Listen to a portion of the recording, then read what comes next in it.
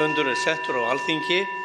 Nú verður minnst látins fyrrverandi alþingismanns. Jón Helgason, fyrrverandi forseti sameinaðs Alþingis, lést að kvöldi þriðjudagsins 2. apríl síðastliðinn á hjúkrunar- og dvalarheimilinu Klausturhólum á Kirkjubæjarklaustri, 87 ára að aldri. Jón Helgason var fæddur í Seglbúðum í Landbroti 4. október 1931. Foreldrar hans voru hjónin þar, Helgi Jónsson bóndi og Gyðríður Pálsdóttir húsfreyja. Jón ólst upp í Seglbúðum við sveitarstörf og bjó þar nær alla ævi. Hann var námsmaður góður, lauk stúdentsprófi frá Menntaskólanum í Reykjavík árið 1950 en ekki varð af frekara skólanámi. Eftir óvænt andlát föður hans hvarf hann til Heimahaga, stóð fyrir sauðfjárræktarbúi móður sinnar í Seglbúðum og varð bóndi þar 1959. Hann fékkst auk þess við kennslu í sveitinni á árunum 1966 til 1970. Jón hóf ungur að árum afskipti af stjórnmálum, skipaði sér í tá í raðir framsóknarmanna, starfaði í félögum þeirra á heimaslóðum og var síðar einn af forystumönnum kaupfélagsins þar. Hann var kosinn í hreppsnefnd 1966 og sat þar í 20 ár, þar af oddviti í 10 ár. Hann var valinn í forystusveit samtaka bænda á landsvísu, sat á búnaðarþingi, á fundum stéttarsambands bænda, átti sæti í framleiðsluráði og stjórn stofnlánadeildar. Hann var formaður Búnaðarfélags Íslands 1991 til 1995. Jón Helgason tók fyrst sæti á Alþingi sem varaþingmaður í mars 1972 en var síðan kjörinn alþingismaður í kosningunum 1974 og sat samfellt á þingi í rúm 20 ár eða til ársins 1995, samtals á 25 löggjafarþingum. Sem þingmaður beitti Jón sér mest í landbúnaðarmálum og hagsmunamálum landsbyggðarinnar. Bindindismál voru honum einnig mjög hugleikin og lét hann að sér kveða í þeim efnum bæði á Alþingi og utan þess. Hann sinnti líka nokkuð alþjóðastarfi á vegum þingsins. Á óvissu tíma og í miklu umróti í stjórnmálum eftir kosningarnar í desember 1979 var Jón Helgason kjörinn forseti sameinaðs þings áður en meirihluti var myndaður í þinginu og sat í því sæti fram til 1983 hann varð ráðherra í ríkisstjórn Steingríms Hermannssonar hinni fyrstu. Hann fór með landbúnaðarmál og dóms- og kirkjumál og síðan með landbúnaðarmál í ríkisstjórn Þorsteins Pálssonar 1987 til 1988. Þá vék hann úr ráðherrastóli og var kjörinn forseti efri deildar og gegndi því embætti til ársins 1991. Auk þess var hann nokkrum sinnum varaforseti. Eftir að þingsetu lauk árið 1995 tók Jón allmikinn þátt í starfi þjóðkirkjunnar. Varð fyrsti forseti kirkjuþings eftir að þjóðkirkjulög voru samþykkt 1997 og mótaði störf þingsins fyrstu ár þess af festu og öryggi hins þingreynda manns.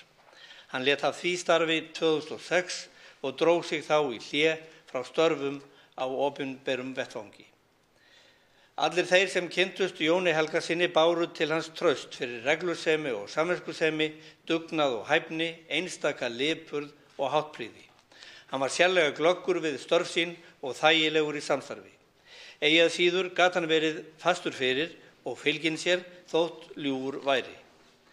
Það var hlutskipti Jóns Helgasonar að gegna háum og mikilvægum embættum í höfuðstaðnum, en best undan sér þó við bústörfin heima í Seglbúðum með sínu fólki.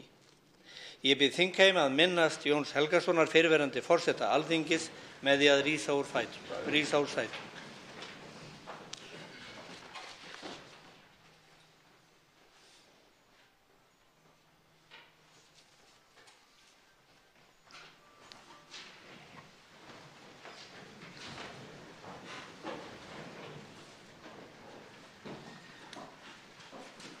Nú verður gert hlé á þessum fundi í 5 mínútur.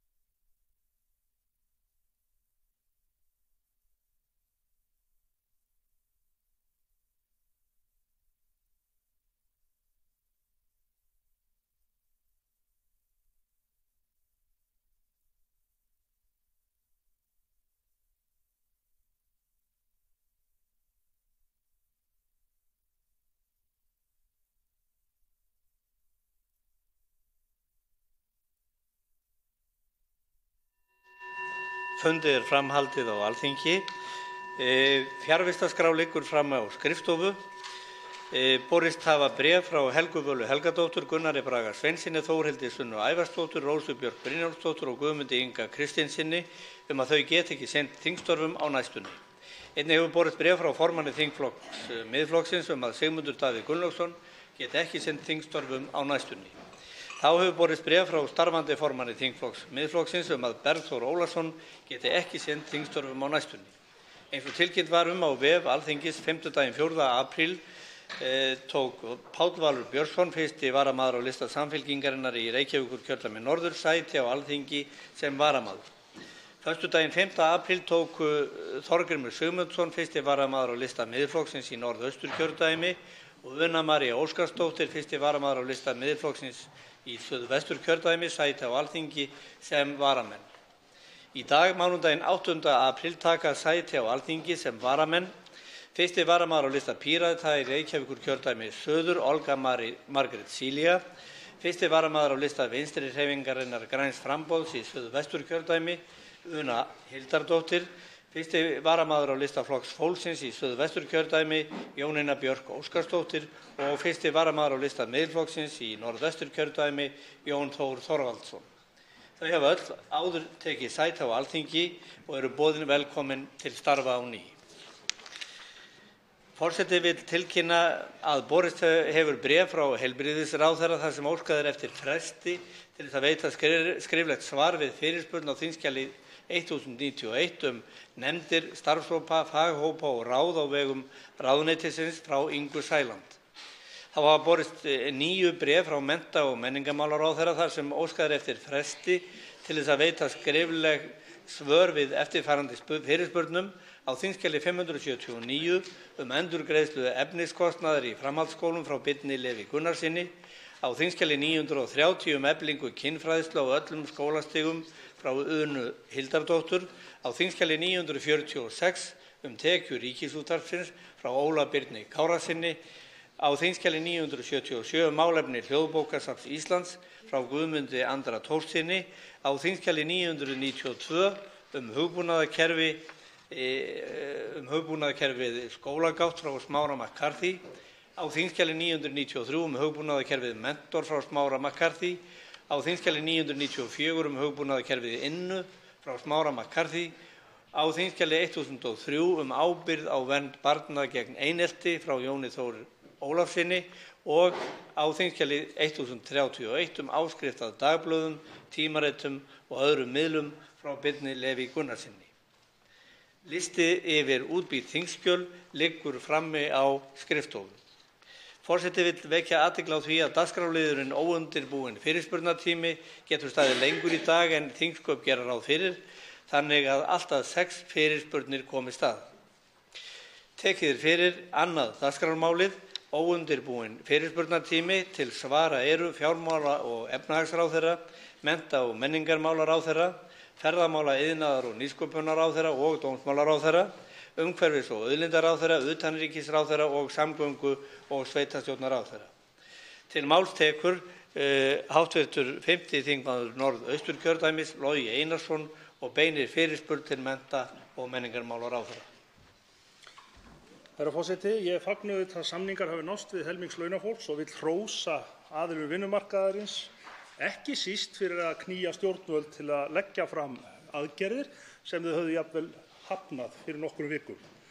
Það þó nokkuð hraustlega talað að segja að hér séum að ræða allsherjar lífskjarasamning af hálfu stjórnvalda. Í fyrsta lagi ekki verið að gera neinar grundvallarbreytingar á samfélaginu, þó vissulega sé gleðilegt að það sé verið að beina aðgerðum að lægst launuðu stéttunum. Stjórnvöld gera til dæmis enga tilraun til þess að taka á eignaójöfnuðinum sem vandamál og fer vaxandi. Í öðru lagi á eftir að semja við stóra hópa á opinberum sem lagt hafa á sig langt nám, gegna samfélagslega dýrmætum störfum án þess að það sé metið að verðleikum. Og í þriðja lagi snúast þessi samningar einfaldlega lítið að fjölda fólks. Ég get nefnt öryrkja, aldraða og ekki síst námsmenn og þá langar mig að ræða hæstv. ráðherra. Ungt fólk hefur orðið eftir í lífskjörum síðustu ár og býr við verri námslán en stúdentar á hinum Norðurlöndum til dæmis. Nú er svo komið að helmingur íslenskra námsmanna þar taka lán í námslandinu. Þetta fólk getur valið sér búsetu hvar sem á jörðinni og ólíklegt að Ísland verði fyrsta val við núverandi aðstæður. Í nýjum úthlutunarreglum kemur fram að framfærslan muni standa í stað og hún taki ekki mið af verðlagsbreytingum. Og það í raun ígildi lækkunar þar sem að óbreytt krónutala í verðbólgu felur auðvitað í sér lækkun á kaupmætti. Því vil ég spyrja hæstvirtan ráðherra tveggja spurninga.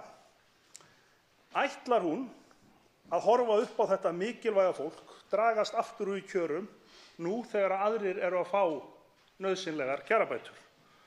Og í öðru lagi, er hún ekki hrædd við spekileika frá landinu samfara slíkri þróun? Þá svarar óundirbúinni fyrirspurn hæstvirtur mennta- og menningarmálaráðherra Lilja Alfreðsdóttir.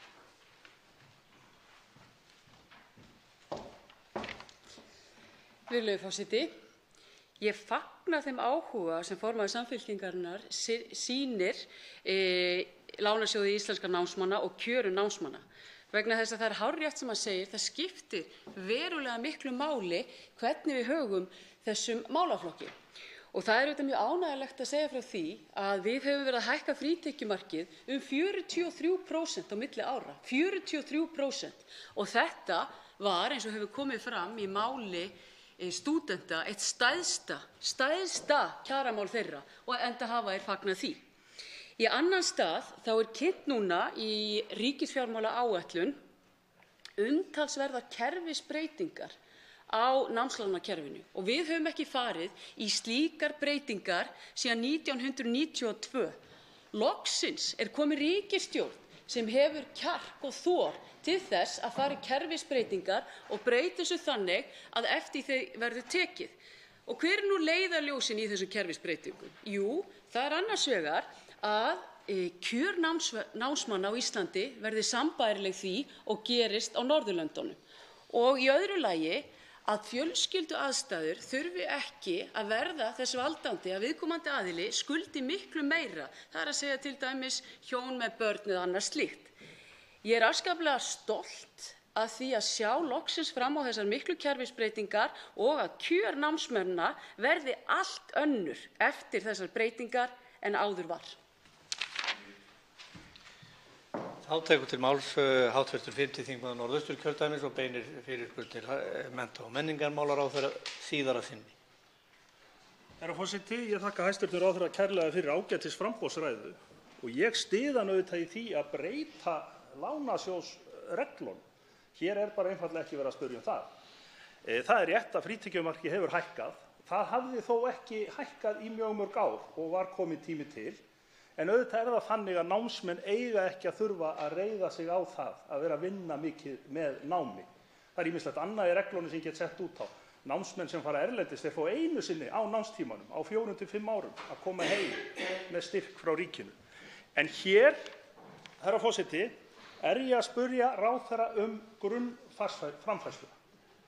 Og ég þarf ekkert aðra ræðu það hvað hún hyggist gera og kjark og þor og dug og framsýni núverandi ríkisstjórnar. Ég vil einungis fá að heyra, mun hún beita sér fyrir því, hæstv. ráðherra, að grunnframfærslan hækki til samræmis það sem aðrir hópar eru að fá núna í kjarasamningum. Þá svarar hæstv. mennta- og menningarmálaráðherra Lilja Alfreðsdóttir óundirbúinni fyrirspurn síðar að sinni.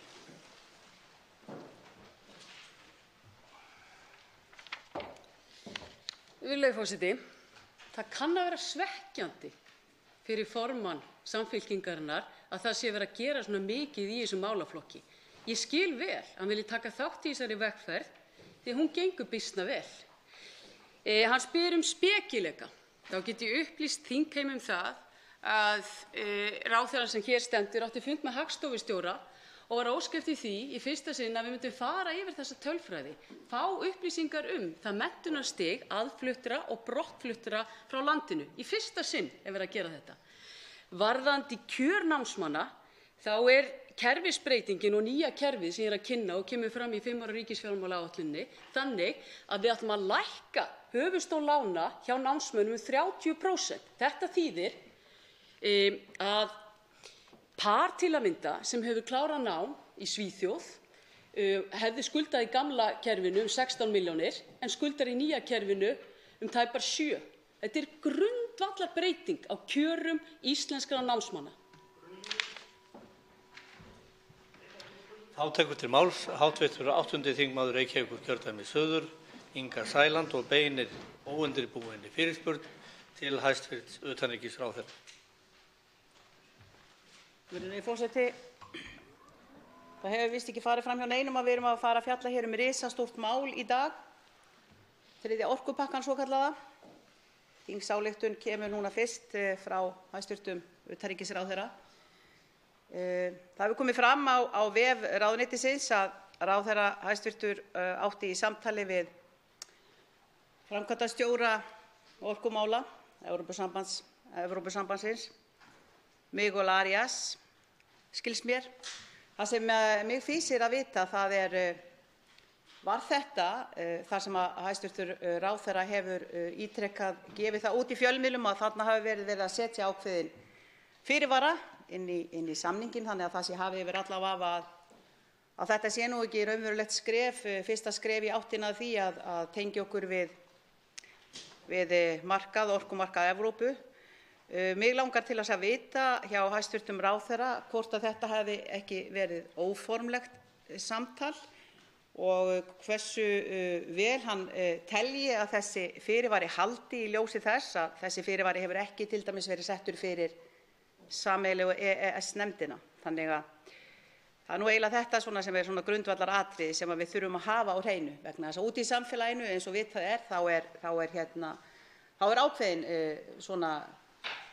ákveðið óöryggi og ákveðin ótti sem að hreinlega hefur gripið sig og sumir vilja kalla að hér sé verið að beita einhverjum hræðsluáróðri og öðru slíku, en ef ekki bara reyna að gera þetta í sátt og samlyndi þannig að allir geti sátt við una. Þá svarar hæstv. utanríkisráðherra Guðlaugur Þór Þórðarson óundirbúinni fyrirspurn. Virðulegi forseti, ég þakka hv. þingmanni fyrir fyrirspurnina og ég vil byrja á því að segja að ég er mjög ánægður með þann tón sem kemur í hv. þingmanni.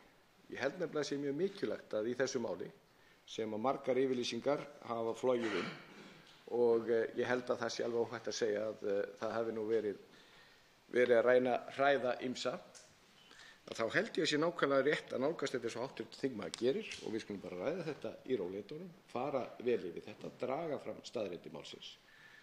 Og síðan eigum við að hugsa þetta út frá einu og það eru íslenskum hagsmunum. Það er eina sem við eigum að hugsa að mínu áliti. Og mér hefur verið nokkuð hugsi, nefnilega vegna þess að í þessari umræðu allri þá er það allavega í mínu minni fyrsta skipti sem erlendir aðilar eru á fleygiferð að skipta sér íslensku stjórnmálum. Og þessir aðilar eru ekki að hugsa íslenska hagsmuni. Og þá svo ég tala alveg skýrt að þá er ég hér að vísa til samtök og stjórnmálaflokka í Noregi sem að veigra sér ekkert við því að vaða hér inn með allra handa fullyrðingar þessi mál sem að sjaldnast eða nokkuð tíman standast neina skoðun. Og ég vil bara að umræðan verði á þessu nótu sem hv. þingmaður er með, að við förum yfir þetta, förum yfir alla þær fullyrðingar sem komum fram, skoðum þær, því að það er leiðin til þess að ná niðurstöðu. Það sem hv. þingmaður vísa hér í það að þetta var sameiginleg yfirlýsing af minni hálfu og orkumálaráðherra ESB, svokölluð pólitísk yfirlýsing sem ég tel að vera gagnleg í umræðunni og hún er hvorki meira né minna heldur en það. Og því hefur aldrei verið haldið fram á neinu stigi máls að það sé neitt annað heldur en nákvæmlega það. En mönnum hefur þótt þetta vera gagnlegt, þeir sem hafa nálgast þetta með málefnalegum hætti. En þarna er hins vegar bara verið að benda á hið augljósa. Þá beinir hv. 8. þingmaður Reykjavíkurkjördæmis suður, Inga Sæland, óundirbúinni fyrirspurn til utanríkisráðherra öðru sinni. Virðulegi forseti, ég þakka hæstv. Utanríkisráðherra fyrir svarið. Já, það er svolítið athyglisvert að við erum þó allavega komið þá hreint að þetta var óformlegt samtal sem að felur ekki í sér í rauninni neitt fyrirvara, faktist. Það er þá í rauninni engin fyrirvari sem við höfum hér í hendi, ekki neitt. Þannig að Já, þá verðum við að nálgast málin pínlítið öðruvísi og ég þakka hæstv. Ráðherra fyrir það að við eigum eftir að taka samtalið og í þágu vonandi allra og hvað lýtur að Norðmönnum sem hann segir að séu hér með einhver læti hérna hjá okkur. Norðmenn eru almennt mjög ósáttir við það hvað orkuverðið hefur hækkað hjá þeim. Þeir eru ósáttir við það. Það veit ég að íslenskir neytendur yrðu líka. Þá svarar hæstv. Utanríkisráðherra Guðlaugur Þór Þórðarson óundirbúinni fyrirspurn síðar að sinni. Já, virðulegi forseti, hv. þingmaður Eva Marka má orð hennar hér áðan ef þá eitthvað verið að misskilja málið hún talið að þeir fyrirvarar sem við höfum lagt upp með þessu beinist að þessari pólitísku yfirlýsingu. Það er bara aldrei verið sagt. Það er bara aldrei verið sagt. Fyrirvarinn byggist á því að við erum ekki tengd raforkumarkaði ESB og það myndi bara gerast ef að hér er lagður sæstrengur. Og það sem við erum að gera hér í meðförum þingsins, virðulegi forseti, ef áætlanir ná fram að ganga, að það er verið að herða á því að það sé ekki gert nema Alþingi komið að slíkri ákvörðun og taki það ákvörðun. Þetta er allt saman okkar forræði, virðulegi forseti. Allt saman okkar forræði. Enda kemur það meðal annars fram í þessari yfirlýsingu sem þarna er vísað til og það er verið að benda á hið augljósa. Og ég vildi bara því við vorum að ræða þessi samtök norsku sem hér er að beita sér. Þessi samtök er ekki að hugsa íslenska hagsmuni. Þeir eru búin að berjast fyrir því mjög langan tíma að koma Noregi út úr EES-samstarfinu og er að reyna hvað þeir geta núna á Íslandi til þess að skaða EES-samstarfið. Þá tekur til máls hv. 7. þingmaður Reykjavíkurkjördæmis suður Hanna Katrín Friðriksson og beinir fyrirspurn til fjármála- og efnahagsráðherra. Herra forseti, Isavia hefur mikla sérstöðu sem upphaf og endir alls í flugi hér á landi. Fyrirtækið starfar í samræmi við almenna eigendastefnu ríkisins frá því í ágúst 2012 og þar er lögð áhersla á skil ásættanlegrar afkomu og viðhald tekjumyndandi eigna frá fyrirtækjum í eigu ríkisins. Ég veit að við hæstv. Ráðherra erum sammála að sú almenn stefna uppfyllir ekki kröfur eigendastefnu félags með jafnmikla sérstöðu og áhrif og Isavia hefur. Ég veit þetta vegna þess að ríkisstjórnin skrifaði í stjórnarsáttmála sinn að slík stefna yrði mótuð. Fáir aðilar hafa tækifæri til að hafa jafn mikil áhrif á þróun ferðaþjónustu á Íslandi og Isavia. Félagið hefur verið mikið í fréttum undanfarið í kringum gjaldþrot og fall WOW en núna síðast í áskorun Ásthildar Sturludóttur bæjarstjórar Akureyrar til stjórnvalda.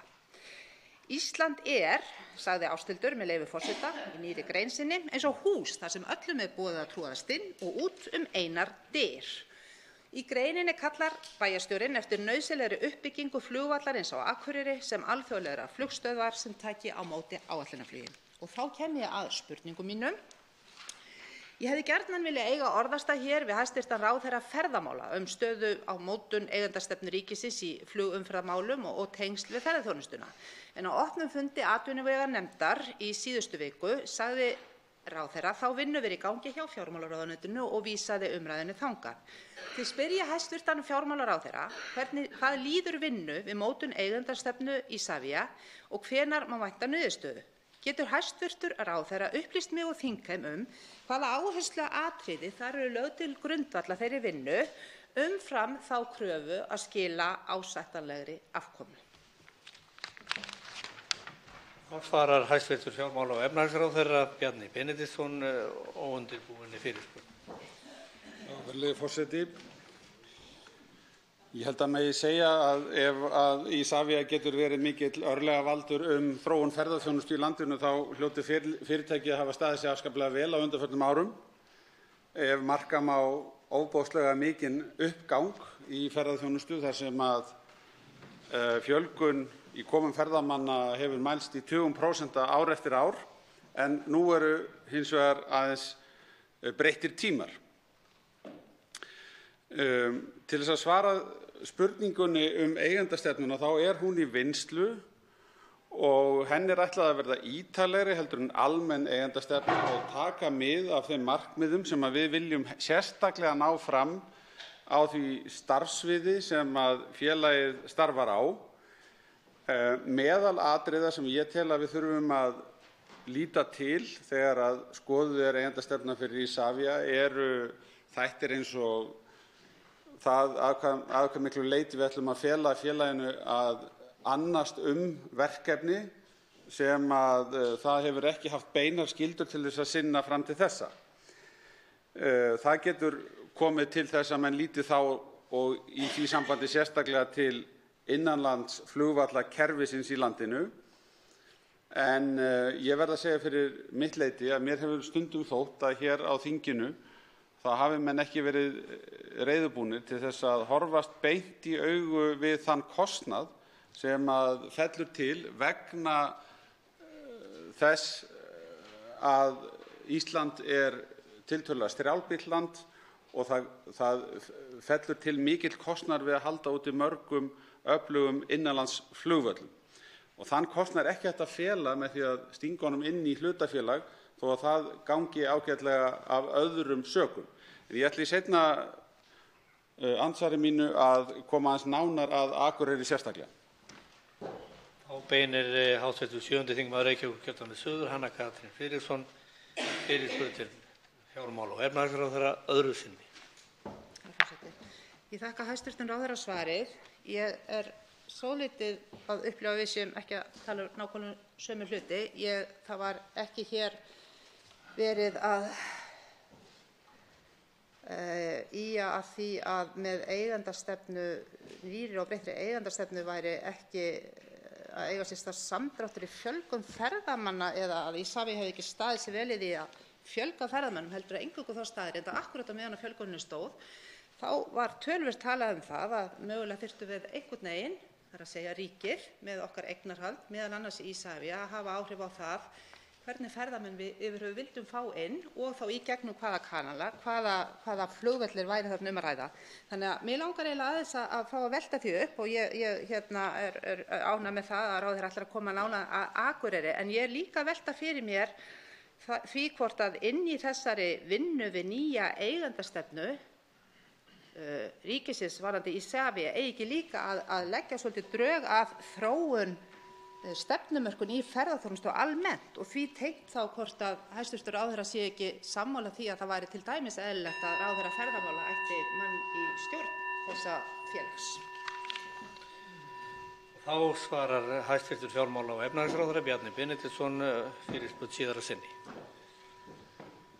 Virðulegi forseti, ég held að það sé ekki lykilatriði hvernig velst inn í stjórninni hjá Isavia.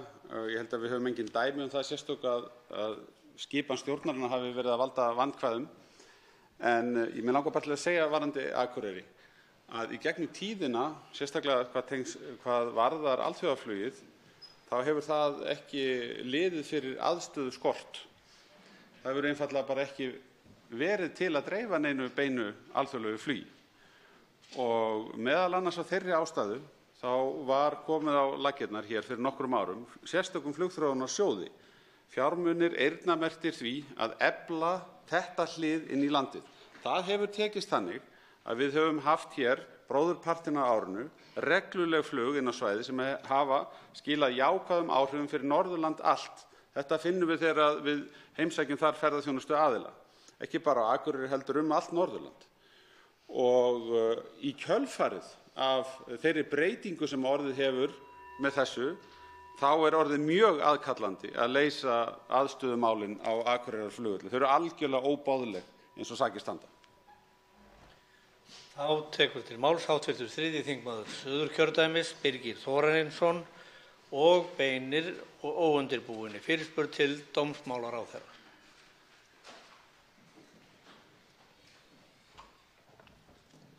Herra forseti, óánægju gætir nú meðal hluta lögmannastéttarinnar vegna skipunar skiptastjóra yfir þrotabú flugfélagsins WOW. Rætt ógagnsætt ferli við skipun skiptastjóra í þrotabúum. Í viðtali við RÚV fyrir skömmu við 2 konur í lögmennsku kom fram með leyfi forseta: það engin hissa á því að 2 miðaldra karlmenn séu skipaðir yfir þessu stóra búi. Það bara það sem gengur og gerist á hverjum einasta degi í okkar bransa því miður Okkur konunum virðist ekki vera treyst fyrir þessum stóru búum. Þá gagnrýna þær einnig að engar reglur séu skipun skiptastjóra yfir þrotabúum og einungis kröfuhafar geti haft eftirlit með skráningu tímafjölda. Þær segja engar ákveðnar reglur gilda þetta og dómurum séu sjálfsvald sett hverja þeir skipa. Ljóst að það hallar verulega á konur við skipun í stór þrotabú. Síðan það umhugsunarefni hvort heppilegt sé að lögmaður sé skiptastjóri yfir tveimur stórum þrotabúum samtímis, þar sami lögmaðurinn, líkt og raunin sé í tilfelli nýskipaðs skiptastjóra yfir þrotabúi WOW. Það ekki bara konur í lögmennsku sem kvarta yfir ógagnsæi í skipun skiptastjóra, heldur hefur sú gagnrýni einnig heyrst að héraðsdómstólar séu að úthluta umfangsmiklum hagsmunum eftir eigin henti stefnu.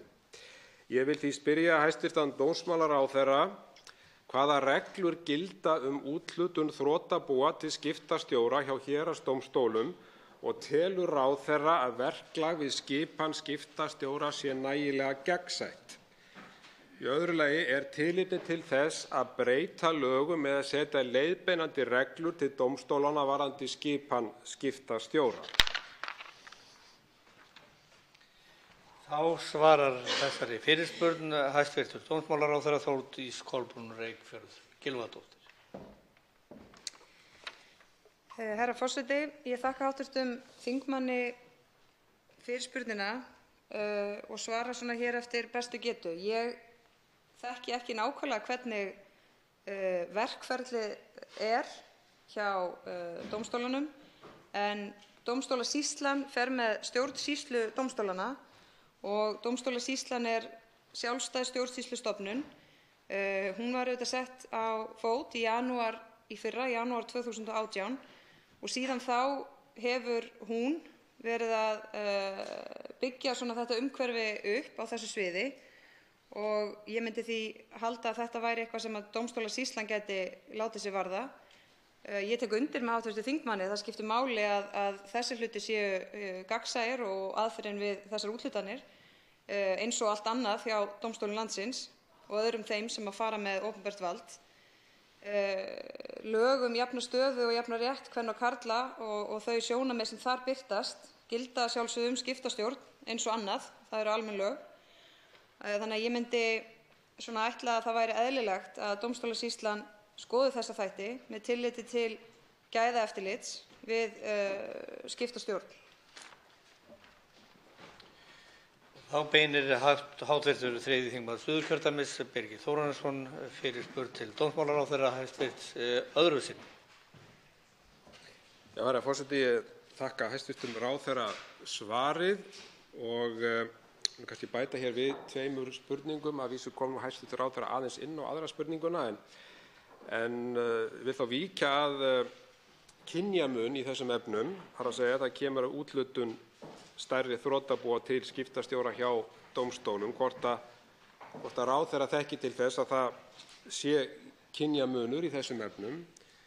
Nú síðan langar mig að koma sér aðeins inn á jafnréttislögin og telur ráðherra sjónarmið jafnréttislaga að gæta skuli jafnréttissjónarmiða og vinna að jöfnum áhrifum kvenna og karla í samfélaginu eigi við þegar úthlutun verkefna á vegum dómstólanna að ræða. Hæstv. dómsmálaráðherra Þórdís Kolbrún Reykfjörð Gylfadóttir svara nú óundirbúinni fyrirspurn öðru sinni. Herra forseti, ég líkt kom inn á í mínu fyrra svari að þá tel ég það blasa við að jafnréttislög eigi við skiptastjórn eins og aðra þætti og án þess að tala með nokkrum hætti þessa úthlutun eða þann dómara eða þann dómstól, að þá hef ég svo sem ekki yfirsýn yfir það heldur hvernig þessu skipt og hvernig það kemur fyrir á milli kynja og þekki heldur ekki hvort að það mikill munur á þeim sem sækjast eftir því eða hvernig því úthlutað. Ég hef ekki yfirsýn yfir það. En ég held að sé alveg óhætt að hafa augun opin fyrir því að við eigum verk að vinna á þessu sviði og það á við í lögmennsku eins og annars staðar í samfélaginu. Þá tekur til máls hv. 11. þingmaður Reykjavíkurkjördæmis suður, Björn Leví Gunnarsson, og beinir fyrirspurn til hæstv. Umhverfis- og auðlindaráðherra. Virðulegi forseti. Í síðustu viku sótti ég ráðstefnu rannsóknarseturs norðurslóðir sem bar titilinn Viðvörun úr norðri, mikilvægi þess að ná 1,5 gráðu markmiðinu. Þar fjölluðu fjölmargir vísindamenn áhrif loftslagsbreytinga á norðurslóðir, þar á meðal á Ísland. Meðal annarra tók til máls Dr. Michelle Schaefer frá samtökunum Climate Analytics, en þau vega og meta áhrif stefnu og aðgerða stjórnvalda í þjóðríkjum við að draga úr losun kolefnislofttegunda og hvernig þau uppfylla þau skilyrði sem ríki Parísarsáttmálans settu sér sjálf árið 2015. Niðurstaðan sláandi. Langflest ríki heims eru langt frá því að ná að uppfylla markmið sín samkvæmt Parísarsamkomulaginu og jafnvel þó þeim takist það, þá eru þau langt frá því að ná að takmarka losun gróðurhúsalofttegunda á þá leið að markmiðinu að halda lækkun hitastigs undir 1,5 gráðum náist. Langflest ríkjanna stefna í þá átt að ná ekki einu svona takmarka losun við 3 gráður. Á heimsvísu, miðað við núverandi stefnur og aðgerðir stjórnvalda, stefnum við hraðberi í að losun verði alltaf 4,4 gráðum meiri fyrir árið 2100, en miðað við bjartsýnustu spá verður losunin engu að síður 3 gráður. Ísland eitt og sér mun skila mjög litlum árangri í samhengi hlutanna á heimsvísu. Þannig ég vil spyrja hæstv. Ráðherra, hvaða aðgerðum ráðherra að standa fyrir til þess að tryggja árangur af alþjóðlegu samstarfi, þó við aðra umhverfisráðherra heims eða ákveða hvaða öðrum vettvangi sem það til þess að hvetja ríki heimsins til að standa við markmið sín og eða auðvitað ná lengra, því að við þurfum að treysta á all önnur ríki standi við skuldbindingar sínar ásamt því auðvitað að standa við okkar eigin. Þá svarar hæstv. Umhverfis- og auðlindaráðherra Guðmundur Ingi Guðbrandsson óundirbúinni fyrirspurn. Hæstv. forseti. Ég byrja á því að þakka hv. þingmanni kærlega fyrir fyrirspurnina. Það rétt að þegar horft til sameiginlega þeirra markmiða sem alþjóðasamfélagið hefur sett sér, að þá erum við ekki nægjanlega nálægt því markmiði að ná að halda hlýnun jarðar innan 2 gráða, hvað þá 1,5 gráðu miðað við 1750 eins og venjulega gert. Það var einu sinni fjarlæg framtíð, má kannski segja, að þurfa að takast á við loftslagsmálin, það ekki þannig lengur. Við horfum núna til ársins 2030 í gegnum Parísarsamninginn og horfum síðan til miðbiks aldarinnar þegar við erum að tala að ná jafnvægi eða kolefnishlutleysi þegar kemur að þessum málum. Það sem að Ísland hefur gert í loftslagsmálum alþjóðlega, og ég þakka einmitt kærlega fyrir þessa spurningu sem að lítur svolítið að því hvernig getur smáríki og eyríki reynt að hafa jákvæð áhrif í þessa veru, að þá það svo sem ekki bara sá ráðherra sem hér stendur, heldur líka hæstv. Utanríkisráðherra, forsætisráðherra og fleiri sem að hafa á alþjóðlegum vettvangi haldið því á lofti að þennan málaflokk þurfi ríki heims að setja á oddinn. En ég get nefnt svona sérstaklega kannski yfirlýsingu forsætisráðherra Norðurlandanna frá í janúar síðastliðnum sem að kveður einmitt á að Norðurlöndin vilji efla samvinnu í því augnamiði að ná meiri árangri. Þar með talið að það þrýsta á bæði Evrópusambandið og önnur ríki til þess að setja sér metnaðarfyllri markmið, ekki síst núna þegar samkvæmt Parísarsamningnum á 2020 að leggja fram nýjar skuldbindingar ríkja. Og í þessari yfirlýsingu forsætisráðherranna kemur einnig fram að stefna eigi að kolefnishlutleysi fyrir miðja öldina í öllum ríkjum Norðurlandanna, og það verða næstu skref tekin í þessari vinnu reyndar núna á miðvikudag þegar umhverfisráðherrar Norðurlandanna hittast á fundi hér í Reykjavík.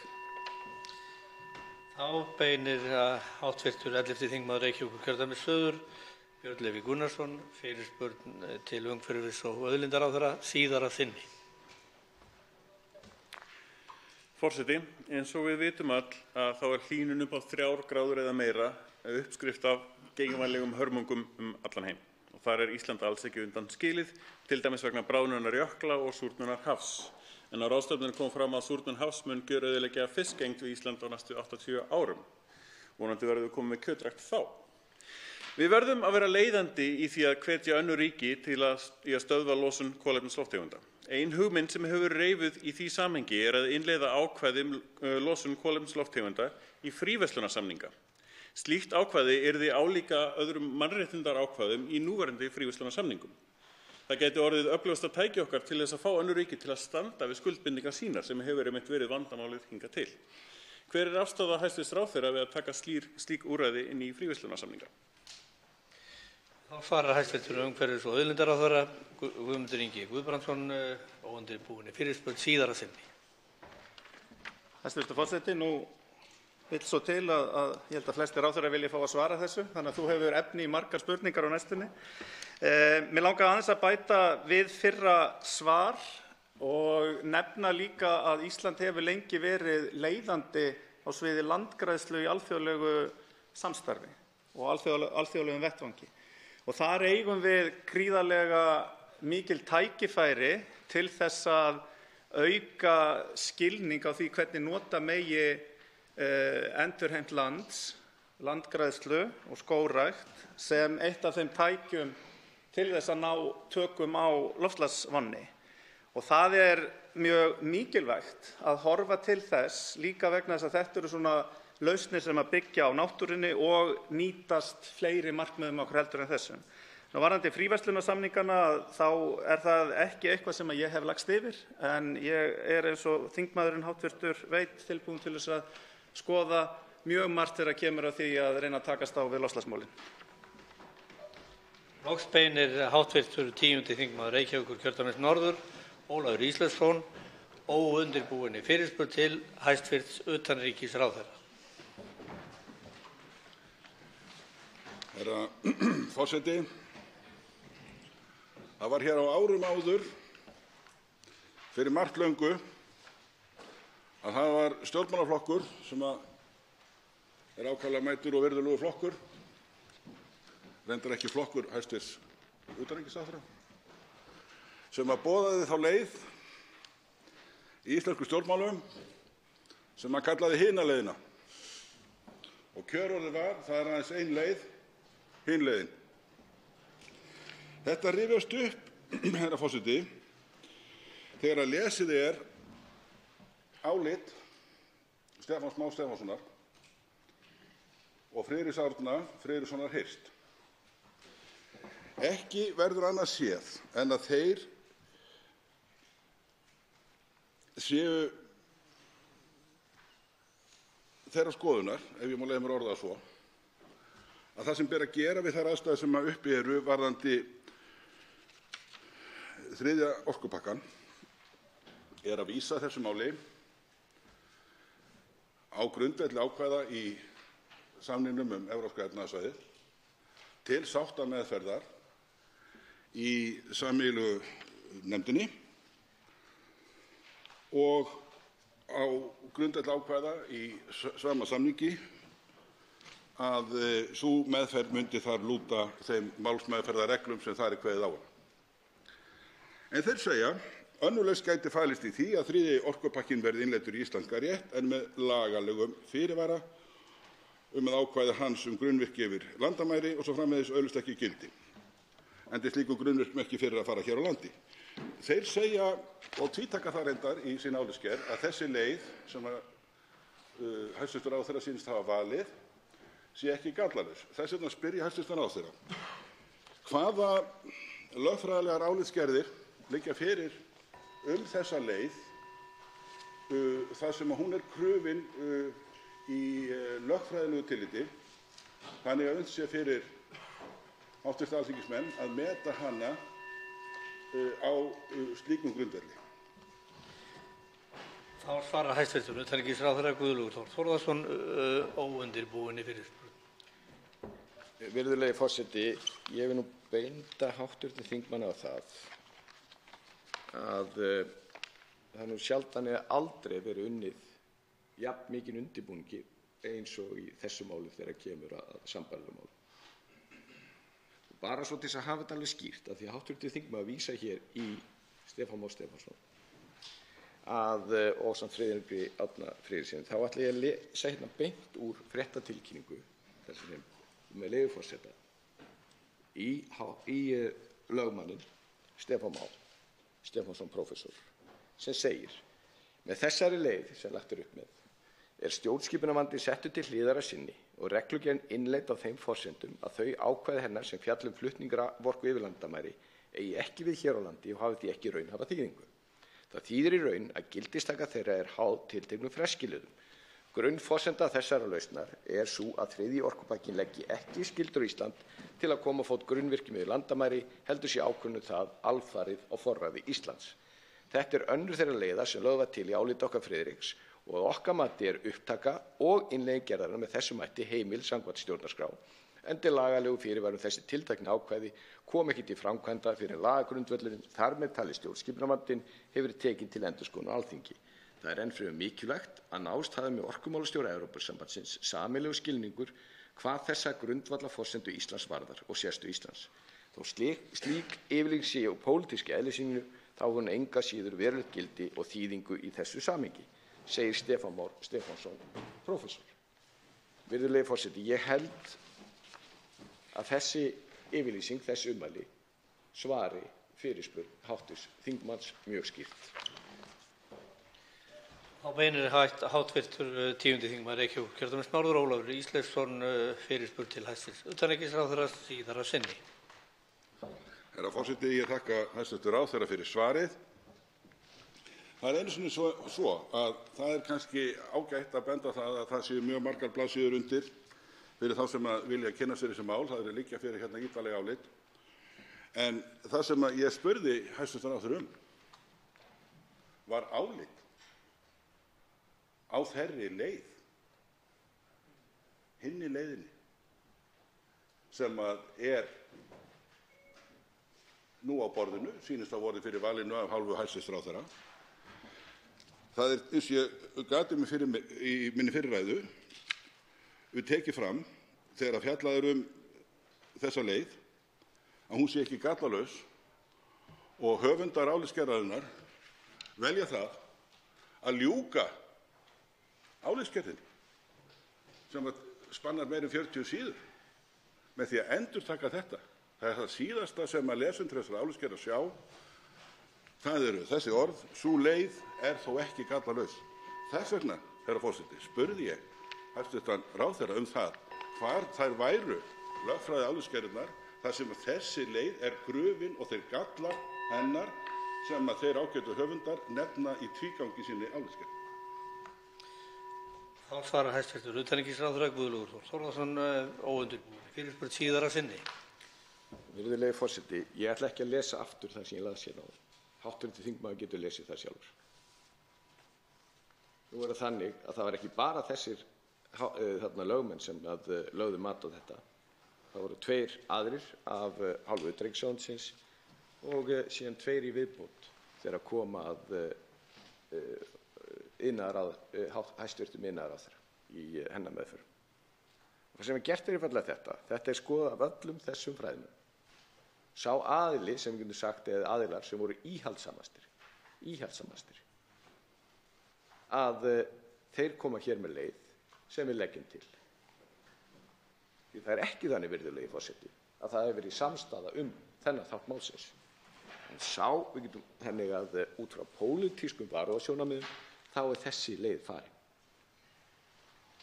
Þegar hv. þingmaður spyr hvort það verið unnið eitthvað lagalegar álitsgerðir, já, þær eru í þingsályktunartillögunni, virðulegi forseti, og þetta niðurstaðan. Stund óundirbúinna fyrirspurna þá lokið að þessu sinni. Tekið fyrir 3. dagskrármálið, fyrirspurn til mennta- og menningarmálaráðherra frá Þorgerði Katrínu Gunnarsdóttur, bætt umhverfi menntakerfisins, mál 325 á þingskjali 386. Til máls tekur fyrirspyrjandi hv. 7. þingmaður Suðvesturkjördæmis, Þorgerður Katrín Gunnarsdóttir. Já, herra forseti, ég fagna því að geta rætt aðeins menntakerfið við hæstv. menntamálaráðherra og þau tengslu við það hvernig við sjáum fram á að auka meðal annars samkeppnishæfni Íslands. Ég beini þeirri fyrirspurn til hæstv. Ráðherra: hyggst ráðherra beita sér fyrir bættu umhverfi menntakerfisins, sérstaklega alþjóðaskóla og alþjóðadeilda í grunn- og menntaskólum, með það fyrir augum að auðvelda íslenskum fyrirtækjum að laða til sín erlenda sérfræðinga og fjölskyldur þeirra, og ef svo þá hvernig? Það hefur, og ég veit að ráðherra hefur fylgst vel með þessu á endurteknum þingum, ráðstefnum, fundum það hvernig hægt að auka samkeppnishæfni okkar Íslendinga.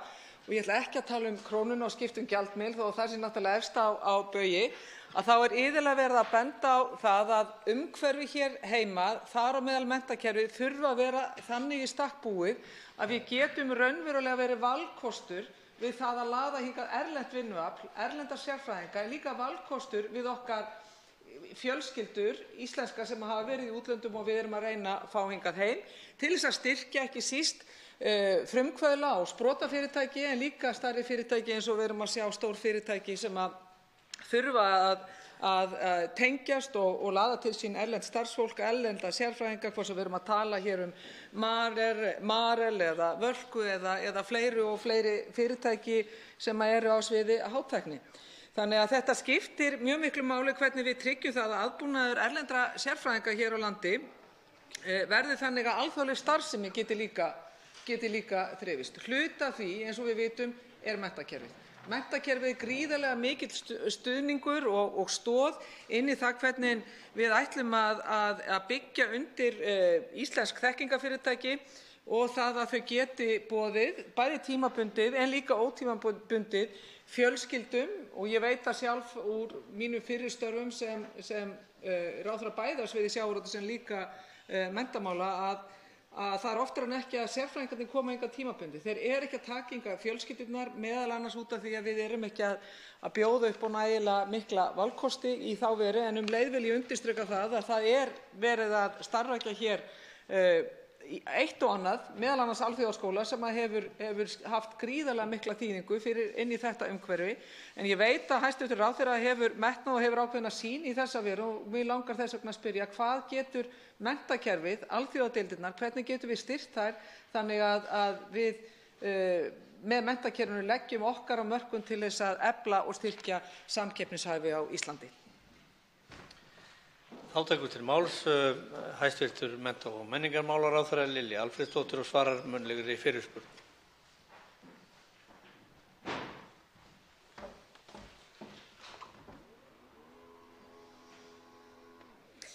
Virðulegi forseti, ég vil byrja á því að þakka hv. þingmanni fyrir fyrirspurnina og koma hér í ræðustól og ræða menntakerfið. Ég vil byrja á því að segja að það sem skiptir auðvitað mestu máli að allt menntakerfið okkar að það sé samkeppnishæft, og eftir að hafa farið mjög gaumgæfilega yfir alþjóðlegar samanburðarrannsóknir þá það kannski einkum þrennt sem einkennir framúrskarandi menntakerfi eftir að hafa farið mjög gaumgæfilega yfir þessar rannsóknir. Og ég ætla að byrja á því að nefna það áður en ég fer að svara því hvernig við högum þeim málum tengjast alþjóðlegum skólum. En það í fyrsta lagi hugafar stjórnvalda og sveitarstjórnarstigsins að þau ákveði að forgangsraða fjármunum í þágu menntakerfisins og geri það, standi við það. Þessi ríkisstjórn hefur svo sannarlega gert það. Það hefur verið að auka framlög varðar framhaldsskóla, háskóla, og mikil og metnaðarfull stefnumótun eiga sér stað. Í öðru lagi, og sem ég myndi í raun og veru vilja segja í fyrsta lagi, það að starfsumhverfi kennara sé framúrskarandi. Ef þjóðum á að vegna vel þá þarf að huga að kennurum viðkomandi ríkja, og öllu menntakerfi sem eru samkeppnishæf og þar sem þau laða að bæði börn og ungt fólk og fólk sem vill fara í háskólanám, þá það þannig að staða kennarans mjög sterk.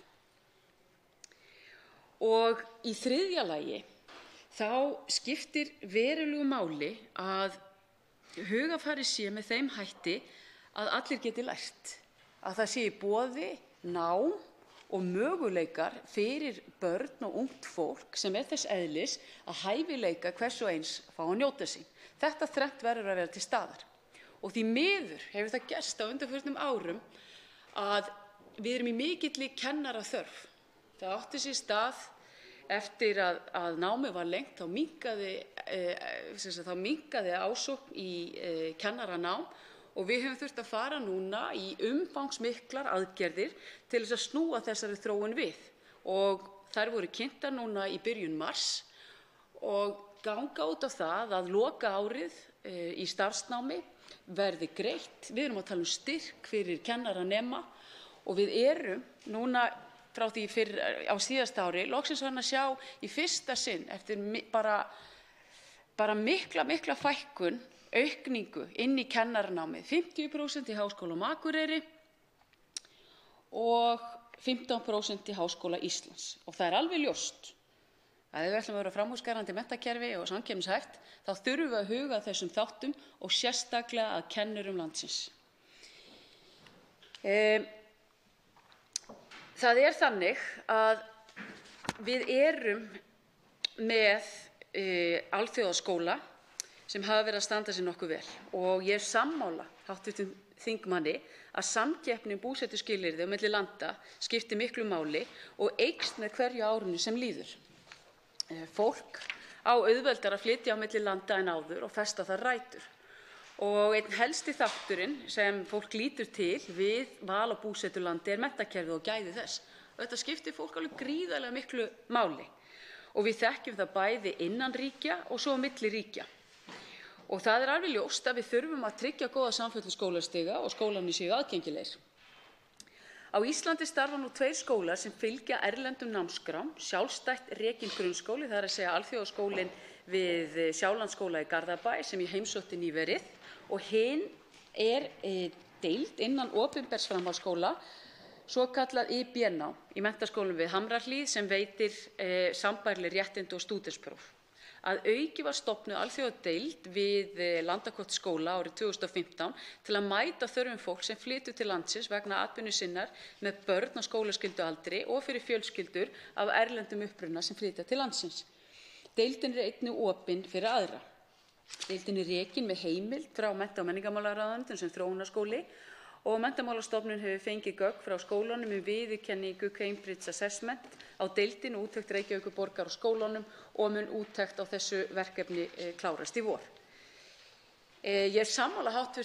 þingmanni að það felast mikil tækifæri í því að bjóða hér upp á nám í alþjóðaskólum og alþjóðadeildum sem njóta opinberrar viðurkenningar.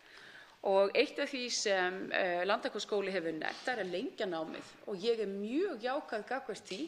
Ég tel að það geti verið mikill hagur í því að hafa nám frá 6 ára og upp úr og klára menntaskólastigið þar.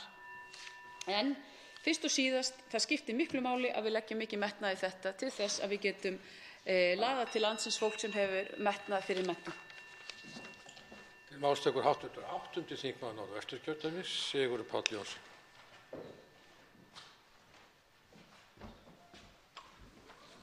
Hæstv. forseti.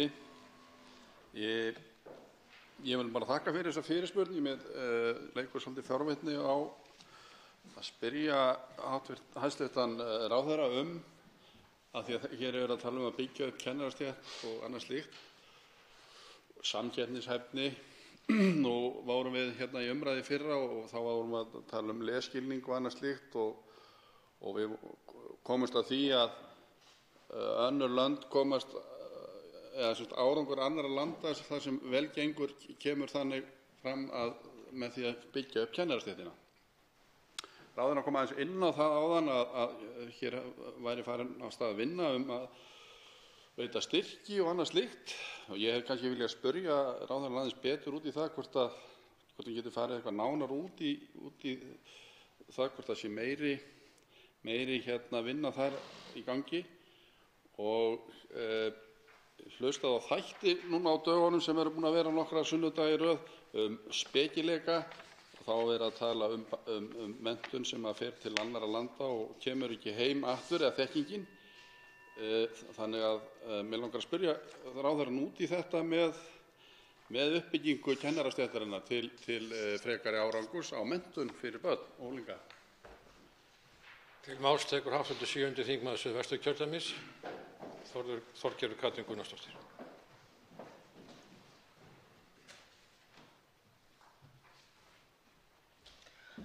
Já, herra forseti, þetta náttúrulega svar áðan veitir allavega fyrri parturinn, hugleiðingar, veitir ástæðu til þess að fara fram á sérstaka umræðu við hæstv. ráðherra kennaraumhverfið,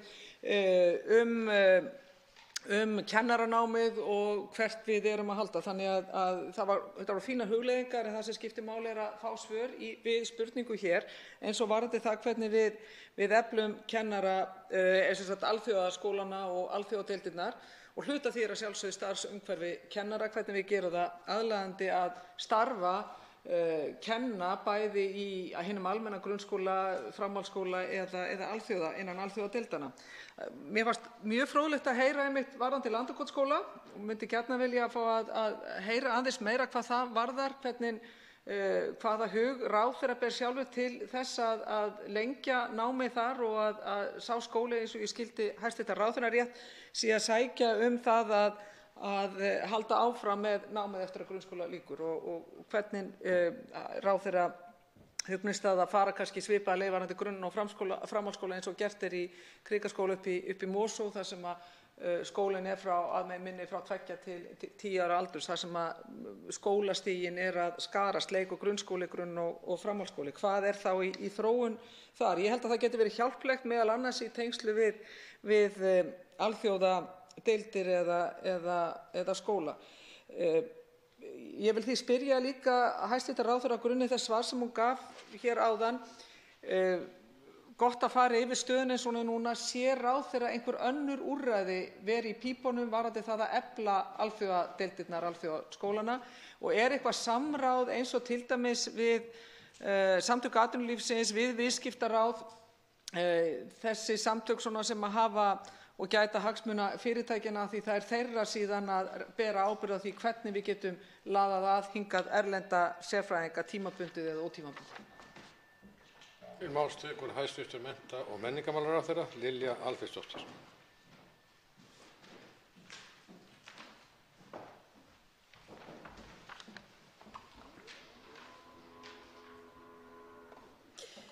Virðulegur forseti.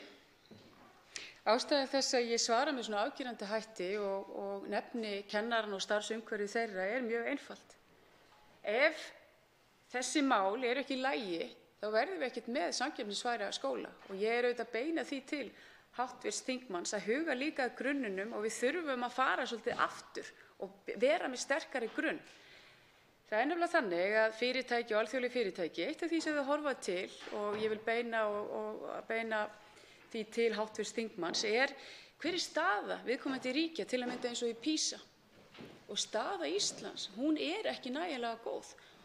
Og við höfum verið að dragast aftur úr. Við erum núna neðst í les- og stærðfræði og náttúrulæsi á Norðurlöndunum og undir OECD-meðaltalinu.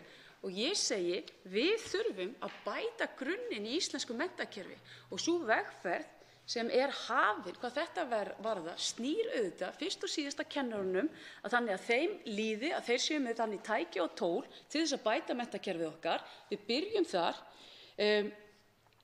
Annar hv. þingmaður spurði út í þær aðgerðir sem við erum að fara út í. Það eru auðvitað mjög merkilegar vegna þess að ég held að það sé núna í fyrsta sinn verið að ráðast í aðgerðir hjá ríkisvaldinu í samstarfi við sveitarfélögin sem byggjast á færnispá. Að segja, heyrðu, staðan árið 2018 er þessi, við höfum svona marga kennara en okkur skortir svona marga kennara árið 2032. Þannig að við erum mjög framsýn með þessar aðgerðir. Þær kosta á ári 250 milljónir og þær eru á fullu fjármagnaðar í nýrri ríkisfjármálaáætlun. En ég segi, mestu máli skiptir er að styrkja grunninn. Ef grunnurinn er góður, þá verðum við með framúrskarandi menntakerfi og það er það sem við ætlum okkur.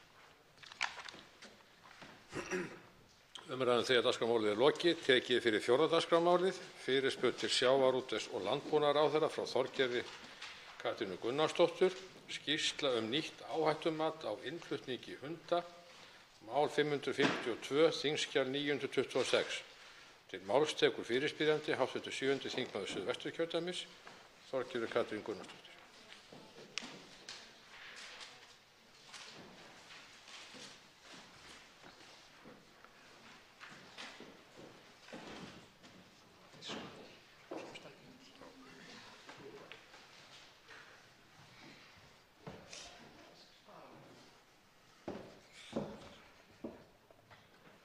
Hæstv. Forseti. Ég spyr starfandi hæstv. Landbúnaðarráðherra að því hvað líður niðurstöðu skýrslu áhættumat, nýtt áhættumat á innflutningi hunda sem skila átti í apríl 2018 og Dr. Preben Williberg gerir fyrir ráðuneytið. Hver eru nú áætluð skil? Og það rétt að draga fram að það eru núna hátt í 2 ár síðan að það var ákveðið að fara í þetta. Þáverandi ráðherra ákvað að fara í nýtt áhættumat sem hafi ekki verið gert í meira en 10 ár til þess að fara yfir það hvort að bæði hægt var að nýta sér ný vísindi, bóluefni, öflugra eftirlit, ekki síst í Evrópu, til þess að auðvelda meðal annars dýraeigendum, gæludýraeigendum að taka með sér heim dýrin og líka minnka þá, eða auka dýramennt og minnka kvalir dýranna. Og síðan spyr ég hvort að Hundaræktarfélag Íslands hafi fengið áheyrnarfulltrúa á þessa fundi með sérfræðingum MAST og ráðuneytisins varðandi efnistök og niðurstöður skýrslunnar, og þess vegna vil ég fá fram hjá ráðherra hreint og beint svar, af því að hæstv. Landbúnaðarráðherra hefur ekki svarað þessu alveg skýrt. Þessi skýrsla hefur verið svolítið hummuð fram á sér, átt að vera, eins og ég segi, tilbúin fyrir tæpa ári síðan, svo átti hann að vera tilbúin undir lok árs 2018, svo átti hann að vera tilbúin 1. apríl og nú er 1. apríl kominn. Ég spyr, hvað líður skýrslunni, hver er staðan?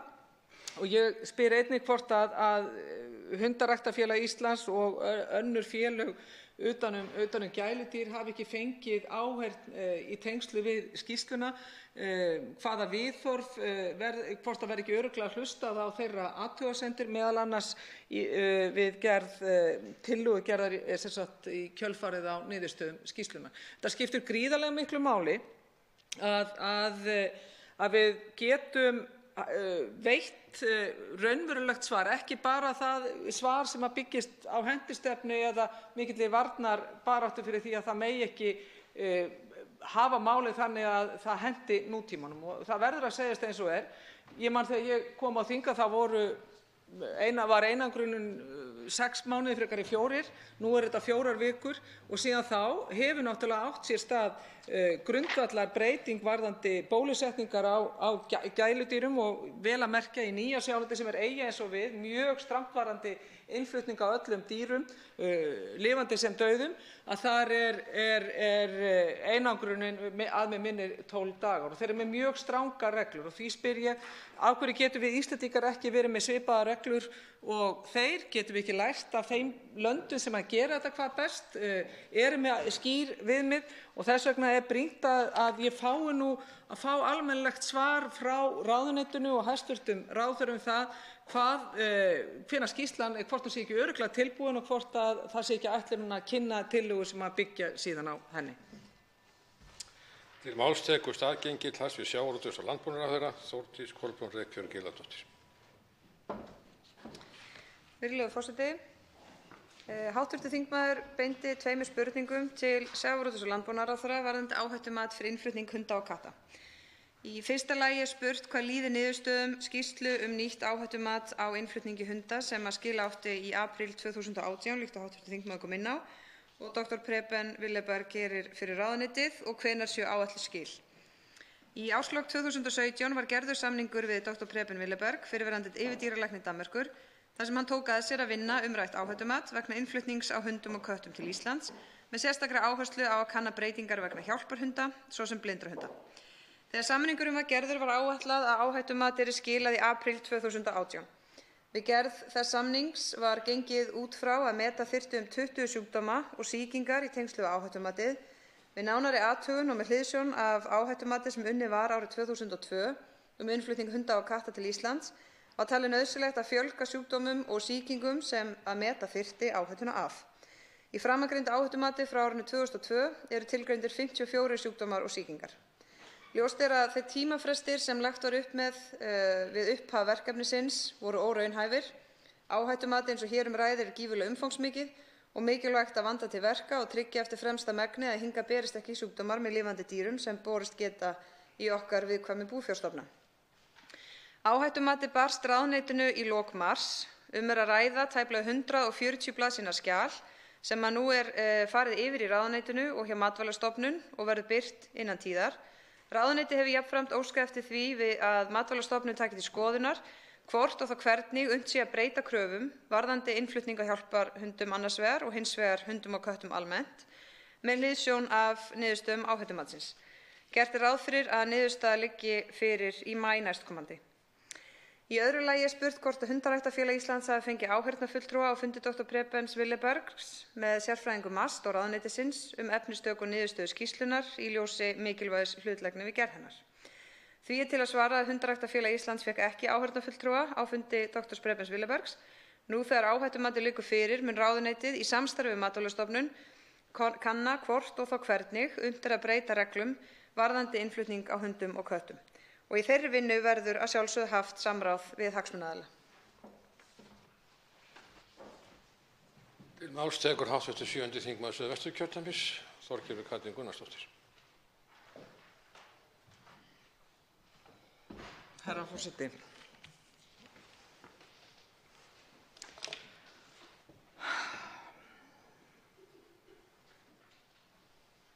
Já, þetta ágætis stjórnsýsla og ég vona að ráðuneyti fari sem fyrst í það að hafa samráð. Og ég vona að það verði haft samráð við gæludýraeigendur fyrir páska og haft samráð. Þeir klukkaðir strax. Þetta búið að taka næstu í 2 ár að fara í eðlilegt yfirlit og reyna að fá heildarmyndina og mér finnst þetta í rauninni ekki boðlegt lengur. Þetta ekki boðlegt gagnvart gæludýravernd eða dýravernd og þetta ekki boðlegt gagnvart gæludýraeigendum heldur.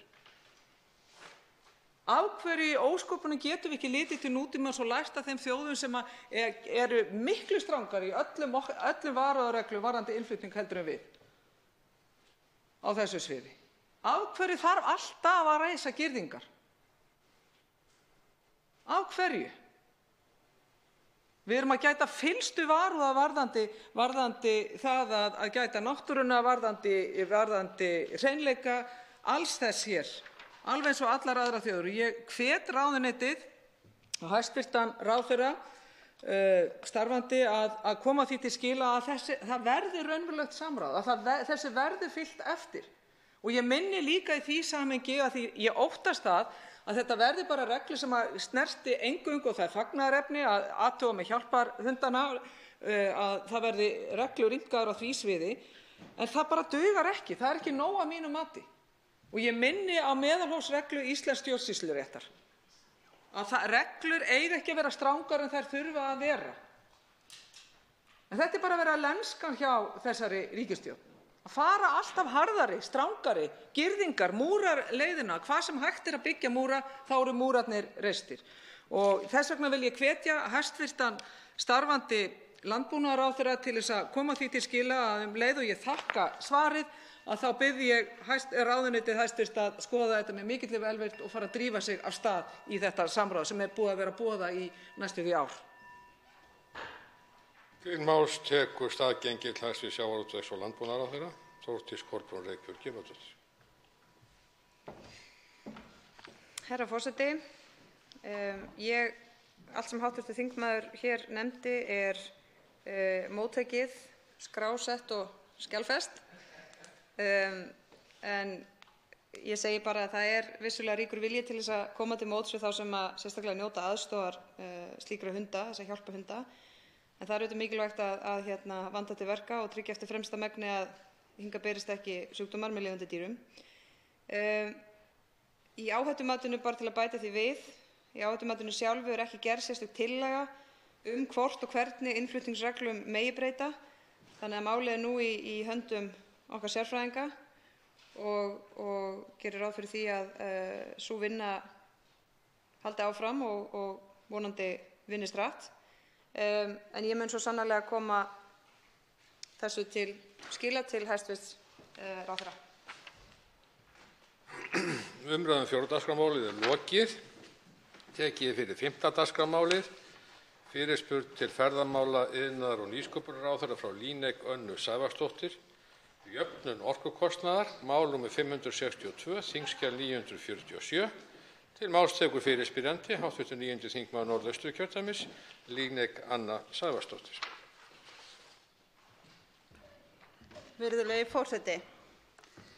Ég vil þakka hæstv. Ráðherra fyrir að koma hér og ræða framvindu vinnu við jöfnun raforkukostnaðar í dreifbýli. Umræða jöfnun orkukostnaðar í dreifbýli og þéttbýli hefur verið viðvarandi hér á Alþingi mjög lengi. Stundum hafa náðst ákveðin skref í rétta átt en svo vex munurinn aftur.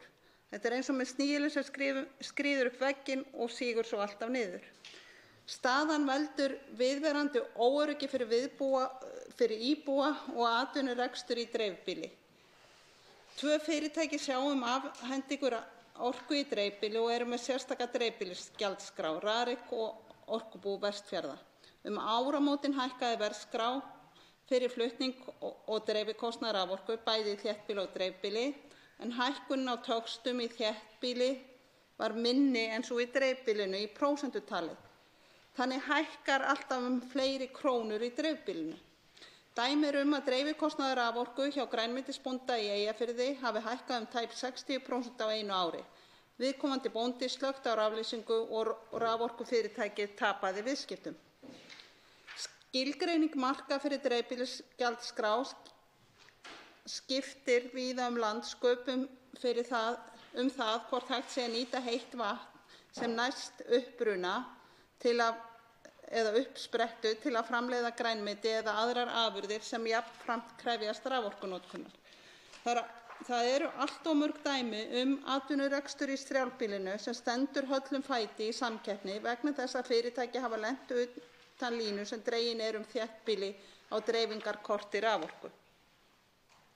Tapið verður þá allra. Raforkufyrirtæki tapar viðskiptum þegar fyrirtæki gefast upp, strjálbýli tapar atvinnutækifærum og samfélagið tapar verðmætum þegar fjárfesting í raforkumannvirkjum nýtist ekki eins og lagt var upp með.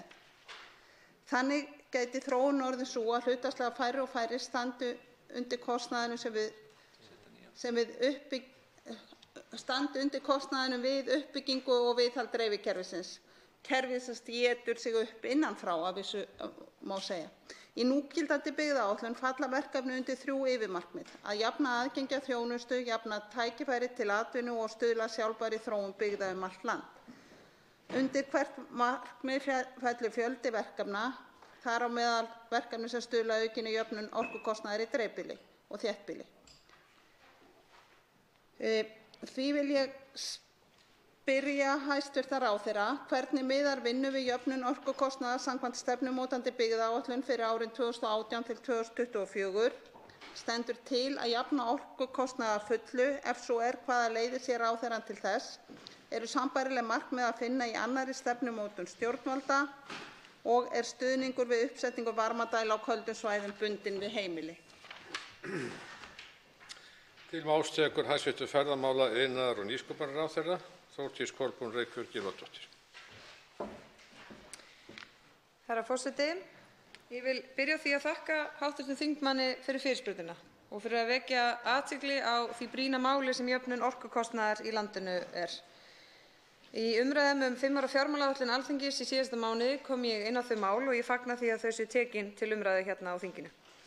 Fyrirspurn hv. þingmanns í 4 liðum og ég ætla hér að leitast við að svara þeim. Í fyrstu og annarri spurningu hv. þingmanns spurt hvernig miðar vinnu við jöfnun orkukostnaðar samkvæmt stefnumótandi byggðaáætlun fyrir árin 2018 til 2024 og ráðgert að jafna orkukostnað að fullu. Ef svo hvaða leiðir sér ráðherra til þess? Hér því til að svara að eins og kemur fram í 15. kafla 5 ára fjármálaáætlunar sem nýverið var lögð fram á Alþingi þá eru ýmsar áskoranir og tækifæri til umbóta til staðar varðandi jöfnun orkukostnaðar. Jöfnun orkukostnaðar á landsvísu í reynd tvískipt mál. Því annars vegar eru það niðurgreiðslur ríkisins vegna húshitunar á köldum svæðum og þær fer samkvæmt lögum 78 frá árinu 2002 niðurgreiðslur húshitunarkostnaðar og á fjárlögum hverju sinni ákveðið framlag fyrir þær niðurgreiðslur. Á árinu 2019 fara þannig 1.900 milljónir króna, tæpir 2 milljarðar í beinar niðurgreiðslur til dreifiveitna vegna húshitunar á köldum svæðum, samkvæmt fjárlagaliðnum. Í 5 ára fjármálaáætlun boðuð 100 milljóna króna hækkun á umfangi niðurgreiðsla húshitun, þar sem að framlagið hefur ekki fylgt þeim forsendum sem hafa áhrif á kostnað, svo sem íbúaþróun og veðurfar og í þessu tilfelli einfaldlega fjölgun ferðamanna á köldum svæðum, þar að segja köldum svæðum þegar kemur að húshitun en ekki að annarri merkingu. Þessi niðurgreiðsla tryggir að mestu leyti jöfnun á húshitunarkostnaði einum og sér á milli þeirra sem hita hús sín með jarðvarma og þeirra sem eiga ekki kost á því. Hins vegar það síðan jöfnun dreifikostnaðar raforku í dreifbýli og þéttbýli. Þann þátt fer samkvæmt lögum nr. 98 frá árinu 2004 jöfnun kostnaðar við dreifingu raforku. Dreifikostnaður raforku mun hærri í dreifbýli en í þéttbýli af ýmsum ástæðum og til að jafna þann mun lagt á alla viðskiptavini dreifiveitna svokallað jöfnunargjald raforku. Það í raun skattur sem á að tryggja ákveðna tilfærslu innan dreifiveitukerfisins og alfarið ráðstafað til niðurgreiðslu dreifikostnaðar í þéttbýli. Dreifiveitur raforku eru 6 talsins hér á landi og 2 af þeim eru með sérstaka dreifbýlisgjaldskrá og það Rarik og Orkubú Vestfjarða. Í 5 ára fjármálaáætlun sem nú liggur fyrir þinginu staðan í dag sú að núgildandi jöfnunargjald raforku tryggir eingöngu 53% jöfnun dreifikostnaðar á milli þéttbýlis og dreifbýlis. Það auðvitað allt of lág prósenta. Í fjármálaáætluninni sett markmið að þetta hlutfall jöfnunar dreifikostnaðar verði komið í 65% árið 2020 og 85% árið 2024. Sem stendur erum við nú að vinna að útfærslum á leiðum til þess að ná því markmiði á vegum starfshóps ráðuneytisins og Orkustofnunar. Og hér eru í raun 2 leiðir sem koma helst til greina. Það annars vegar að tvöfalda núverandi jöfnunargjald sem við höfum úr 0,3 krónum á kílóvattstund í 0,6 krónur sem hefur þau áhrif að það eru þá 1960 milljónir í stað 980, það þá tvöföldun, sem verða til ráðstöfunar til að niðurgreiða gjaldskrár í dreifbýli fyrir dreifingu raforku. Hin leiðin að samþætta og sameina gjaldskrár dreifiveitna í landinu, óháð því hvort að ræða dreifbýlisgjaldskrár eða þéttbýlisgjaldskrár. Ég lít svo á og túlka það þannig að það sé skýr vilji hjá Alþingi að hærri kostnaði hjá dreifbýlisveitum sé með einhverjum hætti mætt með tilfærslu innan kerfisins, þannig að kostnaðarmunur vegna dreifingar raforku dreifbýlis sé færður niður til jafns við notendur í þéttbýli. Það verkefni sem við stöndum því frammi fyrir núna að finna hagkvæmustu og skilvirkustu útfærsluna á þessu markmiði. Það ljóst að ein sameinuð gjaldskrá fyrir landið allt felur í sér talsverða kerfisbreytingu og það þarf að skoða ítarlega alla þætti hennar og möguleg áhrif. Það segir sig sjálft að hún muni grunninn fela í sér hækkun gjaldskrár fyrir dreifingu raforku í þéttbýli en lækkun gjaldskrár í dreifbýli. Varðandi áhrif í krónum og aurum skulum við þó hafa hugfast að rafmagnsreikningur okkar skiptist nokkurn veginn í 3 jafna þætti, það að segja framleiðsla, dreifing og flutningur, og hér erum við eingöngu að fást við breytingar sem varða flutninginn, sem þá 3. af reikningnum. En sem áður segir þessi starfshópur í þessari vinnu og niðurstöðu hennar að vænta á næstu vikum. Að lokum spurt hvort að sambærileg markmið sé að finna í annarri stefnumótun stjórnvalda og það unnt að svara því með jákvæðum hætti. Í stjórnarsáttmálanum lögð áhersla á jöfnun orkukostnaðar milli dreifbýlis og þéttbýlis og sömuleiðis í stefnu stjórnvalda uppbyggingu flutningskerfis raforku.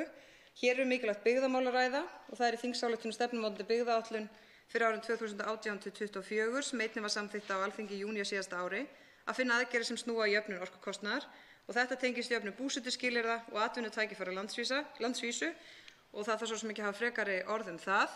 Að sama skapi ber þess að geta undanfarin ár hefur staðið vinna við gerð orkustefnu fyrir Ísland og í þeirri stefnumótun verður lögð áhersla á jöfnun orkukostnaðar á milli þéttbýlis og dreifbýlis og aðgerðir í þá veru. Til máls tekur hv. 3. þingmaður Suðurkjördæmis, Birgir Þórarinsson.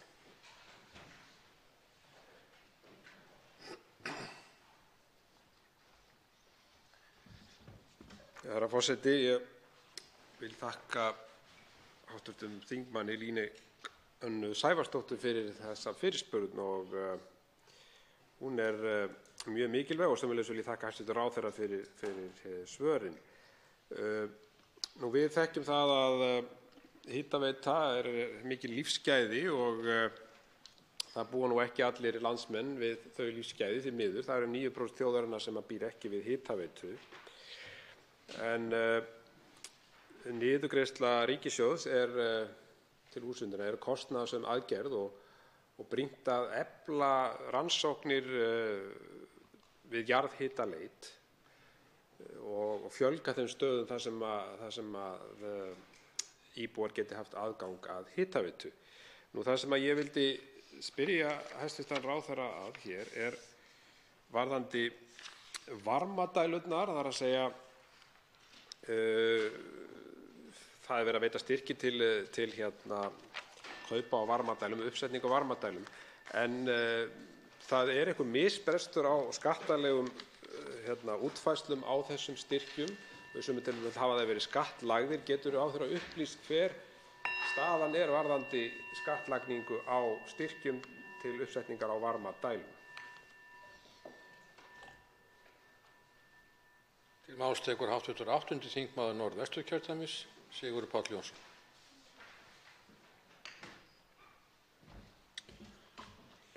Hæstv. forseti.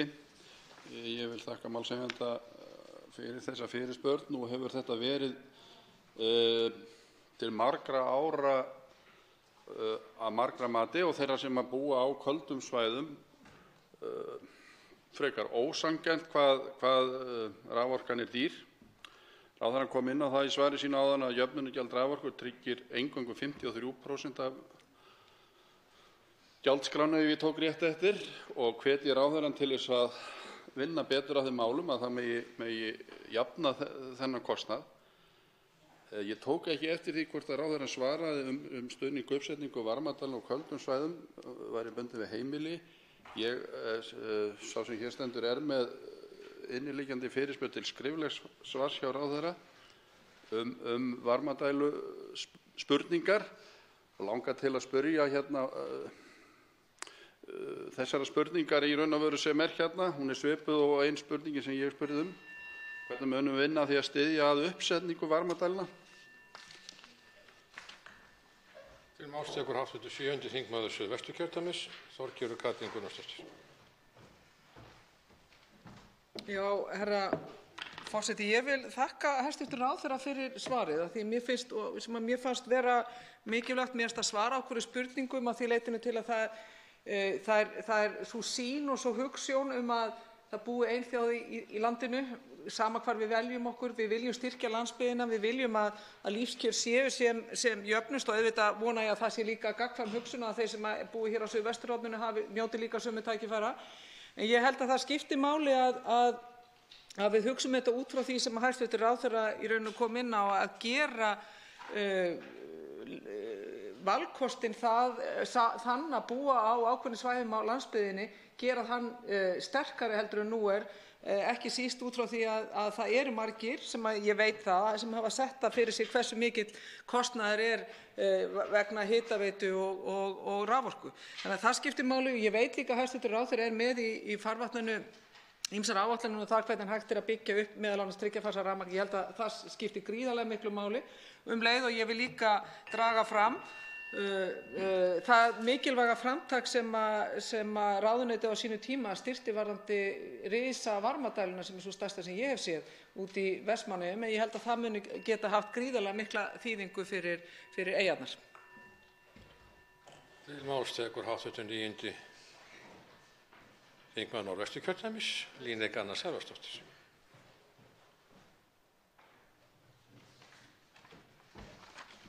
Virðulegi forseti. Ég þakka hæstv. Ráðherra svarið og þingmönnum fyrir góðar athugasemdir. Ég fagna því sem hæstv. Ráðherra kom inn á að ein af þeim hugmyndum sem unnið með gangi út á að samþætta og sameina gjaldskrár sem ég held að hljóti að vera skynsamleg leið því að öflun og dreifing raforku eitt verkefni fyrir samfélagið í heild. Og við verðum að ganga markvisst og heildstætt til verka varðandi jöfnun orkukostnaðar í landinu og við þurfum að horfa öðruvísi á málin heldur en gert hefur verið hingað til. Við verðum að horfa á heimili og atvinnulíf leið og spyrja í þessari vinnu sem fram undan af hverju þurfum við sérstaka dreifbýlisgjaldskrá. Getum við ekki einmitt bara farið í að samþætta þetta og verið með eina gjaldskrá? Hvernig var grunnurinn upphaflega reiknaður? Af hverju þetta var þannig að dreifiveiturnar þar byggðust upp miklu seinna, hver var kostnaðurinn í dreifbýlis af því og þannig fara vel ofan í grunninn. Ég hef mikið velt fyrir mér hvernig línan dregin á milli dreifbýlis og þéttbýlis og það ekkert mjög gagnsætt. Jafnræði tryggt í því fyrir atvinnulífið? Og hvernig getum við byggt upp nýja afhendingarstaði og klasa í kerfinu eins og það er núna? Ef nýtt iðnaðarsvæði þarf að hafa náð tiltekinni stærð til að fá orku samkvæmt þéttbýlisgjaldskrá. Og svo náttúrulega spurningin hvort við getum byggt upp kerfi sem notendur skilja og jafnvel við stjórnmálamenn líka. Ég held að það sé verðugt verkefni. En bara að lokum það sem ég vil leggja áherslu á að í framhaldi af skýrslunum sem ráðherra fékk nú fyrir helgi verði farið í þessa vinnu heildstætt. Og svo bíð ég eftir Varmadælusvarinu. Til máls tekur hæstv. Ferðamála-, iðnaðar- og nýsköpunarráðherra Þórdís Kolbrún Reykfjörð Gylfadóttir. Herra forseti, ég ætla nú að byrja á því að svara síðustu spurningunni. Ég er ekki vön að geta ekki klárað í ræðustól af því ég tala hratt en ég lenti því nú áðan. Það var spurt í 4. lagi hvort stuðningur við uppsetningu varmadælna á köldum svæðum sé bundinn við heimili. Og því er til að svara að stuðningur ríkisins stendur aðeins til boða íbúum sem njóta niðurgreiðslu raforku til húshitunar og hann er bundinn við íbúðarhúsnæði. Og þetta er samkvæmt lögum númer 78 frá árinu 2002 niðurgreiðslur húshitunarkostnaðar. Háttvirtur þingmaður Birgir Þórarinsson spurði skattamálin varðandi varmadælurnar, hvort það væru skattskyldar tekjur. Og þetta er atriði sem við erum með í sérstakri skoðun með fjármálaráðuneytinu. Að það virðist vera einhver misbrestur á túlkun á þessu. Af því að viljinn var að þetta ætti ekki að vera skattskylt. Og það var nú háttvirtur þingmaður sem vakti athygli á þessu og það er komið í ferli á milli þessara ráðuneyta. Sömuleiðis varðandi virðisaukaskatts undanþáguna af varmadælunum að þá er að mér skilst nefndin annaðhvort með til skoðunar eða hvort að það hefur verið lagt fram. Við allavega vöktum athygli á því að sú undanþágu heimild var að renna út, hefur verið undanfarin 5 ár og nú er verið að leggja til að hún verði framlengd áfram til þess að gera þetta að vænlegri kost sömuleiðis. Fleira liggur ekki fyrir á þessum fundi. Boðað verður til næsta fundar þegar að loknum þessum. Fundi er slitið.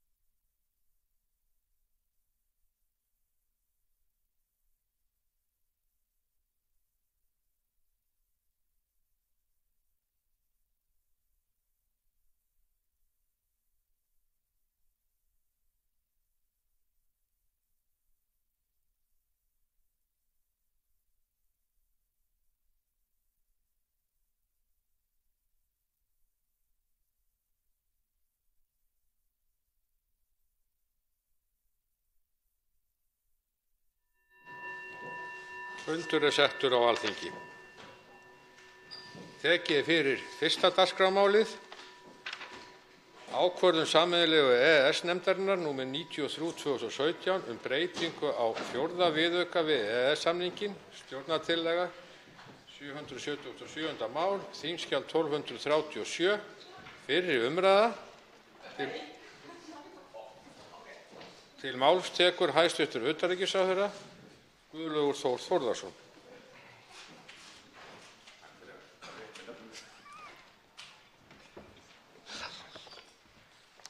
Virðulegi forseti.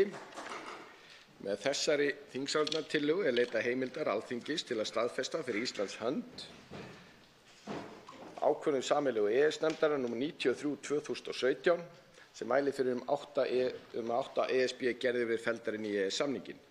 Gerðirnar sem ræðir varða 3. orkupakkann sem er safn ESB-gerða sem varða innri markað fyrir raforku og gas innan ESB. Þar sem lagastoð var ekki fyrir hendi fyrir framangreindum gerðum var ákvörðun nr. 93/2017 tekin af sameiginlegu EES-nefndinni með stjórnskipulegu fyrirvara af Íslands hálfu.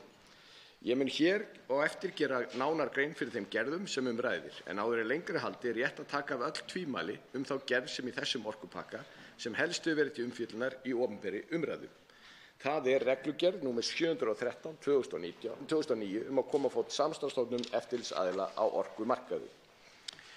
Með þeirri tillögu sem hér er flutt er lagt til að Alþingi heimili ríkisstjórninni að staðfesta fyrir Íslands hönd umrædda ákvörðun sameiginlegu EES-nefndarinnar upptöku 3. orkupakkans í EES-samninginn á þeirri forsendu að engin grunnverki yfir landamæri eru nú fyrir hendi á Íslandi sem gera mögulegt að flytja raforku á milli Íslands og orkumarkaðar ESB.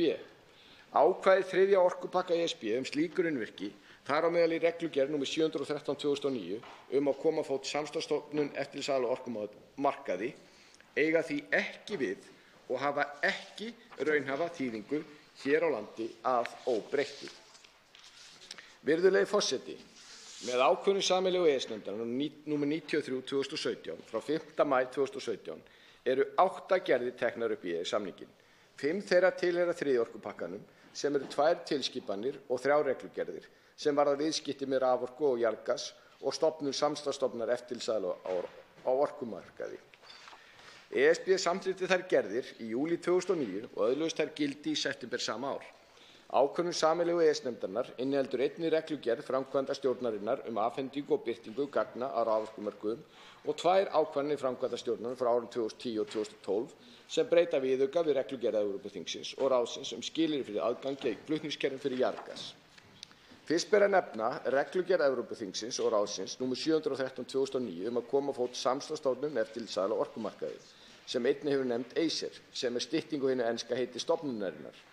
Stofnuninni er ætlað að aðstoða eftirlitsaðila við beitingu valdheimilda innan Evrópska efnahagssvæðisins og þörf krefur að samhæfa aðgerðir eftirlitsaðila. Á Íslandi er eftirlitsaðilinn Orkustofnun. Verði sú tillaga samþykkt sem hér er mælt fyrir verður umrædd reglugerð nr. 713/2009 innleidd í íslenskan rétt með hefðbundnum hætti með lagalegum fyrirvara að grunnvirki sem gera mögulegt að flytja raforku milli Íslands og orkumarkaðar ESB verði ekki reist eða áætluð nema að undangenginni endurskoðun á lagagrundvelli reglugerðarinnar og komi ákvæði hennar sem varða tengingar í landamæri ekki til framkvæmda fyrr en að þeirri endurskoðun lokinni. Þá verði jafnframt tekið enn frekar og sérstaklega til skoðunar á vettvangi Alþingis hvort innleiðing hennar við þær aðstæður samræmist íslenskri stjórnarskrá.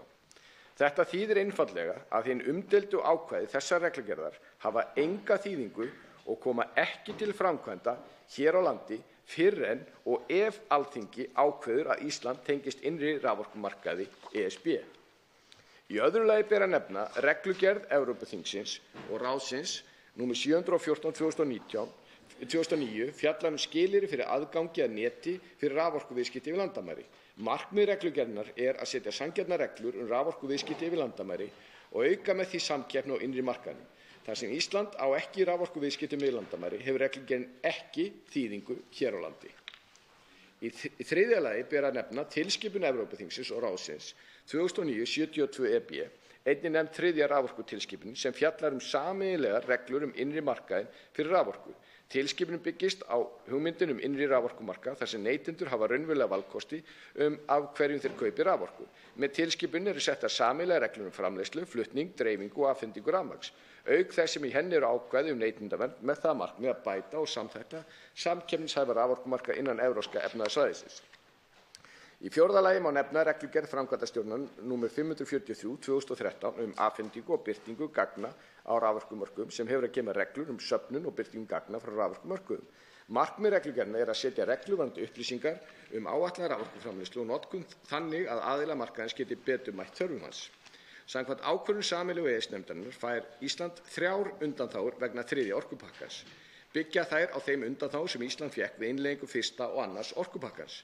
Í fyrsta lagi fær Ísland undanþágu frá nýmæli 3. raforkutilskipunar að fullan aðskilnað flutningsfyrirtækja sem á Íslandi er Landsnet frá framleiðslu og sölufyrirtækjum. Í öðru lagi kemur fram í ákvörðuninni að ef Ísland getur sýnt fram á að vandkvæði sé til staðar fyrir rekstur raforkukerfa er heimilt að sækja undanþágu til eftirlitsstofnunar EFTA (ESA) frá ákvæðum 7. og 8. kafla 3. raforkutilskipunar að því varðar aðskilnað dreififyrirtækja, aðgengi að flutnings- og dreifikerfum, markaðsopnun og gagnkvæmni. Þetta eru sambærilegar heimildir og Ísland hefur undir öðrum orkupakkanum sem lítið og einangrað raforkukerfi, en Ísland hefur til þessa ekki nýtt þær heimildir. Í þriðja lagi er Ísland undanþegið öllum ESB-gerðum um jarðgas. Framangreindar undanþágur eru í samræmi við það umboð sem veitt var af hálfu Alþingis. Virðulegi forseti, margt hefur verið rætt og ritað á síðastliðnu ári um upptöku þriðja orkupakkans í EES-samninginn. Undirbúningur og samningaviðræður EFTA-ríkjanna innan EES við Evrópusambandið um upptöku þriðja orkupakkans í EES-samningnum stóð í 6 ár. Á árunum 2010 til 2016, allan þann tíma var haft náið samráð við Alþingi. Ekki einungis á málið í samráðsferli við þingnefndir Alþingis í samræmi við reglur Alþingis um þinglega meðferð EES-mála frá 2014 til 2016, heldur gerðu utanríkisráðherrar á hverjum tíma grein fyrir málinu og stöðu þess í árlegum skýrslum utanríkisráðherra til Alþingis um utanríkis- og alþjóðamál. Á síðustu mánuðum hefur komið fram gagnrýni á málið sem ég hef séð ástæðu til að taka alvarlega. Sú gagnrýni á reyndar ekkert skylt við þær linnulausu rangfærslur og útúrsnúninga sem því miður hafa einkennt almenna umræðu um málið. Sú málefnalega gagnrýni sem ég er að vísa til lýtur að því hvort upptaka þeirra löggjafar sem felst í þriðja orkupakkanum fari í bága við stjórnarskrá. Þar hefur verið sérstaklega vísað til þess að ákvæði reglugerðar nr. 713/2009 að komið verði á fót samstarfsstofnun eftirlitsaðila á raforkumarkaði feli í sér framsal á ríkisvaldi sem ekki standist stjórnarskrá. Stjórnvöld hafa tekið þessar áhyggjur og efasemdir alvarlega sem upp hafa komið. Það er mín eindregna skoðun að við höfum unnið heimavinnu okkar vel eins og tillagan til þingsályktunar og fylgiskjöl bera glöggt merki. Við höfum hlustað á það gagnrýni sem á sér málefnalega forsendur og niðurstaðan sú að allir fræðimenn sem að málinu koma eru nú sammála að innleiðing þriðja orkupakkans með þeim hætti sem hér er lagt til stenst fyllilega íslenska stjórnskipan. Það er ekki verið að flana neinu. Mér er það raunar til efs að nokkuð annað EES-mál hafi verið jafnvel reifað í þinginu og jafnvel undirbúið af hálfu framkvæmdarvaldsins eins og þetta mál. Herra forseti, hvað varðar þau ákvæði reglugerðar nr. 713/2009 að koma á fót samstarfsstofnun eftirlitsaðila á orkumarkaði sem hér hefur verið fjallað liggur fyrir að engin grunnvirki yfir landamæri eru nú fyrir hendi á Íslandi sem gera mögulegt að flytja raforku á milli Íslands og orkumarkaðar ESB. Eiga þessi ákvæði því ekki við og hafa ekki raunhæfa þýðingu hér á landi að óbreyttu. Eins og greinir í öðrum kafla þessarar tillögu þá verður reglugerðin því innleidd í íslenska rétt með hefðbundnum hætti en með lagalegum fyrirvara að grunnverki sem gera mögulegt að flytja raforku milli Íslands og orkumarkaðar ESB verði ekki reist eða áætluð nema að undangenginni endurskoðun á lagagrundvelli reglugerðarinnar og komi ákvæði hennar sem varða tengingar í landamæri ekki til framkvæmda fyrr en að þeirri endurskoðun lokið. Á þessu er sameiginlegur skilningur með framkvæmdastjórn Evrópusambandsins. Seinni partinn í mars síðastliðinn átti ég viðræður við framkvæmdastjóra orkumála hjá framkvæmdastjórn ESB. Í kjölfarið var gefin út sameiginleg fréttatilkynning þar sem staðfestur var sameiginlegur skilningur okkar á þeirri sérstöðu sem Ísland nýtur gagnvart sameiginlegum orkumarkaði. Fréttatilkynninguna er að finna í fylgiskjali 16 við tillöguna.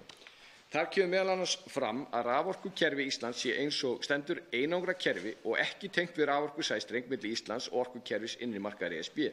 Í því ljósi hafi stór hluti ákvæða þriðja orkupakkans, það er þau sem varða viðskipti og grunnvirki fyrir raforkur yfir landamæri, ekki gildi en eina raunhæfa þýðingu fyrir Ísland á meðan engin raforkusæstrengur er til staðar.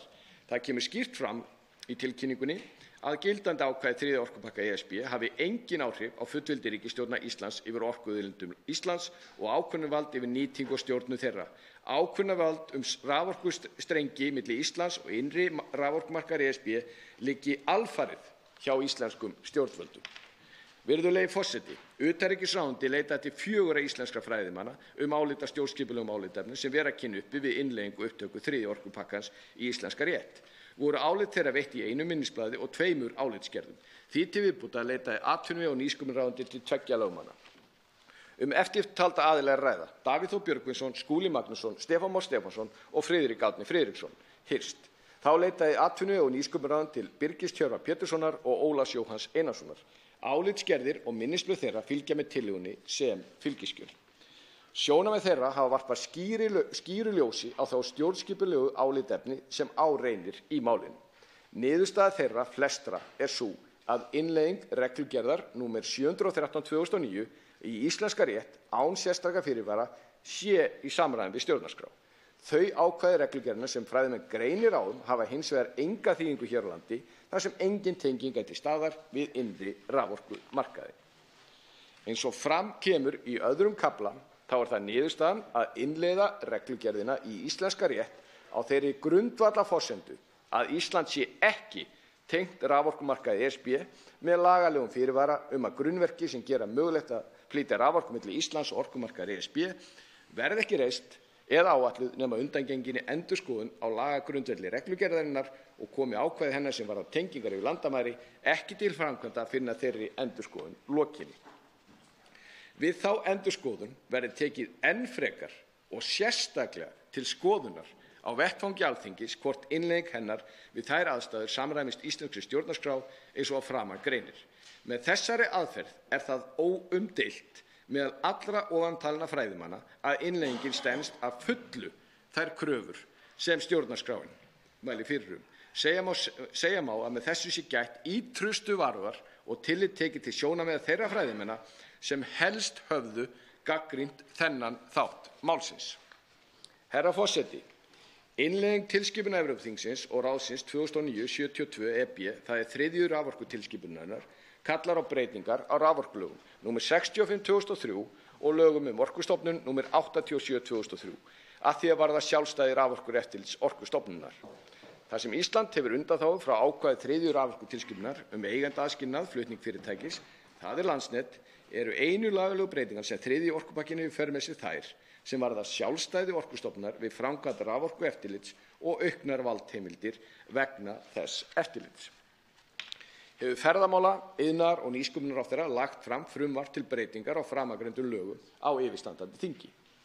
Þessu máli tengdu mun ferðamála-, iðnaðar- og nýsköpunarráðherra einnig leggja fram frumvarp til laga breytingu á raforkulögum og þingsályktun breytingu á þingsályktun nr. 26/148 stefnu stjórnvalda uppbyggingu flutningskerfis raforku, þar sem kveðið verður á að ekki verði ráðist í tengingu raforkukerfi landsins við raforkukerfi annars lands í gegnum sæstreng nema að undangengnu samþykki Alþingis og það samþykki skuli liggja fyrir áður en framkvæmdir sem varða slíka tengingu geti farið á framkvæmdaáætlun kerfisáætlunar.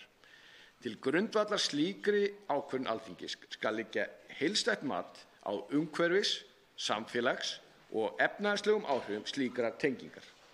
Er þetta lagt til í því skyni að taka af öll tvímæli að slík ákvörðun verður ávallt háð samþykki Alþingis og hún sé ávallt alfarið á forræði íslenskra stjórnvalda. Að lokum, virðulegi forseti, er rétt að árétta eftirfarandi af marggefnu tilefni. Þær valdheimildir sem eftirlitsstofnun EFTA ESA hefur gagnvart EFTA-ríkjunum á grundvelli ákvörðunar sameiginlegu EES-nefndarinnar munu við núverandi ástæður ekki eiga við hér á landi. Sökum þess að íslenska raforkukerfið er einangrað kerfi, það er að segja ekki með tengingu við önnur raforkukerfi. Enn fremur er vert að árétta að komi til þess að íslenska raforkukerfið tengist við aðildarríki Evrópusambandsins í gegnum sæstreng, teldi slíkur sæstrengur vera grunnvirki yfir landamæri. En það verður ekki gert nema að Alþingi sjálft ákveði það sérstaklega. Ég legg til, virðulegi forseti, að lokinni þessari umræðu verði tillögu þessari vísað til hæstvirtrar utanríkismálanefndar.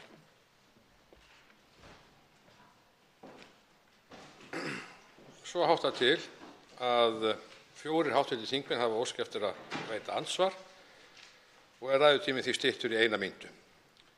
Fyrst veitir andsvar hv. 10. þingmaður Norðausturkjördæmis, Albertína Friðbjörg Elíasdóttir.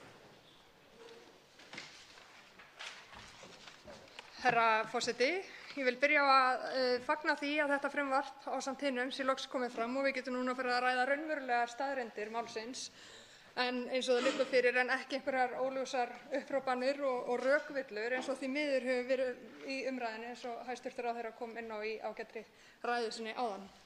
En eins og hann kom einnig inn á í ræðu sinni þá hefur verið ýjað að mörgu og til þess að afvegaleiða umræðuna og mig langar því að nýta þetta tækifæri til að spyrja ráðherra bara nokkra beinna spurninga sem hafa verið áberandi í umræðunni og vonandi gefa hæstv. Ráðherra tækifæri til þess að koma með skýr svör fyrir umræðuna framundan.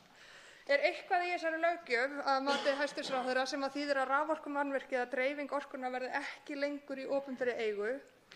Er eitthvað í þessari löggjöf sem hefur áhrif á vald Íslendinga yfir eigin auðlindum, það er skilyrði orkunýtingar, val okkar til að ákveða orkugjafa eða almenna tilhögun orkuafhendingar?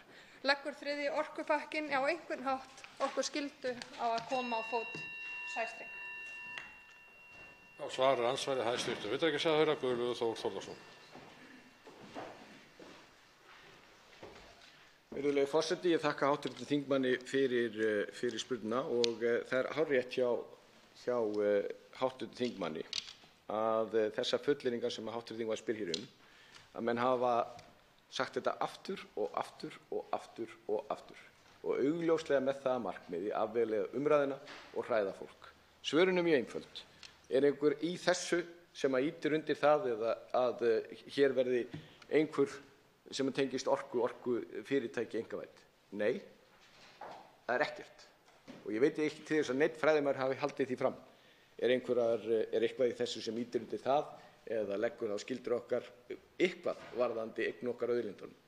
Svarið er nei, það er ekkert. Og aftur, ég veit ekki til þess að neinn fræðimaður sem vill láta taka sig alvarlega hafi haldið því fram. Þriðja spurningin, er eitthvað í þessu sem leggur okkur skyldu til að leggja sæstreng? Svarið er mjög einfalt, nei. Og reyndar veit ég ekki til þess að neinn fræðimaður sem vil láta taka sig alvarlega hafi haldið því fram. Þá veitir andsvar síðar sinni hv. 10. þingmaður Norðausturkjördæmis, Albertína Friðbjörg Elíasdóttir. Herra forseti, það verður nú ánægjulegt ef við fengjum alltaf svona skýr svör í ræðustól, en þakka kærlega fyrir þau. En mig langaði síðar að andsvara að spyrja út í greinargerð Friðriks Árna Friðrikssonar Hist og Stefáns Más Stefánssonar þar sem þeir telja tvær mögulegar leiðir.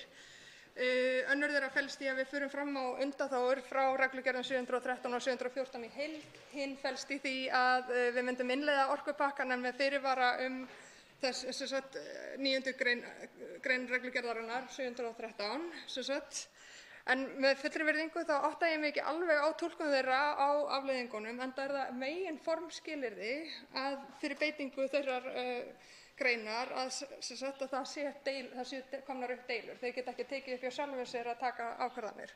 Ég geri ráð fyrir að hæstv. Ráðherra hafi nýtt þann tíma sem var tekinn til að fara vel yfir máli að skoða meðal annars þessar leiðir sem að þeir nefna. Má ég spyrja af hverju eru þær ekki farnar? Þá svarar andsvari síðari sinni hæstv. Utanríkisráðherra Guðlaugur Þór Þórðarson. Virðulegi forseti, það er nú kannski erfitt að klára þennan þátt málsins í stuttu svari, en þó má svona einfalda svarið þetta, að ef við förum hina leiðina þá er það mikil pólitísk óvissuferð og hefur aldrei verið farin og það er ómögulegt að segja það og enginn getur fullyrt hvað það mun enda. Aðalatriðið er þetta, það voru kallaðir til nokkrir fræðimenn og mjög hæfir fræðimenn.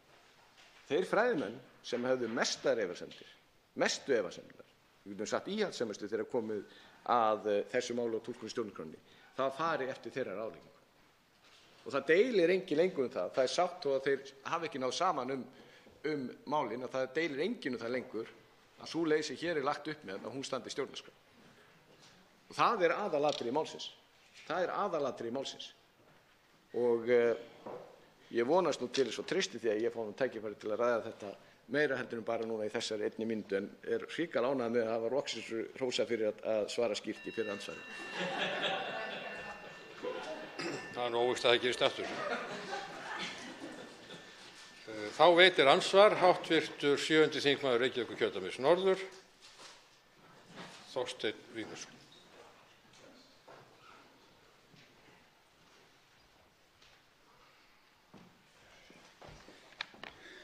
Herra forseti, ég þakka hæstv.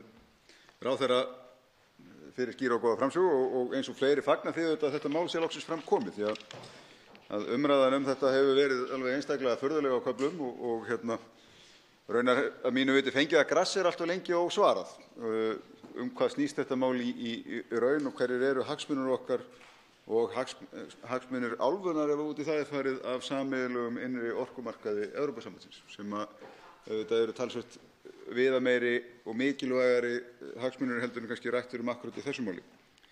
En í einfeldni minni sýnist mér þá að með þessari ágætu yfirferð sé komið í ljós það sem sagt hefur verið allan tímann að þetta mál sem svo mikið hefur verið gert úr hefur nær engin áhrif á innlendan orkumarkað nema ef skeikynni nokkrar og auknar valdheimildir til Orkustofnunar.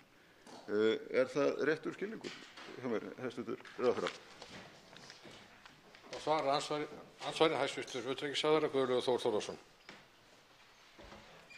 Já, virðulegi forseti, ég þakka hv. þingmanni fyrir fyrirspurnina. Ég held að svona stutta svari við þessu, jú, það er rétt að þetta hefur nær engin áhrif. Að öðru leyti sú sem að mér finnst skipta máli, og þó svo það hefur alltaf legið fyrir að það liggi algjörlega að það sé okkar ákvörðun það hvort sé lagður sæstrengur og þar af leiðandi förum við í þá vegferð og ef við förum í þá vegferð þá þurfum við að taka málið í rauninni upp aftur að það er verið að setja bæði belti og axlabönd hvað það mál varðar.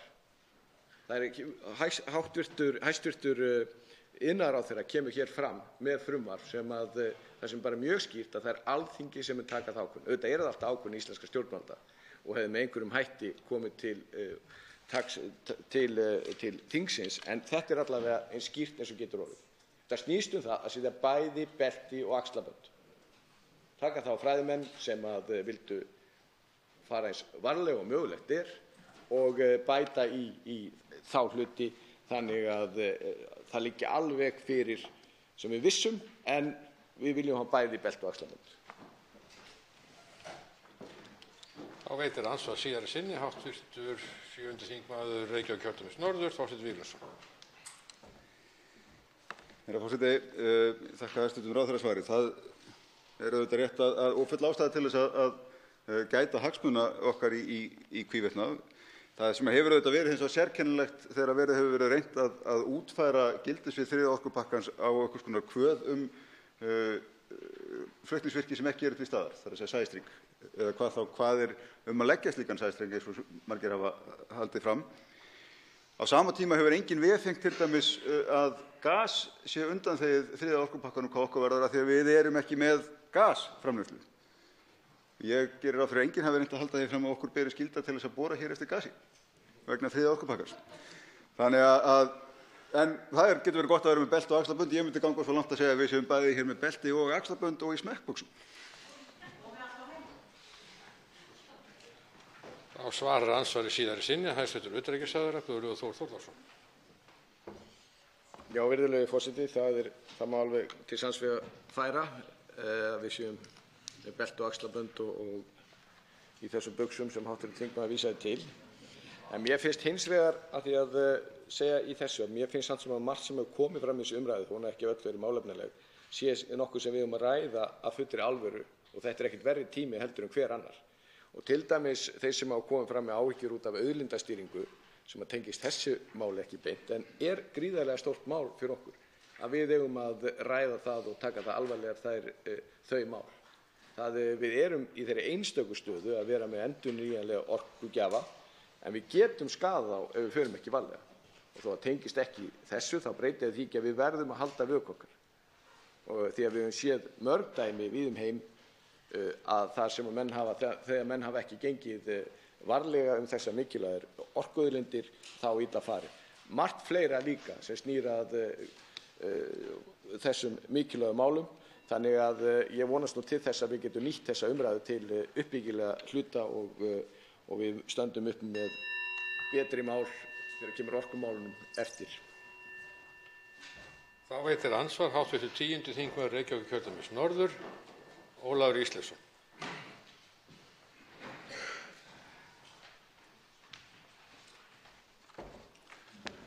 Herra forseti,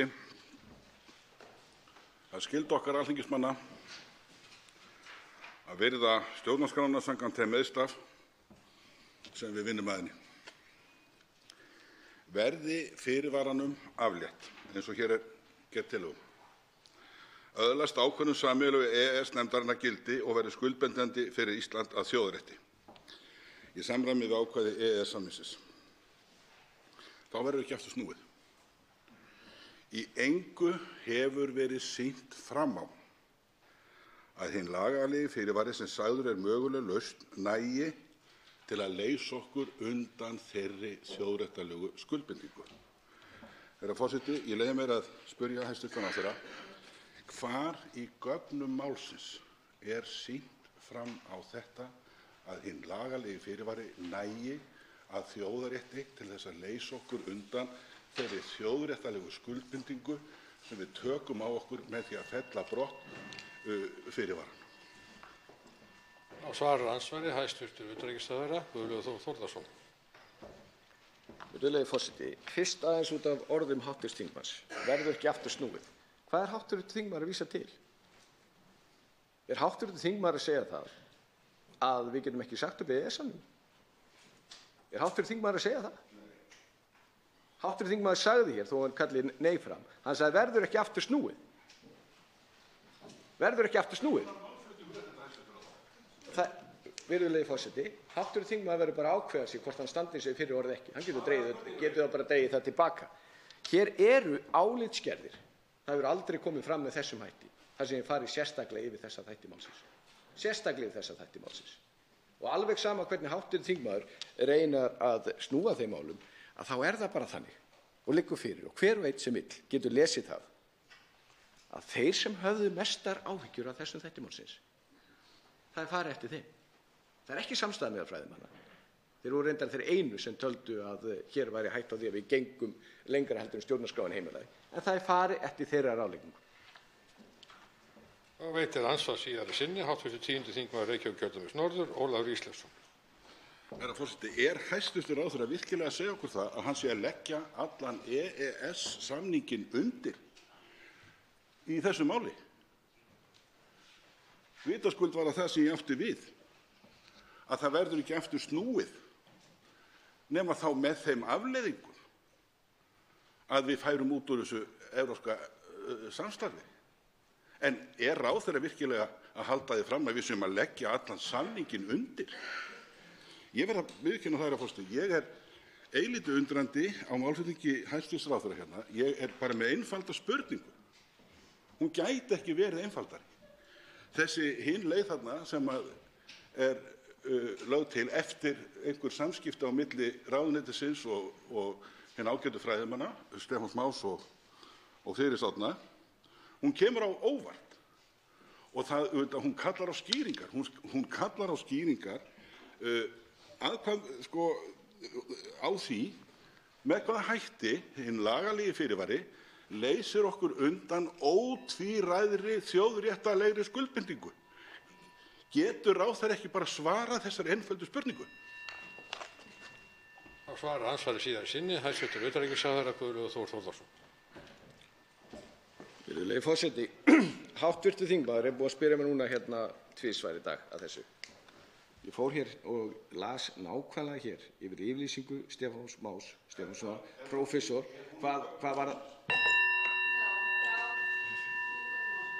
Virðulegi forseti, ef að hv. þingmaður kynnir sér ekki gögn málsins, þá bara það ekki hlutverk þess að hér stendur að lesa sig í gegnum það fyrir hv. þingmann. Og ég held að segja allt þetta mál. Ég bið hv. þingmann að leyfa ráðherrum að svara. Það segir allt þetta mál að hv. þingmaður gerir allt hvað hann getur til að koma í veg fyrir að sá sem hér stendur tali og áfram heldur hann. Og sá maður sem haft stærstu orðin þetta, að því hann svo miklar áhyggjur af þessu. Þetta var svo stórkostlegt og þetta var svo svakalegt. Hann ekki hér í salnum. Hann í Katar. Hann í Katar. Og virðulegi forseti, hv. þingmaður verður fyrst að lesa gögnin og koma síðan og ræða málið. Þá veitir andsvar hv. 7. þingmaður Suðvesturkjördæmis, Þorgerður Katrín Gunnarsdóttir.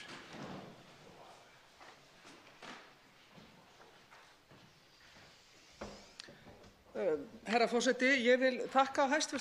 Ráðherra fyrir mjög skýra, afdráttarlausa og leið upplýsandi framsöguræðu með þessari þingsályktun. Og ég held að hún hafi einmitt snert, og við gerum okkur grein fyrir því, málið er viðkvæmt. Málið er viðkvæmt innan Sjálfstæðisflokksins, Framsóknarflokksins og hugsanlega einhverja fleiri flokka. Og þetta eru spurningar sem hæstv. Ráðherra, þeim hefur verið velt upp á síðustu vikum og misserum.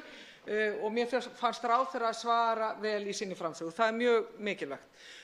Leið vil ég undirstrika það að við í Viðreisn, við sögðum það strax að við myndum, ef það væri til þess að hjálpa ríkisstjórninni, liðka til fyrir afgreiðslu málsins, og við munum að sjálfsögðu standa við það ef það er eitthvað sáluhjálparatriði fyrir þingmenn innan stjórnarmeirihlutans.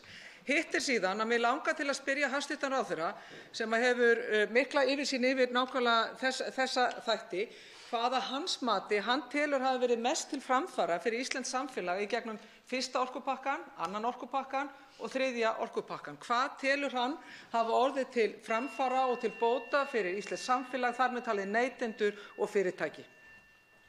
Svarar andsvari hæstv. Utanríkisráðherra Guðlaugur Þór Þórðarson. Já, virðulegi forseti, ég þakka hv. þingmanni fyrir fyrirspurnina.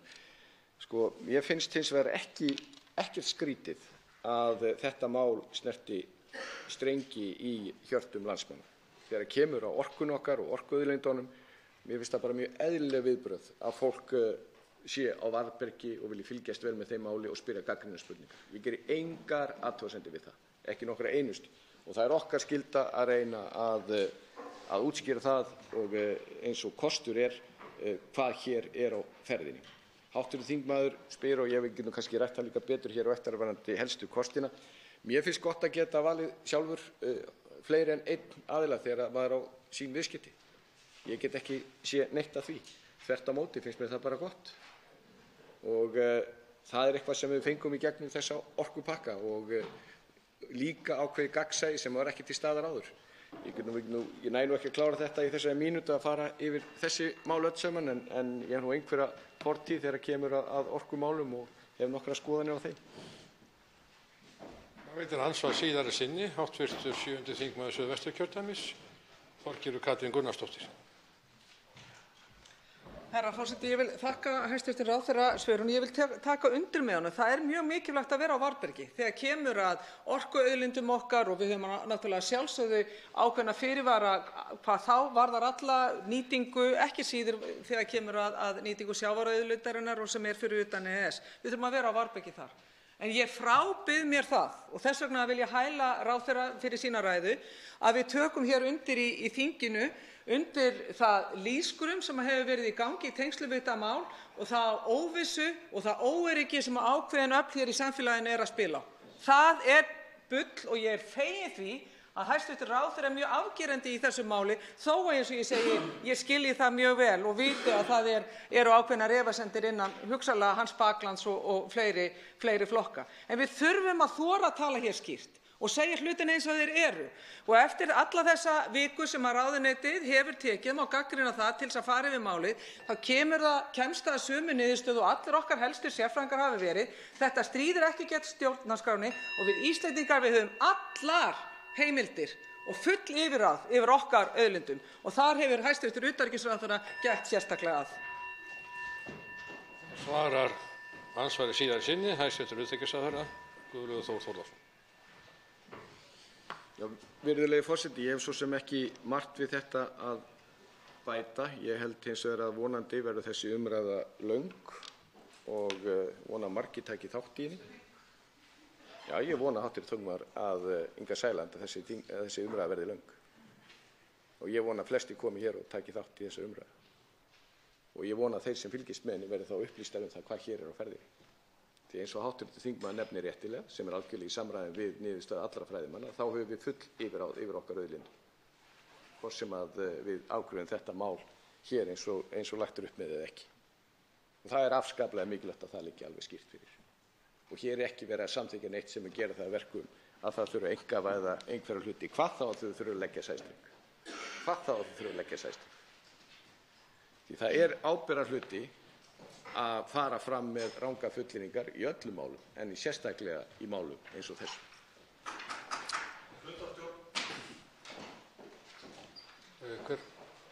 forseta. Til máls tekur forseta hv. 10. þingmaður Reykjavíkurkjördæmis suður, Þorsteinn Sæmundsson. Hæstv. forseti. Ég verð að koma hér upp vegna þess að þannig mál með vexti eins og utanríkisráðherra hæstv. Veit sjálfur að hann oft í burtu í opinberum erindagjörðum og nýtur til þess vegna full skilning af hálfu held ég allra þeirra sem sitja í þessum sal. Nú bregður svo við að einn af hörðustu andstæðingum málsins sem mælt fyrir í dag staddur á vegum Alþingis erlendis. Og hæstv. utanríkisráðherra gerir það að sérstöku umræðuefni hér. Og nú það þannig, ég veit ekki alveg hvað vakir fyrir ráðherranum. Vill hann að umræðunni verði frestað þangað til viðkomandi hv. þingmaður snýr aftur til starfa? Það okkur ljúft. Eða hvaða dylgjur eru þetta sem hæstv. utanríkisráðherra kemur með hérna inn í þennan sal í þessa umræðu? Þetta til skammar, þetta honum til minnkunar og ég myndi kjósa það að hann tæki þetta aftur. Að gera það eitthvað tortryggilegt að þingmenn almennt, því að það ekki bara einn þingmaður, að þingmenn séu á ferðalagi erlendis á vegum Alþingis. Það kannski tilviljun að það kannski bara tilviljun að þessi umræða á sér akkúrat stað núna meðan að viðkomandi erlendis staddur eða eitthvað slíkt í gangi. Til máls tekur hæstv. utanríkisráðherra Guðlaugur Þór Þórðarson fundarstjórn forseta. Virðulegi forseti, bara svo allir sé upplýstur það, því að hv. þingmaður spurði hér spurningar, að þá var tímasetning þessar umræðu, hún var ákveðin í samráði við forystumenn Miðflokksins. Og ég hafði sjálfur beina aðkomu að því. Svo það liggi alveg fyrir. En virðulegi forseti, við þurfum öll að forgangsraða í okkar störfum og hef fullan skilning á því þegar það að gæta hagsmuna Íslands á erlendu vettvangi. En ég til dæmis, og að þetta stórt mál, þá forgangsraða þeim þætti að ég ekki að sinna þeim ákveðnum skyldum sem ég ætti að sinna vegna þess til að málið sé það mikilvægt. En það ekkert leyndarmál að það komi mjög óvart í ljósi yfirlýsinga formanns Miðflokksins að hann skyldi forgangsraða með þessu mál. Það bara svo það liggi alveg fyrir. Það komi mjög óvart. Fundarstjórn. Til máls tekur hv. 10. þingmaður Reykjavíkurkjördæmis suður, Þorsteinn Sæmundsson. Ég get á ljóður, herra forseti, á ráði utanríkisráðherra hæstvirts að hann skuli kjósa að gera fjarveru formanns Miðflokksins sem staddur erlendis á vegum Alþingis tortryggilega. Hitt svona máli, ég get glatt hæstv. ráðherra með því að þau okkar sem hér eru munu að sjálfsögðu halda uppi þróttmiklum málflutningi í þessu máli og skiptast á skoðunum við ráðherra og mér sýnist nú á öllu og heyrist á öllu, meðal annars því sem kom fram í hans máli að það veit ekki af. En ég tek aftur, ætla að segja aftur það sem ég sagði hér áðan. Mér finnst það ekki sæmandi að það sé verið að reyna að gera tortryggilegt þegar að þingmenn eru erlendis á vegum þingsins í embættiserindum. Mér þykir það ekki sæmandi, utanríkisráðherra. Umræðum fundarstjórn forseta lokið af sinni. Til máls tekur dagskrármálið hv. 10. þingmaður Reykjavíkurkjördæmis norður, Ólafur Ísleifsson.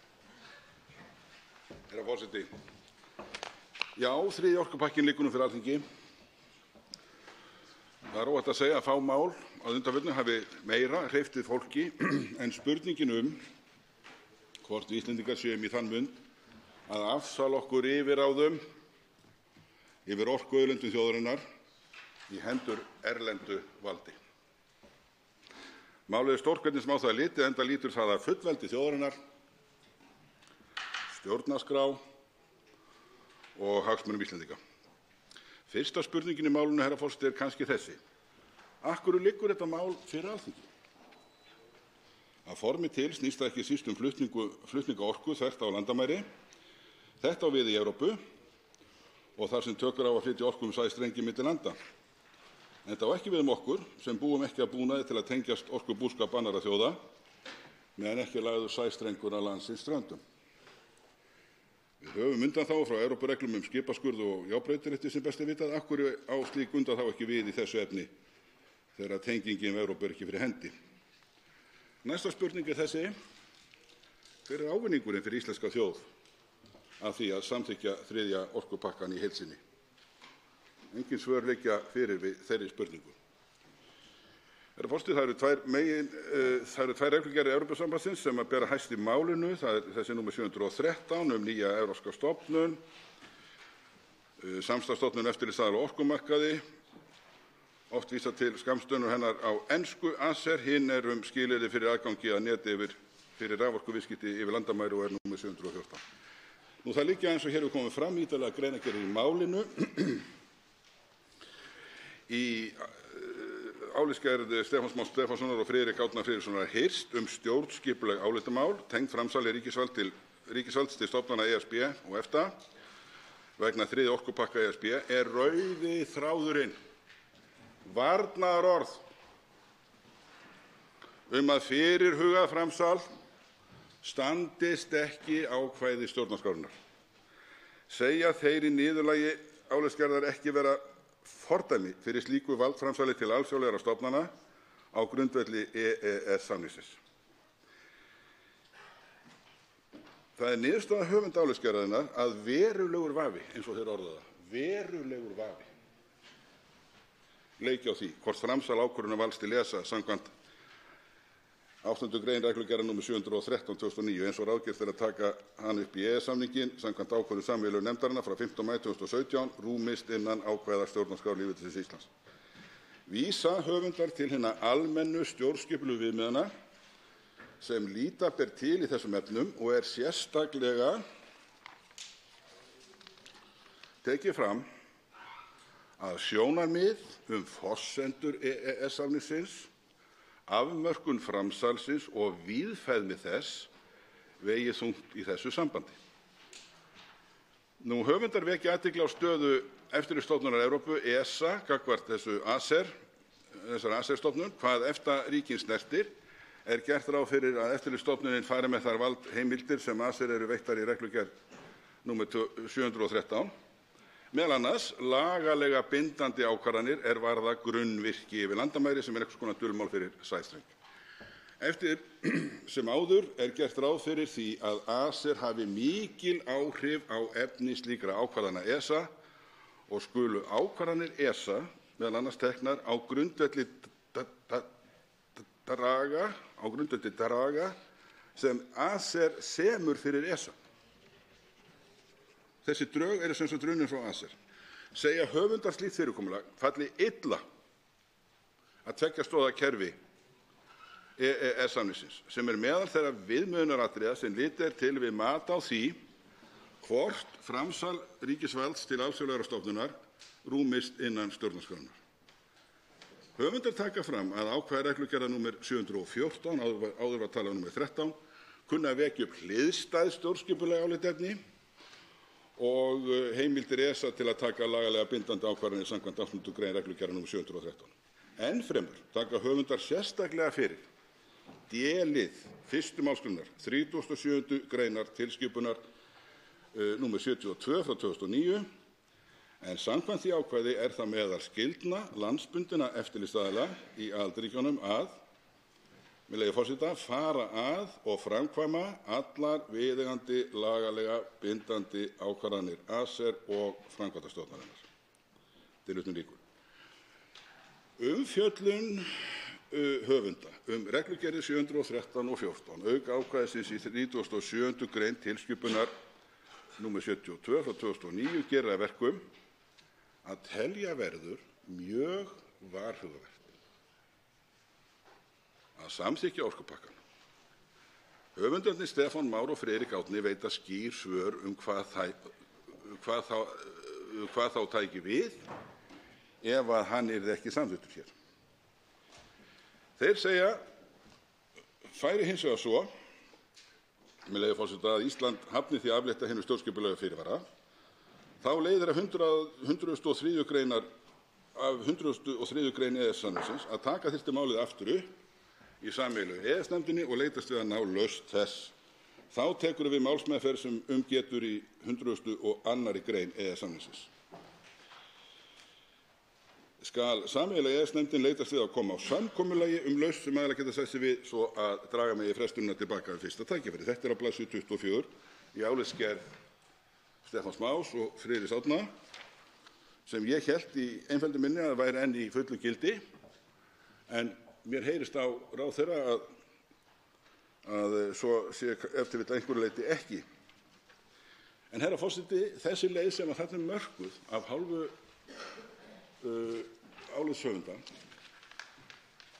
er varfærin, skynsamleg og eðlileg. Þetta er auðvitað leiðin sem að ber að fara. Ríkisstjórnin ætti að draga málið til baka og vísa því í sáttaferli á vettvangi sameiginlegu EES-nefndarinnar á grundvelli ákvæða EES-samningsins sjálfs. Það er eðlilegasti hlutur í heimi.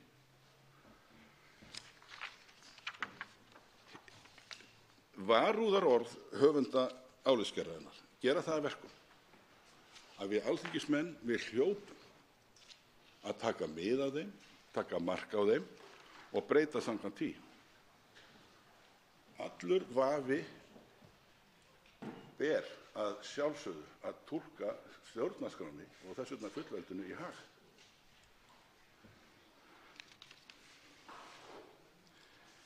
Herra forseti,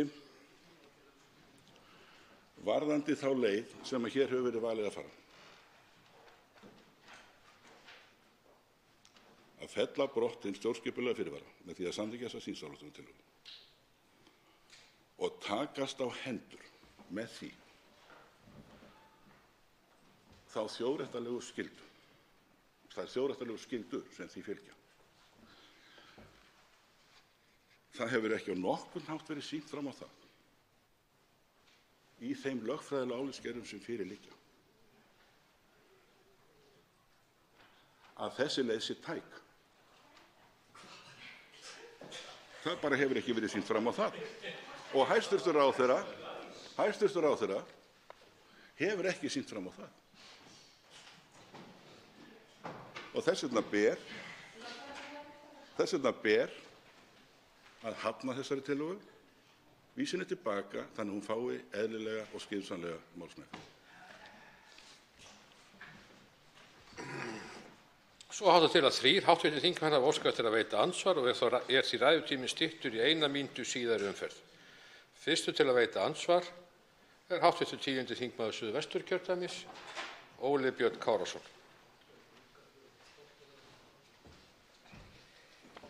Herra forseti, ég þakka hv. þingmanni Ólafi Ísleifssyni fyrir hans ræðu. Ég verð nú hins vegar að klóra mér aðeins í hausnum. Hann vitnaði hér ítrekað í álitsgerð Stefáns Más Stefánssonar og Friðriks Árna Friðrikssonar en lætur hjá líða að þeir benda nú á að möguleg lausn á því að 3. orkupakkinn verði hér innleiddur, aflétt stjórnskipulegum fyrirvara, sé með lagalegum fyrirvara að ákvæði hans grunnvirki yfir landamæri öðlist ekki gildi. Og það er nákvæmlega það sem við erum að gera. Þannig að ég spyr hv. þingmann, er hann ósammála álitsgerð Stefáns Más Stefánssonar og Friðriks Árna Friðrikssonar þegar þeir komast að þessari niðurstöðu og beina þinginu inn á þessa braut sem mögulega lausn? Og svo vil ég spyrja líka, með hvaða hætti og hvar í 3. orkupakkanum er Ísland að undirgangast einhverjar þjóðréttarlegar skuldbindingar eins og mér virðist þingmaðurinn telja er viðkemur lagningu sæstrengs? Ég óska eftir því að þingmaðurinn upplýsi það vegna þess að það er mjög mikilvægt að við hér í þessum sal gerum okkur grein fyrir því hvar í 3. orkupakkanum tilskipuninni eru þjóðréttarlegar skuldbindingar á hendur íslenskum stjórnvöldum og íslenskum almenningi að leggja sæstreng. Það er mjög mikilvægt að þingmaðurinn bendi okkur með skýrum og afgerandi hætti hvar þessi skuldbinding er í þessum atriðum. Og svo er auðvitað spurning hvaða öðru leyti er það í orkupakkanum sem hv. þingmaður er ósáttur við? Er hann ósáttur við aukið sjálfstæði Orkustofnunar? Er hann ósáttur við aukna neytendavernd? Hvað er það fyrir utan þessa þjóðréttarlegu skuldbindingu sem ég á eftir að finna? Svaransvari fyrir sinn, Ólafur Ísleifsson, hv. 10. þingmaður Reykjavíkurkjördæmis norður. Herra forseti, það sem fyrir liggur í málinu er greinargerð upp á rúmar 40 síður frá mjög virtum höfundum. Ég hef bent á það að það liggur sem rauður þráður í gegnum þessa 40 síður, varnaðarorð. Það er mjög ítarleg umfjöllun á stjórnskipunargrundvelli og þeir gera meira, þeir fara djúpt ofan í efni málsins. Þannig að það er ekki bara svo maður sletti nú úr latinu hérna, litið á málið de jure heldur líka de facto. Hv. þingmaður Óli Björn Kárason þarf ekkert að spyrja mig út í neitt sæstreng því ég sagði ekkert það að við öxluðum einhverja þjóðréttarlega skuldbindingu varðandi eitthvað sæstreng. Það var ekki neitt í mínu máli, þannig ég þarf ekki að svara neinu það. Hitt er annað að það er mjög ítarleg umfjöllun hjá Stefáni Má Stefánssyni og Friðrik Árna Friðrikssyni Hist reglugerð 713 og einkanlega 8. grein hennar. Þeir víkja í styttra máli að reglugerð 714 en segja að svipuð stjórnskipuleg álitaefni kunni að rísa tengt henni og þeir vísa í áðurnefndan D-lið í 37. grein tilskipunar, hvað er hún, 72 og hafandi lesið þetta sem ég geri ráð fyrir að menn alveg þér hafi gert þá er þetta hið efnislega inntak í því framsali á ríkisvaldi sem hér að ræða og þær efasemdir sem að þeir lýsa sem að þeir kalla alvarlegar, þeir segja séu alvarlegar hljótu auðvitað að gefa tilefni til þess að það sé spurt að því, eins og ég hef reynt að spyrja hérna hæstv. ráðherra, hvar er rökstuðningurinn fyrir því að sú leið sem er valin sé fullnægjandi? Það er ansvari síðara sinna, Óli Björn Kárason, hv. 10. þingmaður Suðvesturkjördæmis. Herra forseti, rökstuðningurinn er meðal annars í álitsgerð Stefáns Má Stefánssonar og Friðriks Árna Friðrikssonar sem hv. þingmaður kýs að líta framhjá. Hann er með valkvætt minni eða valkvætt eitthvað þegar það kemur að álitsgerðinni. Sumt hugnast honum en annað hugnast honum ekki og þá kýs hann að líta framhjá því alveg fullkomlega. Vegna þess að það sem við erum að fást við hér í dag þetta akkurat í anda þeirra álitsgerða sem hér liggur fyrir. Og það er mjög mikilvægt að menn áttu sig á því. En aftur, ég hef þó misskilið hv. þingmann þegar hann talar það að hann eigi ekki við þjóðréttarlega skuldbindingu þegar kemur að lagningu sæstreng. Hvað er hann þá að vitna til? Hvar er hin þjóðréttarlega skuldbinding sem að hann hræðist svo? Önnur en svo að við erum auðvitað undirgangast ákveðna skyldur þegar kemur að því að taka þátt í samstarfi þjóða. Vegna þess að það eru auðvitað ákveðna skyldur sem við undirgöngumst þegar við eigum samstarfi við aðrar þjóðir. Vonandi er þingmaðurinn ekki ósammála því. Forseti minnir ræðumenn að halda ræðutíma. Þá svarar ansvari síðara sinna Ólafur Ísleifsson, hv. 10. þingmaður Reykjavíkurkjördæmis norður. Herra forseti, ég rakti mjög ítarlega hérna eins og fært er auðvitað í svona stuttu svari hvað það er sem að þeir leggja til grundvallar í þessu laga- og reglugerðarverki sem að fyrir liggur. Ég spyr mig eins og kannski fleiri þegar að höfundar álitsgerðar lýsa leið í málinu eftir að vera búin að lýsa alvarlegum vafa það að málið standist stjórnarskrá. Þá lýsa þeir leið í málinu með vísan til ákvæða EES-samningsins sjálfs. En svo gerist eitthvað. Það urðu eitthvað samskipti á milli ráðuneytisins, eins og það heitir, og höfunda, og þeir dragast inn á það, harla óglæðir af því að síðan verður, að lýsa þessari hinni leið.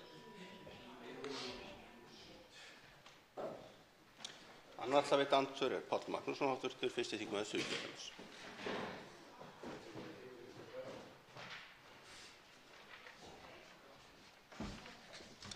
Virðulegi forseti, ég kemst eiginlega ekki hjá því að höggva í sama knérun og sá sem fyrstur veitti andsvar hér áðan. Upphaf ræðu hv. þingmanns Ólafs Ísleifssonar var ekki skilið öðruvísi en svo að hann teldi að þjóðin væri að afsala sér yfirráðum yfir orkuauðlindinni í hendur einhverra alþjóðlegra stofnana með 3. orkupakkanum. Það verður að krefja hann svara. Hvar er þetta afsal? Hvar er þetta afsal að finna á yfirráðum þjóðarinnar yfir orkuauðlindum sínum? Í annan stað, þá er það rétt hjá honum að álitsgerð sérfræðinganna sem hér voru nefndir til sögunar reyndar upp á 44 síður.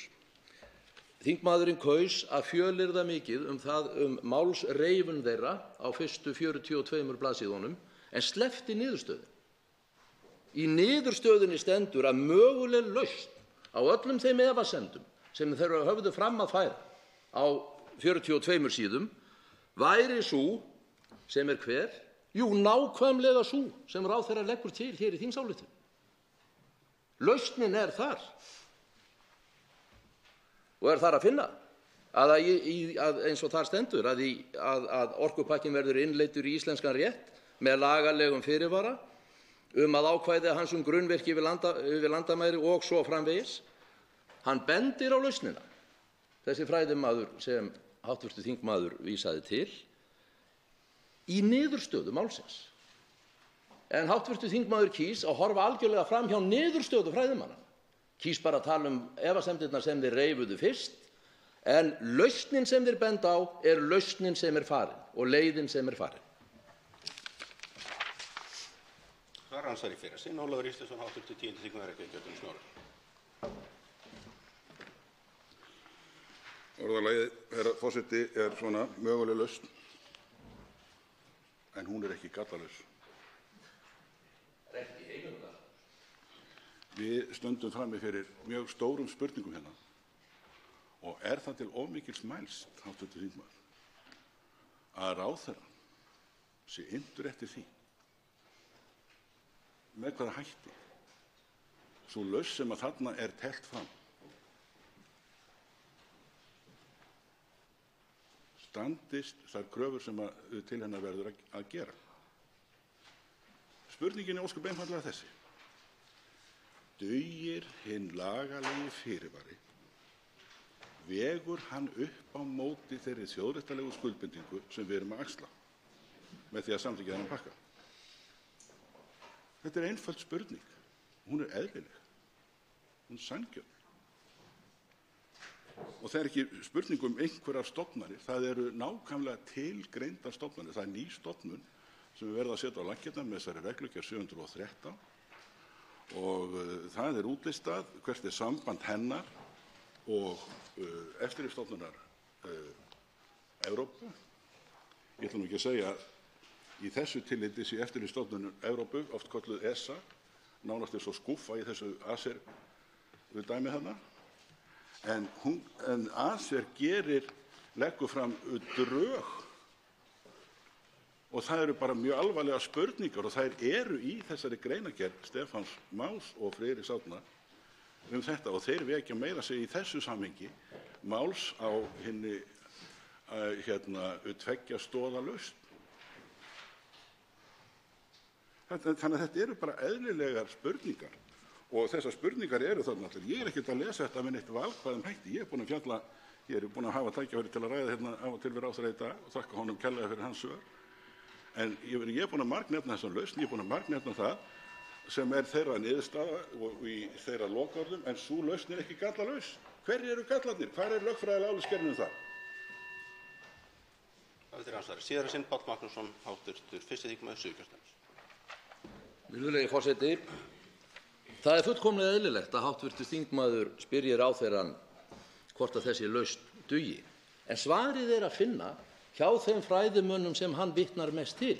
Já, þessi lausn dugar. Þeir segja það í niðurstöðunni. En hv. þingmaður lét hjá líða að svara spurningu minni hins vegar sem laut að því hvar í þessari tillögu hæstvirts utanríkisráðherra er að finna afsal á yfirráðum þjóðarinnar yfir orkuauðlindum sínum, eins og skilja mátti hv. þingmann í upphafi ræðu sinnar hér áðan. Svarar í síðara sinn Ólafur Ísleifsson, hv. þingmaður, Reykjavík, 2000 ára. Herra forseti, ég þarf nú ekki að hafa langt mál um þetta. Það er ósköp einfaldlega nóg að vísa til umfjöllunar hjá þeim ágætu höfundum sem hér hafa verið margnefndir 8. grein reglugerðar 713, 14. grein, báðar reglugerðar eru frá 2009 og þeir vekja sömuleiðis sérstaklega máls á 37. grein í tilskipun 72 þar sem fjallað er valdheimildir þessarar nýju stofnunar sem tíðast er í daglegu máli kölluð ACER. Þetta liggur fyrir í gögnum málsins og ég þarf ekkert annað en að vísa til þess. Ég tel, herra forseti, að okkur beri skylda til að stíga gætilega til jarðar þegar fyrir liggur álitsgerð eins og sú sem hér liggur fyrir frá Stefáni Má og Friðrik Árna. Og við hljótum alþingismenn að vilja og okkur ber líka skylda til þess að túlka allan vafa stjórnarskránni í hag, ekki síst þegar höfundarnir tala verulegan vafa. Last ekki niðurstöðu. Forseti minn aftur á að halda ræðutíma og mun í framhaldinu fara að verða svolítið þyngri með hamarinn sem þýðir það að þeir sem heima sitja verða fyrir velum óþægindum ef að þingmenn fara langt fram við tímann. Þá að lokum veitir andsvör Ólafur Þór Gunnarsson, hv. 11. þingmaður Suðvesturkjördæmis.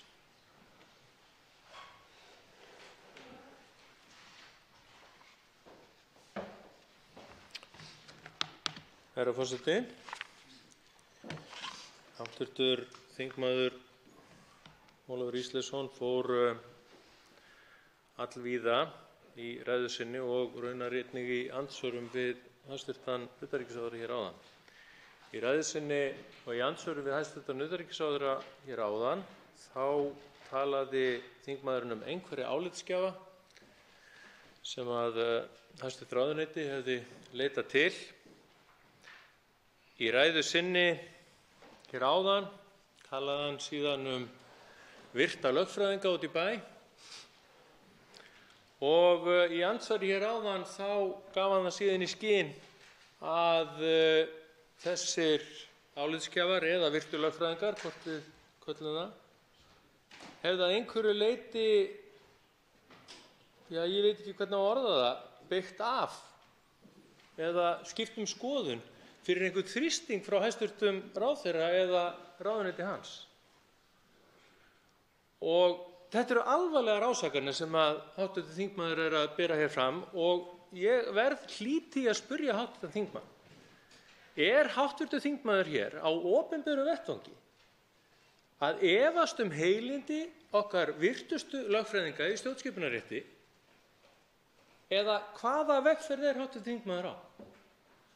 Hvernig dettur hv. þingmanni annars vegar að tala okkar virtustu lögfræðinga en í næstu andrá að kasta rýrð á þá með þessum hætti? Þingmaður verður að svara þessu. Það er ekki hægt að koma hér í ræðustól og dylgja fólk sem ekki hefur tækifæri til að svara hér fyrir sig og láta eins og það sé bara alveg sjálfsagt mál. Það er það ekki, herra forseti. Svarar andsvari fyrir sinn Ólafur Ísleifsson, hv. 10. þingmaður Reykjavík, 2000 ára. Herra forseti, ég hef ekki áfellst nokkurn mann.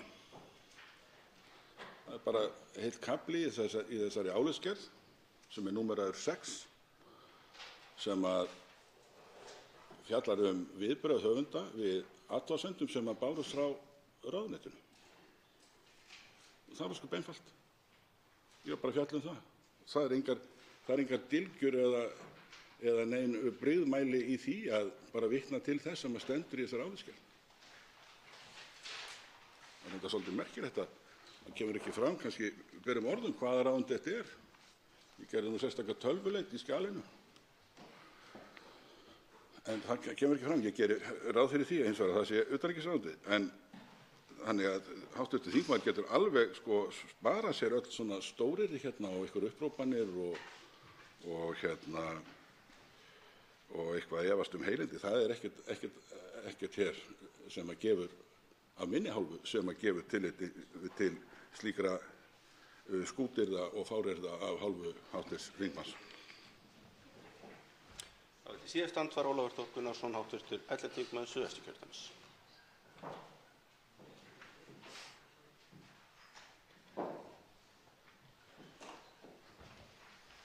Herra forseti, mig langar hér í seinna svari að inna hv. þingmann eftir því, vegna þess að umræðan hefur verið ansi víðfeðm og það hafa verið fengnir til landsins sérfræðingar erlendis frá og það hefur jafnvel verið þannig að ítarefni og minjagripir hafa borist hingað í töluverðum mæli í sambandi við umræðuna þetta mál. Mig langar að inna hv. þingmann eftir því hvort að hann viti til þess að þessi umræða eða barátta sé með einhverjum hætti fjármögnuð erlendis frá. Svarar síðast andsvari Ólafur Ísleifsson, hv. 10. þingmaður Reykjavíkurkjördæmis norður. Hæstv. forseti, hv. þingmaður verður að snúa sér annað en til mín. Ég bara hef ekki hugmynd og ég bendi bara hv. þingmann á að snúa sér eitthvað annað heldur en til mín. Ég hef þá ósk og von að þetta mál verði rætt hérna á málefnalegum grundvelli.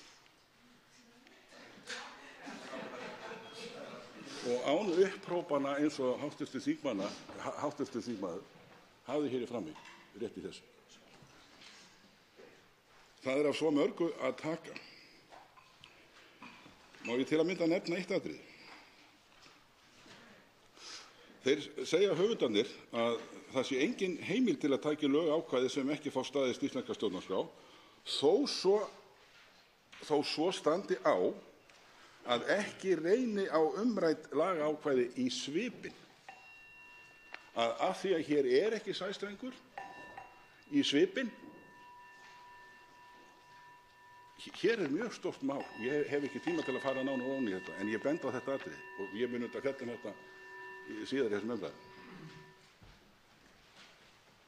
Andsvörum er lokið. Til máls tekur Þorsteinn Víglundsson, hv. 7. þingmaður Reykjavíkurkjördæmis norður.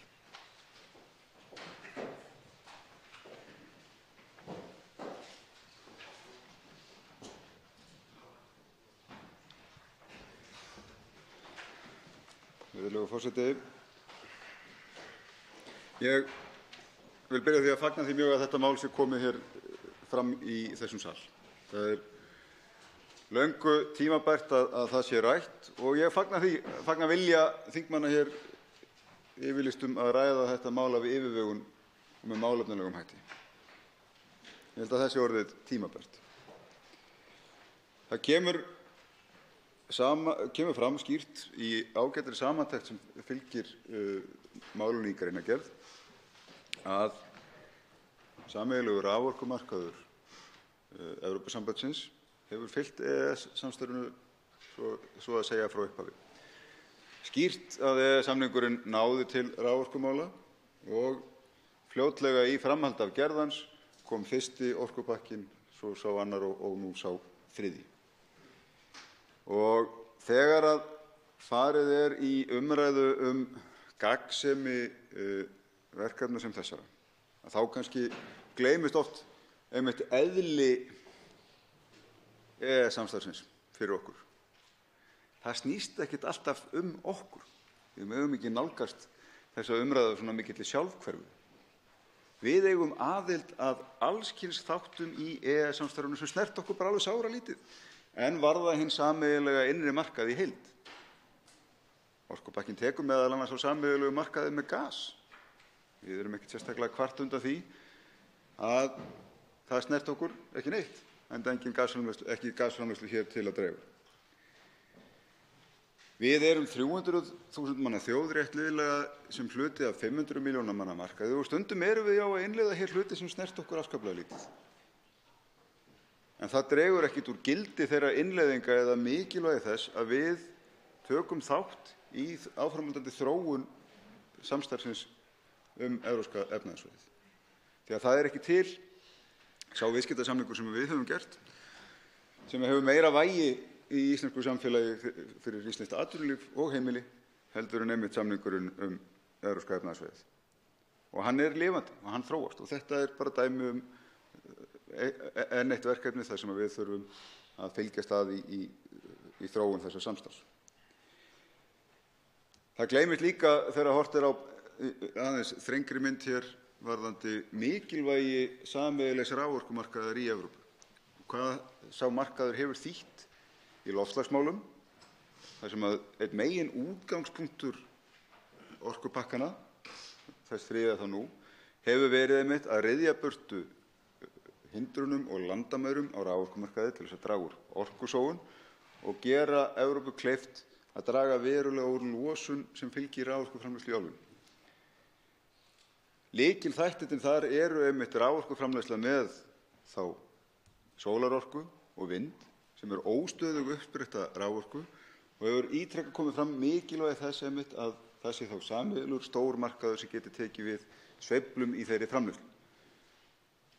Þess vegna er svo mikilvægt að halda áfram að þróa þennan sameiginlega raforkumarkað. Þarna eigum við öll sameiginlega hagsmuni.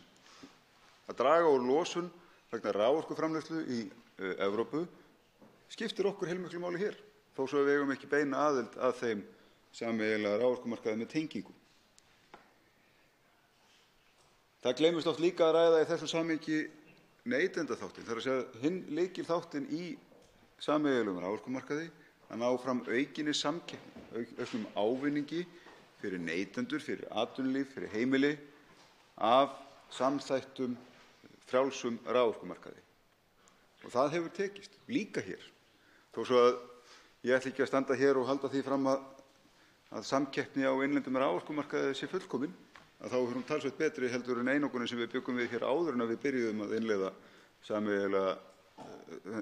sameiginlega raforkumarkað. Og hér, með innleiðingu þriðja orkupakkans, er einmitt verið að skerpa á heimildum fyrir Orkustofnun til þess að fylgja eftir virkni þessa markaðar, til þess að reyna að treysta hér samkeppni fyrir umhverfi markaðarins, til þess að treysta stöðu neytenda á raforkumarkaðnum. Það er kannski megin áhrifin af innleiðingu þriðja orkupakkans núna sem hins vegar hefur afskaplega lítið farið fyrir í umræðunni, en það má kannski fagna því þá hér að það sé svona löng mælendaskrá að ræða loksins EES-mál og neytendamál í þessum sal. Stundum hefur farið lítið fyrir áhuga á neytendamálum og samkeppnismálum og EES-málum sérstaklega hér. Þannig að það er ánægjulegt að sjá að það er að breytast. Nú, ég ætla ekkert að fara að eyða hér tíma í umræðu sæstreng eða ekki sæstreng. Þetta mál snýst ekkert sæstreng. Það er seinni tíma mál, er algjörlega á okkar forræði og væri þetta óskandi að þá umræðu tækjum við af yfirvegun kosti og galla. Það eru alveg augljósir kostir og það geta líka verið alveg augljósir gallar af sæstreng. Við höfum bara að taka þá umræðu af yfirvegun og komast að skynsamlegri niðurstöðu það hvort að við kærum okkur slíka tengingu eða ekki. En hún hefur ekkert með innleiðingu á þriðja orkupakkanum að gera. Og það hefur komið fram mjög skýrt í álitsgerðum sem fylgja þessu.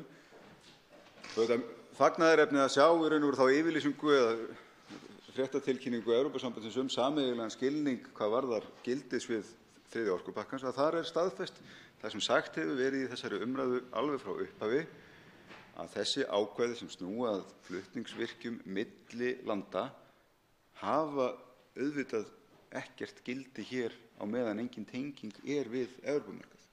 Alveg með sama hætti og enginn hefur deilt á það að ákvæði gasframleiðslu hafa ekkert gildi hér, enga gasframleiðslu hér að finna.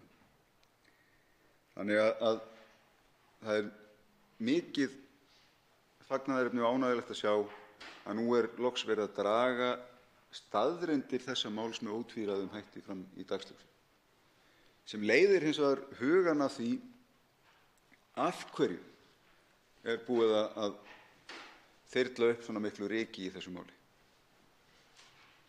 Það alveg magnað þegar maður sest yfir og skoðar hver áhrifin af þriðja orkupakkanum eru hér í raun, hversu mikið hefur verið reynt að tortryggja innleiðingu hans og jafnvel rætt að þetta mál sé forsenda þess að við ættum að segja upp samningnum Evrópska efnahagssvæðið. Ég hef ekki heyrt heimskulegri staðhæfingu heldur en þá. Það sem að ætti að fórna, ég myndi segja bara nær öllum okkar hagsmunum í alþjóðaviðskiptum, fyrir eitthvað þegar öll á botninn hvolft ekkert hagsmunamál hér fyrir okkur. Hér hefur verið gætt vel að innleiðingu á þessu máli, vandað mjög vel til verks, enda búið að vera fjölmörg ár í undirbúningi af hálfu stjórnvalda, komið ítrekað til umræðu hér í þinginu, komið ítrekað til umsagnar fyrir þingnefndir og aldrei á nokkrum tímapunkti verið flaggað ykkur í stórkostlegri vá við þessa innleiðingu. Ég held einmitt að það væri nær að við töluðum þetta mál af yfirvegun og ró og byggt á rökum, en ekki að þyrla hér upp einhverjum hræðsluáróðri meint áhrif sem engan veginn fást staðist þegar staðreyndir málsins eru krufnar.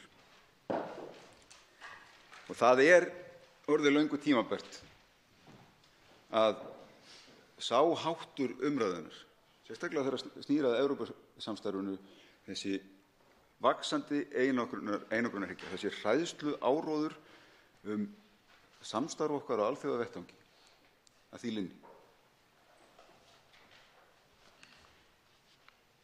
Þeir sem á undan okkur komu í þessum sal á undanförnum áratugum raunar frá upphafi fullveldis okkar og fyrr hafa alltaf haft þá framsýni að leiðarljósi að við erum sjálfstæð, fullvalda þjóð sem nýtum þetta sama fullveldi okkar til þess að meðal annars semja hagsmuni okkar á alþjóðavettvangi. Taka þátt í alþjóðlegu samstarfi þar sem að hagsmunir okkar fara saman með nágrannalöndum okkar og við höfum haft gríðarlegan ávinning af þessu alþjóðlega samstarfi sem við höfum þróað á þeim áratugum, sérstaklega eftirstríðsárunum.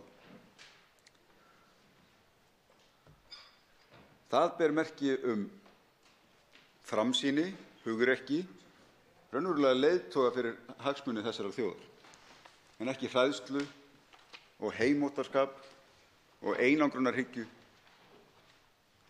að draga okkur inn í einhverja skel og fórna miklu meiri hagsmunum sem við höfum af EES-samstarfinu fyrir einhverjar pólitískar keilur sem á að reyna að slá með því að þyrla hér upp einhverju moldviðri í kringum innleiðinguna á þessum pakka.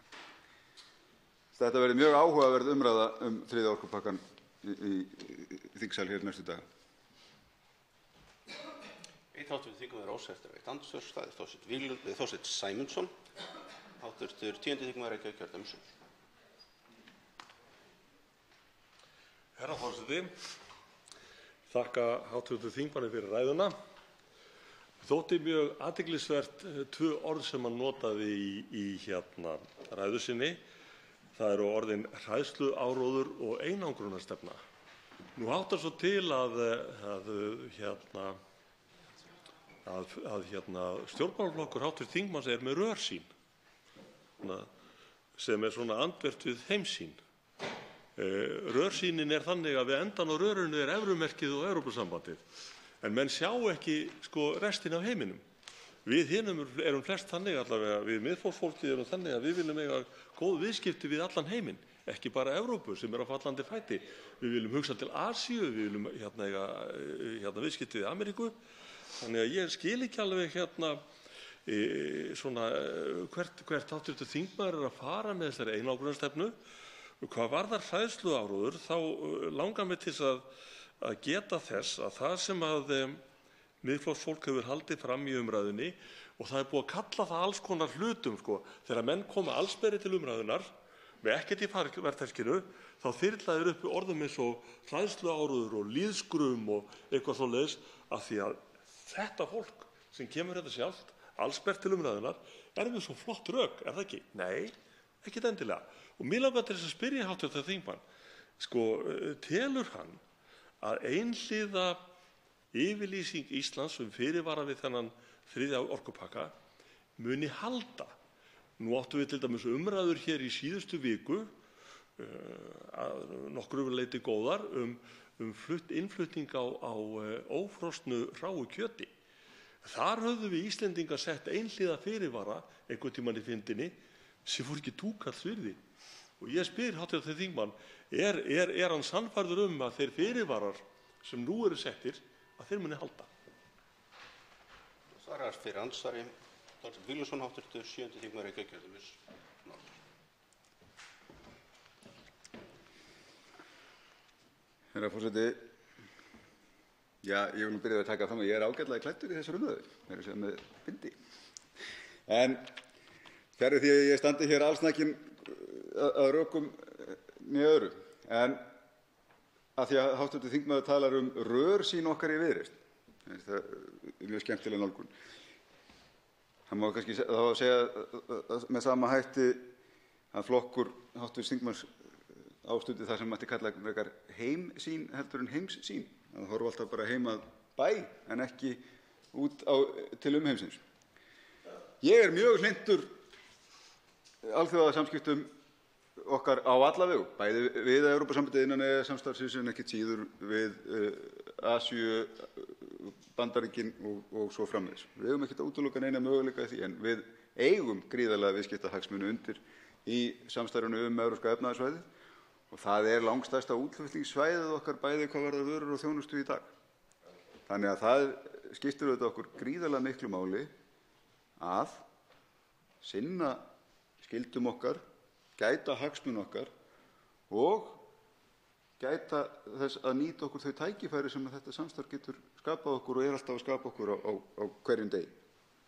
Af því að hv. þingmaður vísaði hér til umræðunnar kjötinnflutnings, það er bara grundvallarmunur þar á. Þar höfðum við gert samning sem felur í sér skuldbindingu tollkvóta og innflutning á fersku kjöti. Við höfðum opnað með pósitífum hætti á innflutning á fersku kjöti. Og það var verið að skikka okkur til þess að virða ákvæði þeirra samninga sem við höfum gert sem frjáls og fullvalda þjóð. Við höfum ekki gert neina samninga tengingu raforkuvirkja okkar við evrópska markaðinn. Og hér er sagt með skýrum hætti, slíkt verður ekki gert nema með pósitífu samþykki Alþingis. Þar af leiðandi hef ég engar áhyggjur af þessu máli. Veitir síðar andsvar Þorsteinn Sæmundsson, hv. 10. þingmaður Reykjavíkurkjördæmis suður. Það gleður mig að hv. þingmaður Viðreisnar hefur ekki áhyggjur. 80% þjóðarinnar hafa hins vegar áhyggjur. 65% af kjósendur Viðreisnar virðast vera svona heimóttalegir vantrúarmenn sem að hafa ekki trú á upptöku þessa orkupakka. Þannig að það er verk að vinna fyrir hv. þingmann og hans félaga í grasrótinni. En burtséð frá því að þá vil ég gleðjast yfir því að hv. þingmaður sagði við opnuðum markaðinn með pósitífum hætti. Á sama hátt erum við núna að opna fyrir þennan orkupakka með pósitífum hætti, en hann felst ekki bara þessi orkupakki í lagningu sæstrengs. Það er seinni tíma mál, og þó að ýmislegt sé í fylgigögnum og fylgifrumvörpum þessa máls núna sem ýtir undir það að últimat markmiðið sé sæstrengur, þá fjallar þessi samningur eða þessi orkupakki svo fjöldamart annað. Hann fjallar til dæmis aðkomu landsins að verðlagningu á orku. Hann fjallar yfirþjóðlega stofnun sem heitir ACER eða ACER, sem að mun stýra hér mjög miklu í orkumálum. Og þess vegna segi ég við hv. þingmann, virtir lögmenn hafa látið í það skína, og ekki bara látið í það skína þegar var haldið fram, að framsal á því valdi sem við erum með hérna í þessari umræðu núna, hún þenji allavega hið minnsta mjög þanþol stjórnarskrárinnar eða jafnvel fari í bága við hana. Og mig langar að spyrja hv. þingmann hvort að hann hafi, af því hann er áhyggjulaus, hvort hann hafi engar áhyggjur af því. Svarar síðar andsvari Þorsteinn Víglundsson, hv. 7. þingmaður Reykjavíkurkjördæmis norður.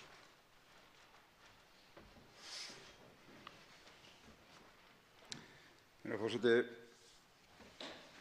mér finnst alltaf vera grautað saman í þessari umræðu hugsanlega áhrif 3. orkupakkans í Noregi og hugsanlega áhrif 3. orkupakkans hér á landi. Og það grundvallarmunur á áhrifunum af því að Noregur tengdur evrópska raforkumarkaðnum, við ekki. En það kannski kemur ekkert óvart að þessu þetta grauta saman því að rökin virðast vera flutt inn frá norska Miðflokknum ásamt fjárhagslegum stuðningi við baráttuna hér. Þannig að það er kannski gleymt að aðlaga þau í innleiðingu. En það kannski kjarnimál. Verðlagning á raforku á Evrópumarkaði hefur ekkert að segja hér meðan að markaðurinn hefur enga tengingu við evrópskan raforkumarkað. Það er bara ekki nokkuð skapaðan hlut. Það er bara alfarið á okkar forræði, hvernig við ráðstöfum með raforkuauðlindinni, hverjum við kjósum að selja eða ekki selja, hvernig við kjósum að þróa auðlindin áfram. Og við erum ekki að takast á neinar skuldbindingar einhvers konar sölu eða útflutningu á raforku til Evrópu, hvað þá að okkur sé með einhverjum hætti skylt að tengjast evrópska markaðnum. Bara ekki nokkur einasta leið að sýna fram á minnstu skref sem tekin í þá átt og alveg skýrt og sameiginlegur skilningur allra að þau mál eru algjörlega á okkar forræði áfram. Þess vegna finnst mér þetta alltaf vera sami hræðsluáróðurinn í þessar umræðu því að rökin standast ekki. Og þegar við skoðum hér algjörlega samdóma niðurstöðu hér fjölmargra lögspekingar sem kemur mjög skýrt fram í gögnum þessa máls, að allt sem að okkur snertir í innleiðingu 3. orkupakkans stenst fullkomlega ákvæði stjórnarskrár. Það er eins og bara sjálfstæð umræða sem er löngu tímabær í tengslum við samstarfið heimildarákvæði í stjórnarskrá varðandi þá framsal til alþjóðlegra stofnana. En þá umræðu hafa menn ekkert viljað taka í þessum sal. En það er löngu tímabært að taka þá umræðu slíkt ákvæði í stjórnarskrá til þess að auðvelda okkur áframhaldandi þróun EES-samstarfsins, en það er ekkert öðruvísi farið með þetta heldur en önnur EES-mál. Andsvari lokið. Til máls tekur Ari Trausti Guðmundsson, hv. 5. þingmaður Suðurkjördæmis.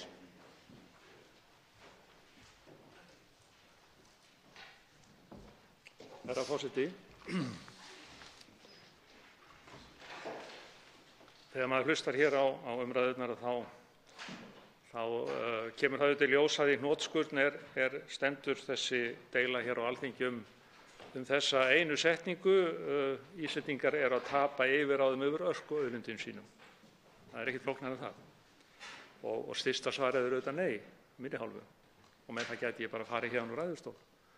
Og þannig sumt af þessu við erum mjög oft ekki að ræða saman. Og ég hef fylgst mjög vandlega með andsvörum eða málflutningi þeirra andstæðinga sem að hæst tala, og ég verð að játa það að ég næ ekki upp í helminginn af þeim eða meirihluta af þeim röksemdum eða staðhæfingum sem þar koma fram. Það er nú svo að orka var skilgreind sem vara eða raforka. Það var gert með 1. og 2. orkupakkanum. Þetta er vara sem hentar þá til viðskipta. Hún lýtur ekki sömu lögmálum og öll önnur vara þannig séð. Ég ætla að koma því á eftir innan Evrópu. En gott og vel, það kemur í ljós að 1. og 2. orkupakkin hafa nú ekki valdið neinum stórkostlegum vandræðum á Íslandi, eins og menn voru jú andsnúnir honum þá, og kannski hefði betur fer þá ekki skilgreint raforku sem vöru á Íslandi. Það kann vel að vera. En þessar undanþáguheimildir sem að þá fylgdu, þær hafa ekki verið nýttar. Það var aðskilinn flutningur og framleiðsla, og ég get ekki séð, að minnsta kosti þær úttektir sem ég hef séð á afleiðingu 1. og 2. orkupakkans, að það hafi verið neikvæðar, jafnvel þvert á móti. 3. orkupakkinn, hann fjallar meðferð þessara vöru. fjallar viðstöðulítil viðskipti með raforku milli landa. Og af hverju það? Jú, það vegna þess að orkuþörf hefur aukist, menn að hneigjast til orkuskipta, til vistvænnar orku og þá að gera að reyna að nýta sameiginlega möguleika Evrópuríkjanna til þess að ná þessum markmiðum. Þannig að ástæðan fyrir þessum þriðja orkupakka mjög ljós fyrir mér. En það sem orkupakkinn ekki, hann snýst ekki framleiðslumagn. Það að segja hversu mikil raforka framleidd í tilteknu landi. Hann snýst framleiðslutækin. Hann snýst heldur ekki flutningskerfin sjálf nema þau sem fyrir eru. Það að segja, það ekki innbyggt í þriðja orkupakkann að Evrópusambandið geti skipað mönnum í einhverju tilteknu ríki að bæta við flutningskerfið. Það gengur ekki þannig fyrir sig, það gengur á markaðsforsendum. Þetta snýst í sjálfu sér frjáls viðskipti og samningar. Og þessi frjálsu viðskipti og þessi samningar, þeir eru á forræði hvers ríkis.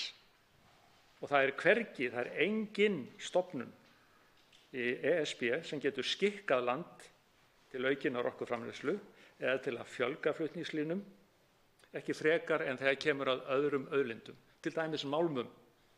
Það ekki svo, málmar eru vara.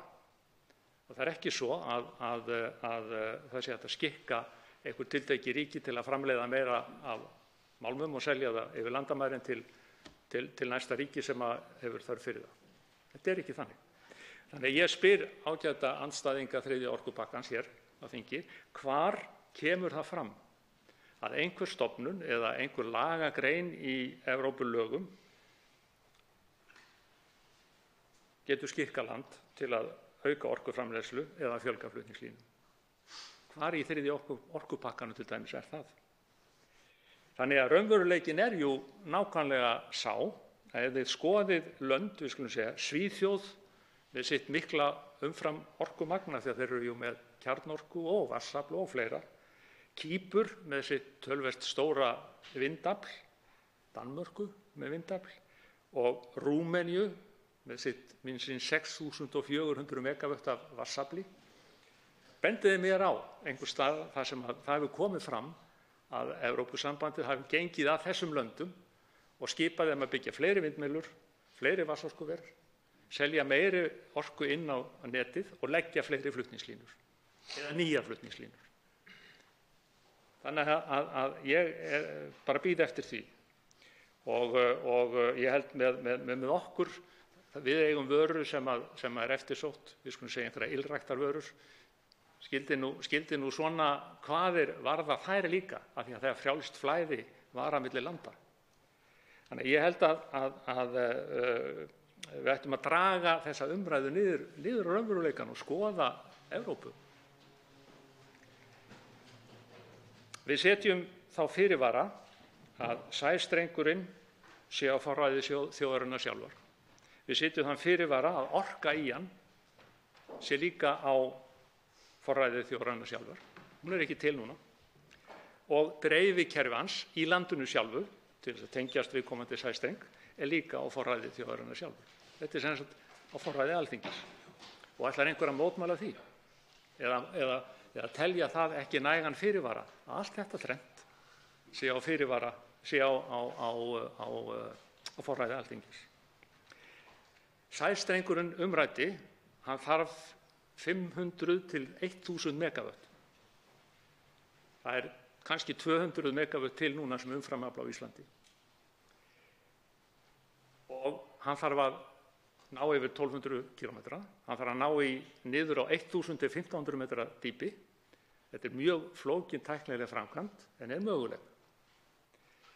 Þannig að þetta ekki líkt þeim sæstrengjum sem verið hafa lagðir á til dæmis yfir Norðursjóinn eða Eystrasaltið annars staðar. Og ég hef hitt þetta breska fyrirtæki. Þeir komu hingað með lobbyista til að ræða við okkur þingmenn. Atlantic Super Connection og að hvers frumkvæði var það? Ríkisstjórnar Sigmundar Davíðs Gunnlaugssonar og David Camerons. Þetta var samtal þeirra í milli sem leiddi til þess að þetta ágæta fólk kom hingað og þá var ekki þörf á það að kanna neina fyrirvara. Þetta þótti dálítið sexy hugmynd, svo ég sláði nú mig. Þannig að þeirra viðskipta hugmynd hrein hagnaðar hugmynd. Þetta hrein hagnaðardrifin hugmynd. Þetta einkafyrirtæki sem fær stuðning frá breska ríkinu ef að þeir geta fjármagna þennan sæstrenga hluta og þetta brotabrot af orkuþörf Stóra-Bretlands. Svona á við eina þokkalega borg þar, Glasgow eða eitthvað slíkt. Þannig að við skulum bara hafa það, auðvitað skiptir þetta kannski okkur máli vegna þess að við fengjum hagstætt verð og svo framvegis, en setjum þetta í rétt samhengi. Á korti sem að fylgir svokölluðum viðmiðunarreglum orkuinnviði ESB frá 2013, þá þessi frægi IceLink strengur milli Íslands og Bretlands. Hann settur þar að frumkvæði stjórnvalda annars vegar og Landsvirkjunar hins vegar. En hann hefur enga lagalega bindandi þýðingu þó hann sé á þessu korti. Þetta ein af þeim hugmyndum sem hefur verið sett fram hvernig Ísland gæti tengst þessu raforkukerfi og það engin vandi að skipa svo fyrir að hann skuli tekin út af þessu korti. Það engin þjóðréttarleg skuldbinding fólgin þessum IceLink streng, ekki nokkur. Þannig að satt að segja þá finnst mér þessi samsvöða sem að ég nefndi áðan og ég hef ekki náð upp í að mjög mörgu leyti hjá þeim sem eru andsnúnir orkupakkanum. Hann jú þannig að hann höfðar til áhyggju fólks af auðlindum landsins vissulega. En hann líka til þess fallinn vegna þess að hann svo oft á skjön við raunverulega staðreyndir. Hann vekur tortryggni og hann vekur ótta framtíð íslenskra orkuauðlinda og hann höfðar til þjóðarstolts sem ég ekki að tala niður. En þegar staðreyndirnar og röksemdafærslan með þeim hætti sem verið hefur, þá þessu ekki eitt með þessum hætti. Þannig að það eru skilaboð varðandi þennan streng. Það ekki hætta á því að við missum nokkurn skapaðan hlut frá okkur. Það vísu eftirlitsheimild sem í sjálfu sér jákvæð, en það ekki svo að við séum að missa nokkurn skapaðan hlut frá okkur með þessum orkupakka. Það eru alveg skilaboð og það eru 6 álit lögfræðinga sem hafa verið samin. Það búið að ræða hér eitt, það lítið búið að ræða önnur, en ég hvet ykkur til þess að lesa álit Skúla Magnússonar þessa skyldu sem að verið svo oft að ræða hér að verði að tengjast innri markaði Evrópu. Þeir hv. þingmenn að óska eftir að veita andsvör. Fyrstu til að veita andsvör Birgir Þórarinsson, hv. 3. þingmaður Suðurkjördæmis.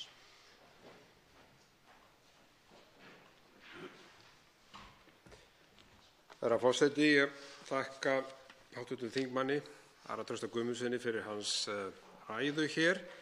Ég hjó sérstaklega eftir því að hann sagði að orkupakki 1 og 2 hefði ekki valdið vandræðum. Og nú langar mér aðeins að rifja upp fyrir hv. þingmanni hver afleiðingin af þessari innleiðingu var á sínum tíma. Þá var sem sagt í fyrsta skipti sem raforkunni var skilgreind sem markaðsvara eins og kom fram. Og í okkar litla samfélagi þá leiddi þessi umskipting orkugeirans til meiri yfirbyggingar og dýrara kerfis með því að aðskilja vinnslu og dreifingu á rafmagni eins og við þekkjum. Þetta var sem sagt til þess að rafmagnsverð til heimila og fyrirtækja hækkaði. Og það athyglisvert að Vinstri grænir, þeir voru á móti þessum orkupakka hér á Alþingi og greiddu atkvæði gegn honum. Og ég persónulega til að þeir megi vera stoltir af því. Og það vekur óneitanlega furðu að þeir skuli núna styðja þennan 3. orkupakka. Og ég get nefnt dæmi af hækkun á raforkuverði. Á veitusvæði Hitaveitu Suðurnesja og Suðurnesjum eru svokölluð köld svæði. Og á einni nóttu eftir að þetta var samþykkt hér á Alþingi þá hækkaði raforkuverð til þessara heimila 100% hvað varðar húshitun. Og þetta kalla ég afleiðingar þessa orkupakka. Og ég held að hljóti að vera hv. þingmaður sé sammála mér í því. Þess vegna hræða sporin núna þegar rætt þennan orkupakka númer 3. Og mig langar einfaldlega að spyrja hv. þingmann að því. Var það röng ákvörðun af hálfu Vinstri grænna á sínum tíma að styðja ekki orkupakka 1 og 2? Svarandsari fyrir sinn, Ari Trausti Guðmundsson, hv. 5. þingmaður Suðurkjördæmis. Herra forseti, nei, eflaust hefur það ekki verið rangt. Ég var nú ekki á þingi þá og heyrði svo sem ekki röksemdirnar en ég gat nú eitthvað fylgst með þeim. Sjáðu til, það langt liðið. Og nú spurningin, myndu við ef að fyrsti og annar orkupakki kæmi til álita núna, væru við þá öll að mót honum? Ég ekkert svo viss það. En gott og vel, sagan svona. Hækkun raforkuverðs 100% vegna þessa aðskilnaðar yfirbyggingarinnar, það er að segja orkuframleiðslunnar annars vegar og orkuflutningsins hins vegar, get ég ekki sagt nokkuð skapaðan hlut. Þessu haldið hér fram og mér finnst þetta mjög sérkennileg hækkun ef að svo að sé þetta tvöfalda verð vegna þess að það er verið að aðskilja flutningskerfi og framleiðslukerfi. En gott og vel, vandræðin sem ég að tala eru þau að úttektir sem hafa verið teknar á heildaráhrifum þessara aðskilnaðar, hvað snertir rekstraröryggi, hvað snertir áhrif á samráð á milli þess sem að selur og framleiðir. Allt þetta hefur verið dæmt sem tiltölulega jákvætt. Og það getur vel verið að raforkuverð hafi hækkað einhvers staðar eða stað í stað annars staðar eða jafnvel lækkað annars staðar vegna þess að það virk samkeppni. Það eru 4 eða 5 eða 6 fyrirtæki að selja. Það var jú einn af tilgangunum með þessu. En það að gera raforkuna að vöru frammi fyrir Evrópusambandinu hafi það verið rangt. Ja, gott og vel, þá höfðu Vinstri græn rétt fyrir á sínum tíma. Hafi það gengið þokkalega eftir, þá hafa Vinstri græn haft rangt fyrir sér á sínum tíma. Og það er ekkert óeðlilegt þegar horft er tilbaka 10, 15, 20 ár frá því að búið er að innleiða eitthvað af því sem að menn hafa barist á móti eða verið með, að menn hafi aðra afstöðu. Þannig að ég ætla ekki að segja fleiri það. Síðara sinn, Birgir Þórðarson, hv. 3. þingmaður Suðurkjördæmis. Herra forseti, ég þakka hv. þingmanni svarið og ég ætla að skýra út fyrir honum hvers vegna raforkan á köldum svæðum á Suðurnesjum hækkaði 100%. Og það er vegna þess að þegar hitaveita var lögð Suðurnesin þá var ekki lagt til allra húsa. Það er á Vatnsleysuströnd, Grindavík og svo framvegis það sem var ekki hægt að leggja hitaveitu og þá var samið við Hitaveitu Suðurnesja að hún niðurgreiddi sérstaklega raforku til þessara heimila þannig að þessi heimili sætu við sama borð og aðrir. Þegar þessi orkupakki er innleiddur, orkupakki 1, þá var fyrirtækinu Hitaveitu Suðurnesja bannað að niðurgreiða raforkuna til þessara notenda. Og þar með hækkaði verðið 100%. Það er að segja að þessi orkupakki gerði það að verkum að samfélagslegi þátturinn, félagslegi þátturinn í þessu kerfi, hann er ekki lengur viðhafður. Nú er það bara markaðslögmálin sem gilda og þá skulu menn bara gjörsamlega sætta sig við það. Og þetta er í okkar litla landi óásættanlegt. Að eitthvað apparat í Evrópu, í Brussel, geti sagt fyrir það að það sé bannað að niðurgreiða rafmagn til húshitunar vegna þess að við búum ekki við heitt vatn og þau lífsgæði sem fylgja hitaveitunni. Þannig ég segi bara enn og aftur spori hræða hvað varðar þennan orkupakka og í mínum huga er það engin spurning að við erum að hafna honum vegna þess að það mun ekki hafa neinar afleiðingar fyrir okkur hvað varðar evrópska efnahagssvæðið. Við þekkjum það, þetta er bara hræðsluáróður sem kemur frá stjórnarflokkunum, Viðreisn og Samfylkingum, allt fari hér á annan endan en við segjum nei.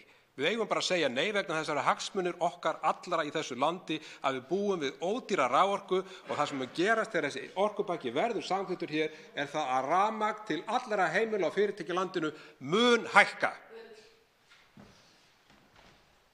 Svarandsari síðara sinna Ari Trausti Guðmundsson, hv. 5. þingmaður Suðurkjördæmis. Það mætti halda að hv. þingmaður væri skyggn vegna þess að hann talar eins og við séum að leggja sæstreng á morgun og þar með hækki raforkuverð á Íslandi.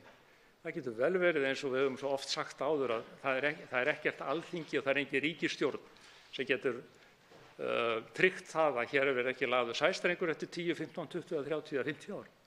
Þá þetta gerist eitt og annað. En við erum ekki að ræða það.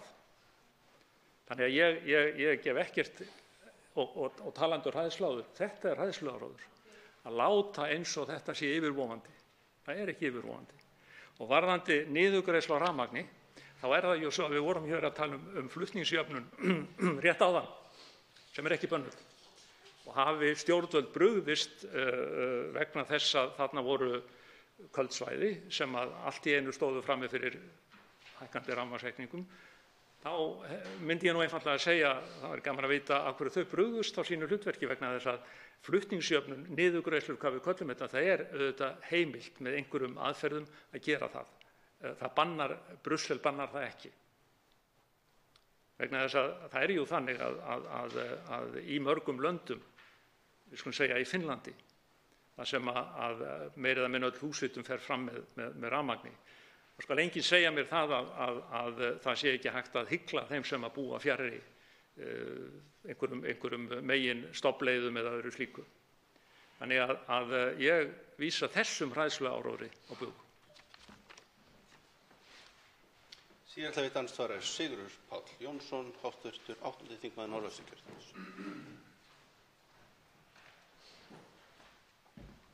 Hæstv. forseti, ég vil þakka hv. þingmanni Ara Trausta Guðmundssyni fyrir ræðu.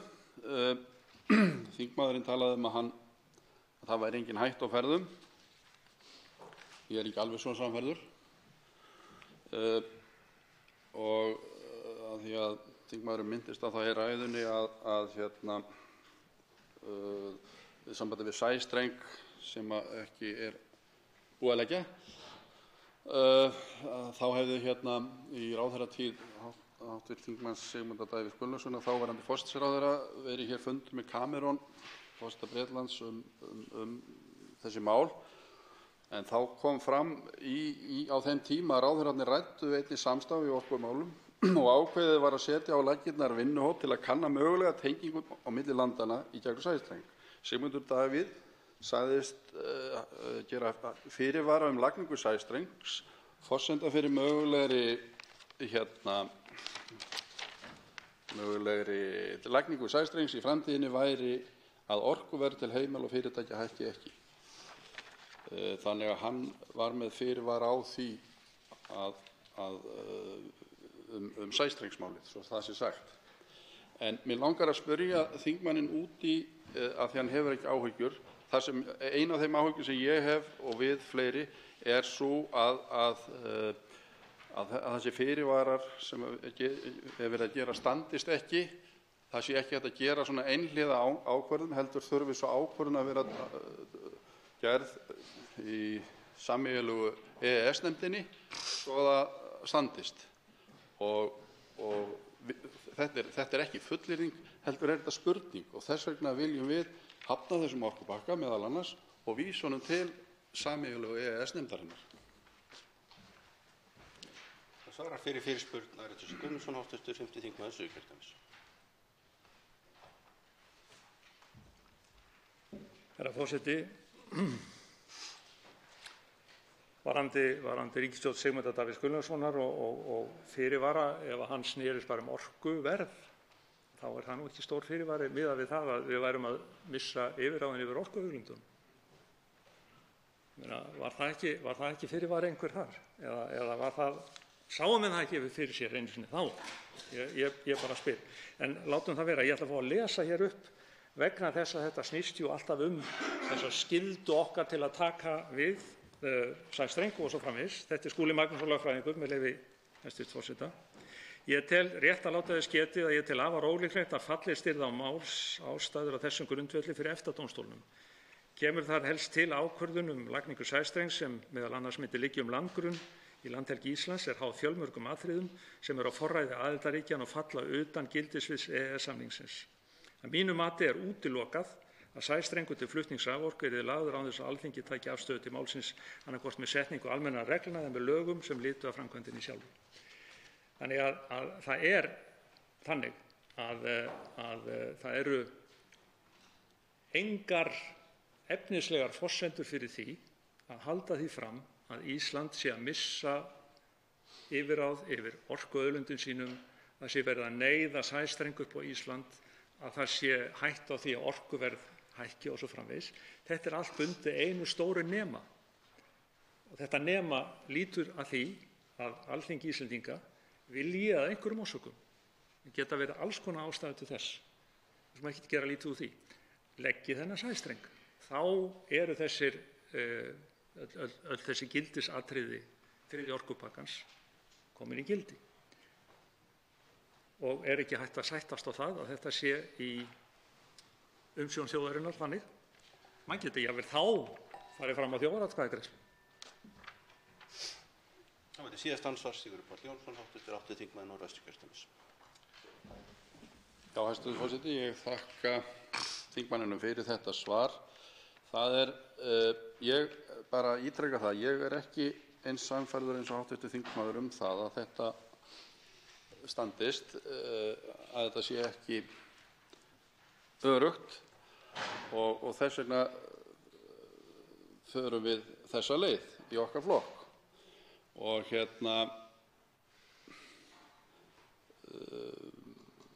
það eru engar fullyrðingar í sambandi við það og það hefur verið vitnað í álitsgjafa í dag og við munum örugglega gera það áfram og þeir hafa ekki fullyrt heldur að allar þessar leiðir séu alveg skothildar og það hefur líka verið talað við höfum aldrei hafnað EES-gerðum, það er alveg rétt, en það er heldur engin hætta á ferðum þó að við gerum það. Við getum alveg, það hef ég heyrt fræðimenn segja, það er engin hætta á ferðum. Það er engin voð í því að bara vísa þessu aftur til EES-nefndarinnar, fara þar vel yfir málið og þar er rétti staðurinn til þess að fjalla máli eins og þessi máli. Þetta er náttúrulega stór mál. Við erum að tala að þetta sé miklu stærra mál heldur en á sínum tíma var í Icesave-málið. Þetta er svona grundvallarmál í mínum huga. Svara síðast andsvari Trausti Guðmundsson, hv. 5. þingmaður Suðurkjördæmis.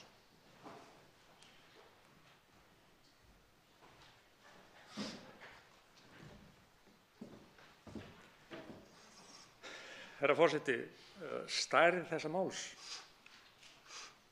Við erum að innleiða gerðir með þeim fyrirvara að gerðirnar gildi ekki í raun og veru, nema að þeim hluta sem að snýr eftirlitsstofnunina, sem verður sjálfstæður eftirlitsaðili á Íslandi. Nema að hér sé lagður sæstrengur.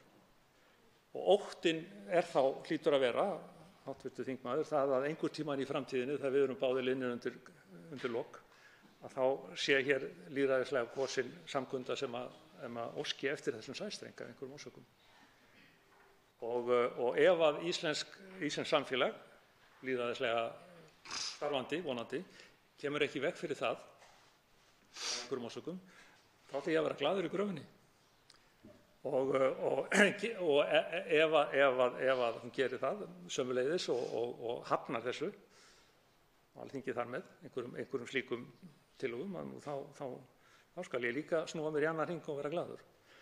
Vegna þess að málið er ósköp klippt og skorið þetta eins og hæstv. Utanríkisráðherra lagði hér á borð fyrir okkur. Að allir þessi fyrirvara sem eru gerðir raforkuverð, hér þurfum við að virkja út og suður, hér þurfum við að leggja fullt af línum þvert ofan í deiliskipulög og mat á umhverfisáhrifum og hvað eina, við séum búin að missa yfirráðin yfir öllu ferlinu. Og þetta er svo fráleit hugmynd að ég vona að sem flestir Íslendingar sjá í gegnum þennan vef. Andsvörum er lokið. Til máls tekur Una María Óskarsdóttir, hv. 6. þingmaður Suðvesturkjördæmis.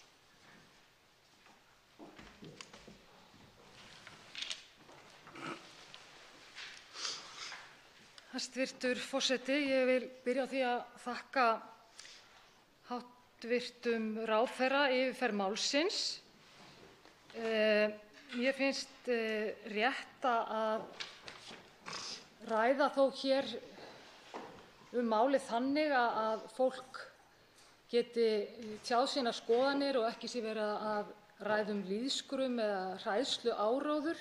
Þessi þingstóll er til þess að skiptast á skoðunum, setja fram gagnrýnar spurningar og til þess að komast að niðurstöðu mál. Og ég vil líka geta þess í þessu sambandi að þá er svolítið hvimleitt þegar fólk er að segja, stendur hér í ræðustól og það er svona verið að glotta og hlæja og gera lítið úr orðum fólks sem er að tjá skoðun sína. Ég ætla að reyna að tjá skoðun mína hér þetta mál og vona að ég fái tækifæri til þess og hljóð til þess.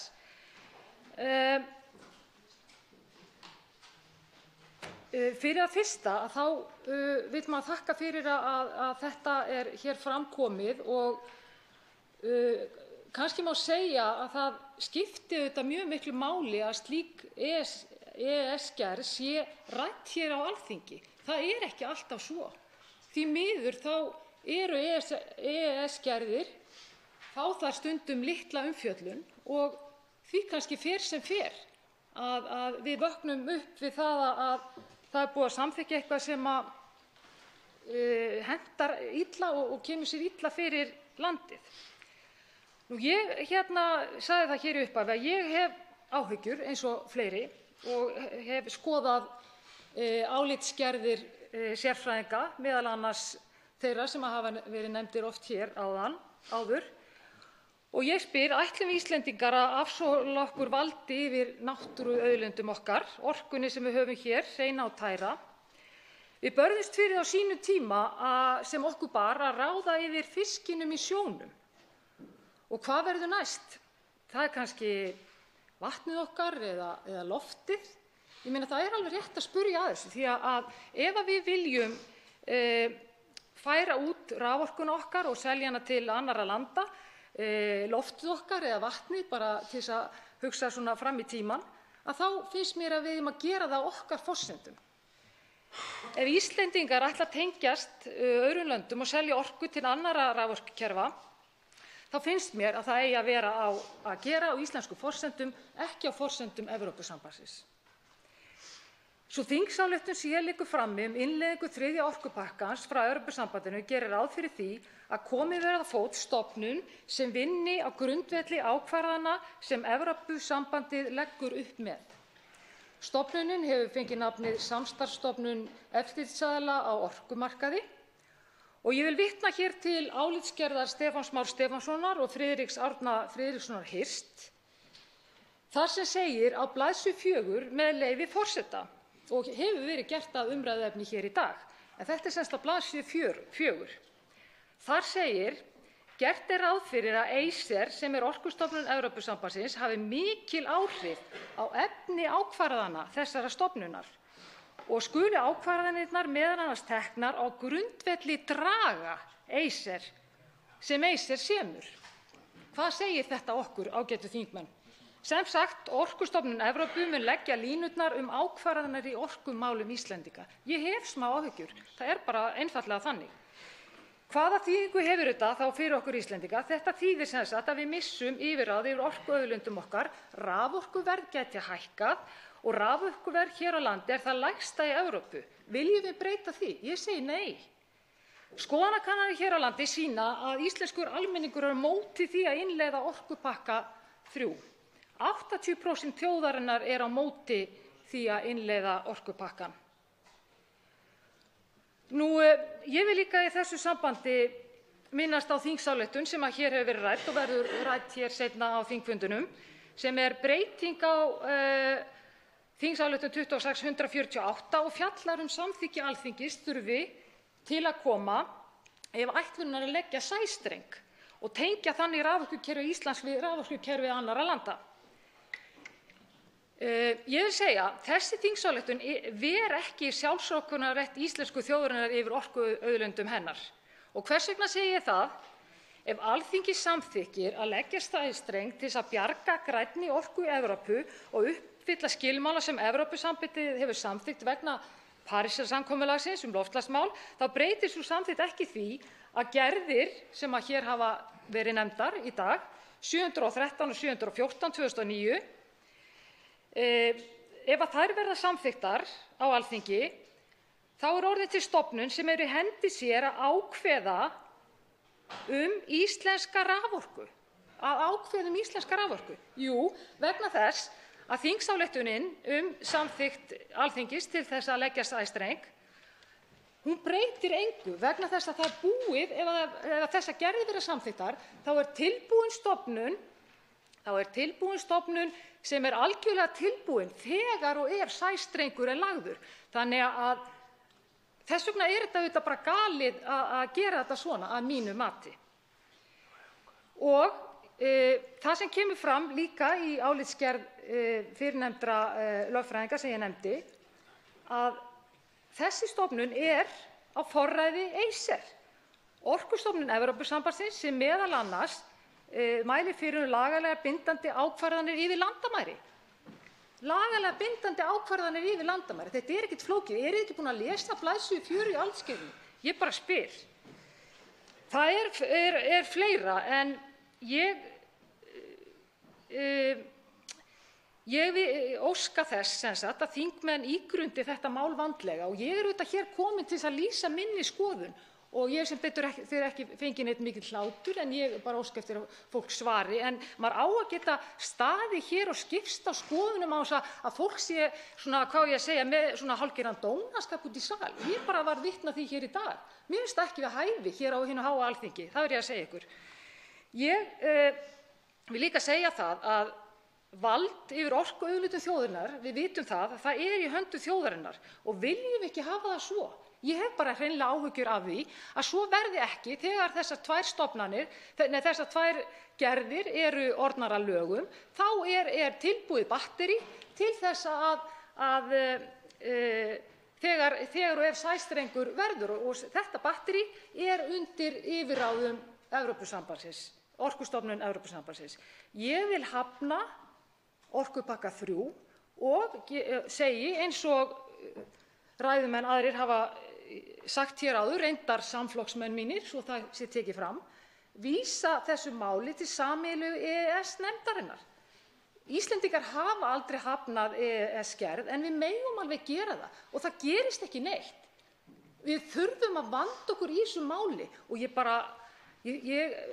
kannski er ég algjörlega villigötum, ég held bara að svo sé ekki. Það er bara einfaldlega þannig. Svo áttar til að 4 hv. þingmenn óska eftir eitt andsvar og því andsvarinn stytt í 1 mínútu bæði fyrr og síðar andsvari. Fyrst til að veita andsvar Óli Björn Kárason, hv. 10. þingmaður Suðvesturkjördæmis.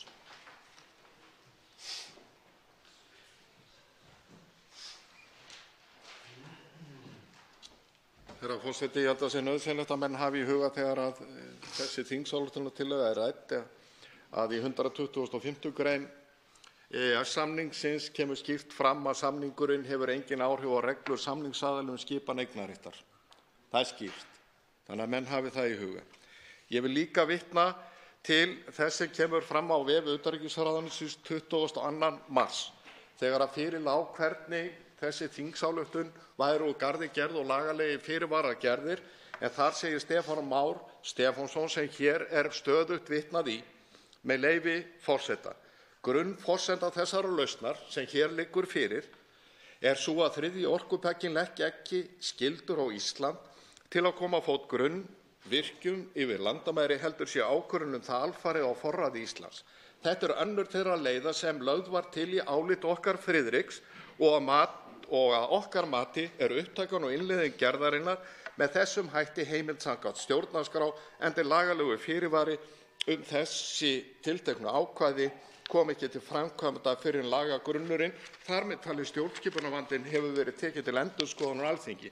Nú spyr ég háttvirtan þingmann, er háttvirtur þingmaður sammála þessu áliti Stefáns Más Stefánssonar eða ekki?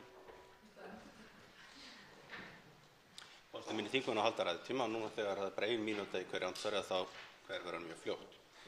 Svarandsvari í fyrra sinn, Una María Óskarsdóttir, hv. 6. þingmaður Suðvesturkjördæmis. Ég vil þakka áhuga á málinu og Óli Björn Kárason, ég reyndar heyrði ekki seinni spurninguna en varðandi það fyrra sem hann var að ræða að þá talaði hann skipan á eignarrétti og ég get alveg verið sammála því og það er auðvitað alveg rétt sem að þingmaðurinn háttvirtur er að segja hér, en það sem að máli snýst yfirráðin. Yfirráðin eru samkvæmt því sem að þeir háttvirtu lögmenn tveir segja, Stefán Már og Friðrik, yfirráðin, ef að þessar gerðir tvær verða samþykktar, þá eru yfirráðin í höndum Orkustofnunar Evrópu. Þetta er á blaðsíðu 4. Síðara sinna Óli Björn Kárason, hv. 10. þingmaður Suðvesturkjördæmis. Herra forseti, stór hluti og grunnhluti af eignarréttinum auðvitað nýtingarrétturinn. Þannig að nýtingarrétturinn er alveg skýr, það er ekkert verið að hagga við honum. Það sem ég var að vitna til eru orð Stefáns Más Stefánssonar, þar sem hann lýsir því yfir að sú lausn sem liggur hér á borðum sé fullnægjandi hans mati. Og nú spyr ég aftur háttvirtan þingmann, er hún sammála Stefáni Már Stefánssyni sem að telur þetta fullnægjandi lausn vegna þess að álitsgerð hans var gerð áður en þessi þingsályktun var samin og lögð hér fram, en með stuðningi hans samkvæmt forskrift sem hann leggur til í álitsgerðinni. Og nú segir hann í yfirlýsingu sem birtist á vef utanríkisráðuneytisins, þetta er fullnægjandi að mínu mati. Þetta er fullnægjandi lausn, hún er góð. Styður háttvirtur þingmaður Stefán Má og þessa ályktun hans eða ekki? Eða er þingmaðurinn með þeim hætti val, er þetta bara svona val? Ef mér líkar við skoðun að þá er hún í lagi, ef mér líkar ekki við hana þá er hún ekki í lagi. Svarandsvari síðara sinn, Una María Óskarsdóttir, hv. 7. þingmaður Suðvesturkjördæmis. Hæstv. forseti,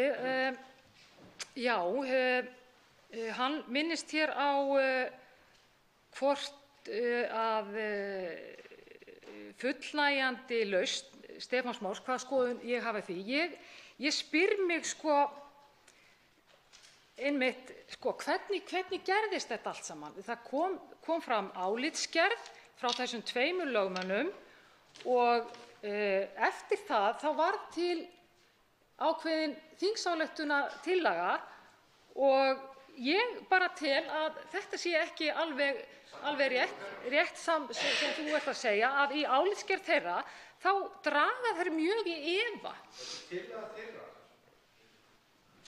Ég er að ef ég má halda áfram, að í álitsgerð Stefáns og Friðriks þá draga þeir mjög í efa að þetta sé leið sem hægt er að fara. Þeir draga í efa að þessar 2 gerðir séu þess bærar að það eigi að innleiða þær.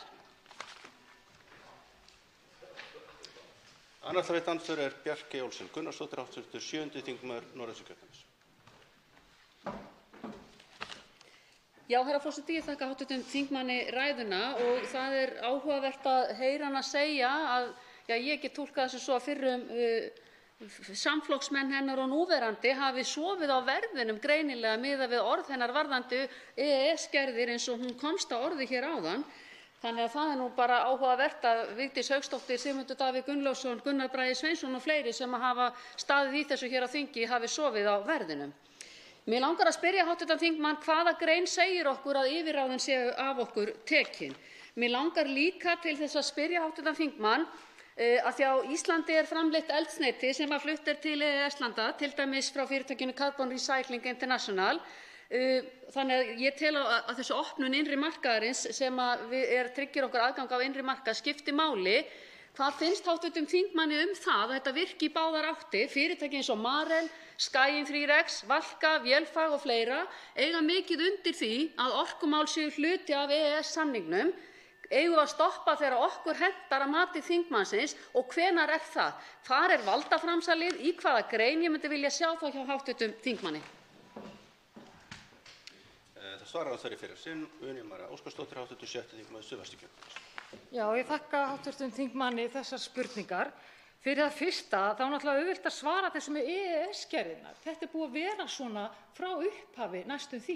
Það hafa allt of fáir starfsmenn íslenskir verið til þess að vinna að innleiðingu þessara gerða til að mynda erlendis og við vitum alveg að það er margt sem hefur farið fram hjá okkur. Þetta er bara staðreynd.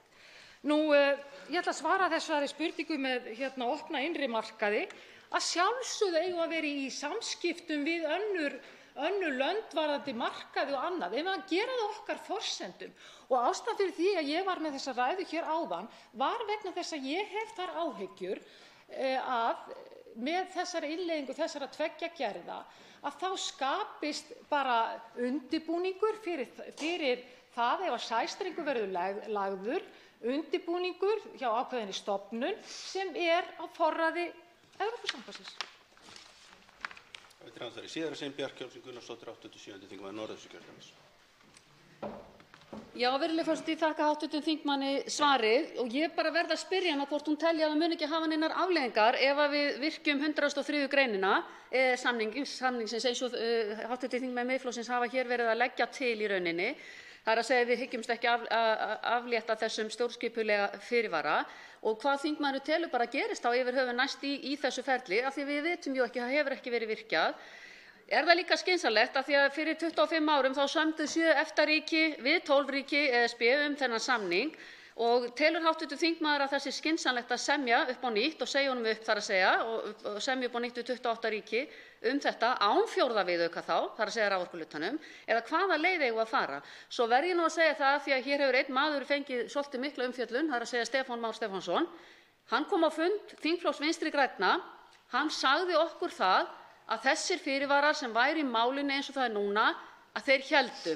Og ég spyr hv. þingmann, hefur hún talað persónulega við Stefán Már Stefánsson eða haft tækifæri til þess að spyrja hann nákvæmlega út í þessar áhyggjur sem að Miðflokkurinn hefur? Svarar ráðherra í síðara sinn, Una María Óskarsdóttir, 87. þingmaður Suðvesturkjördæmis.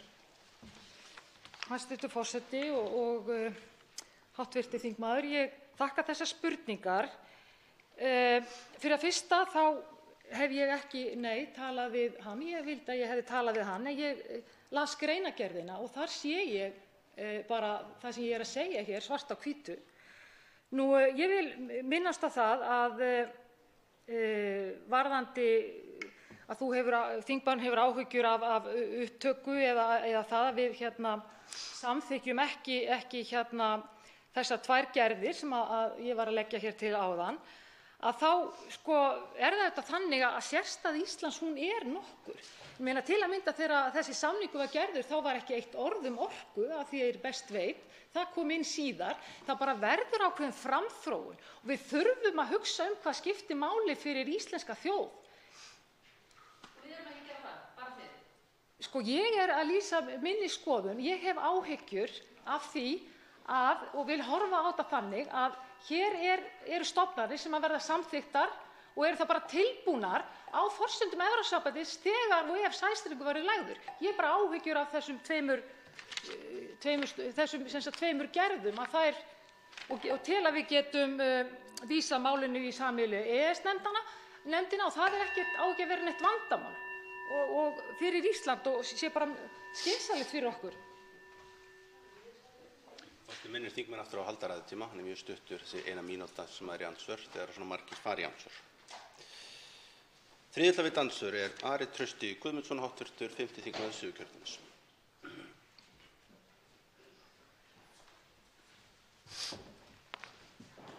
Herra forseti,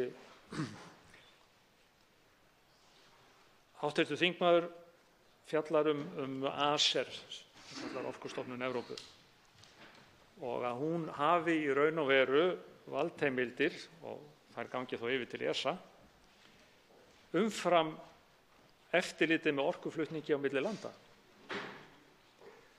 Og hvar getur hún í raun og veru séð að þær heimildir varði líka orkuframleiðslu og byggingu nýrra orkuvirkja og svo framvegis. Ég sé það ekki og ég skora á hana, hv. þingmann, að sýna fram á það að þegar ACER leggur einhver drög fyrir ESA, að það varði annað heldur en það sem að ACER á að gera, sem eftirlit með orkuflutningi milli landa. Svarandsvari í fyrra sinn, Una María Óskarsdóttir, hv. 7. þingmaður Suðvesturkjördæmis. Hæstv. forseti og hv. þingmaður, ég þakka spurninguna og ég held ég hafi náð það sem að ég var hér að fjalla og á blaðsíðu 4 í álitsgerð fyrrnefndra lögmanna Stefáns Más og Friðriks, að þá ætla ég að fá með leyfi forseta að lesa það upp og þetta efst á blaðsíðunni fyrir ofan fyrstu greinarskil. Hvað EFTA-ríkin snertir gert ráð fyrir því að eftirlitsstofnun EFTA, ESA, fari með þær valdheimildir sem ACER eru veittar í reglugerð nr. 713/2009, meðal annars lagalega bindandi ákvarðanir varða grunnvirki yfir landamæri. Eftir sem áður gert ráð fyrir því að ACER hafi mikil áhrif á efni slíkra ákvarðana ESA og skulu ákvarðanir ESA meðal annars teknar á grundvelli draga sem ACER setur fyrir ESA.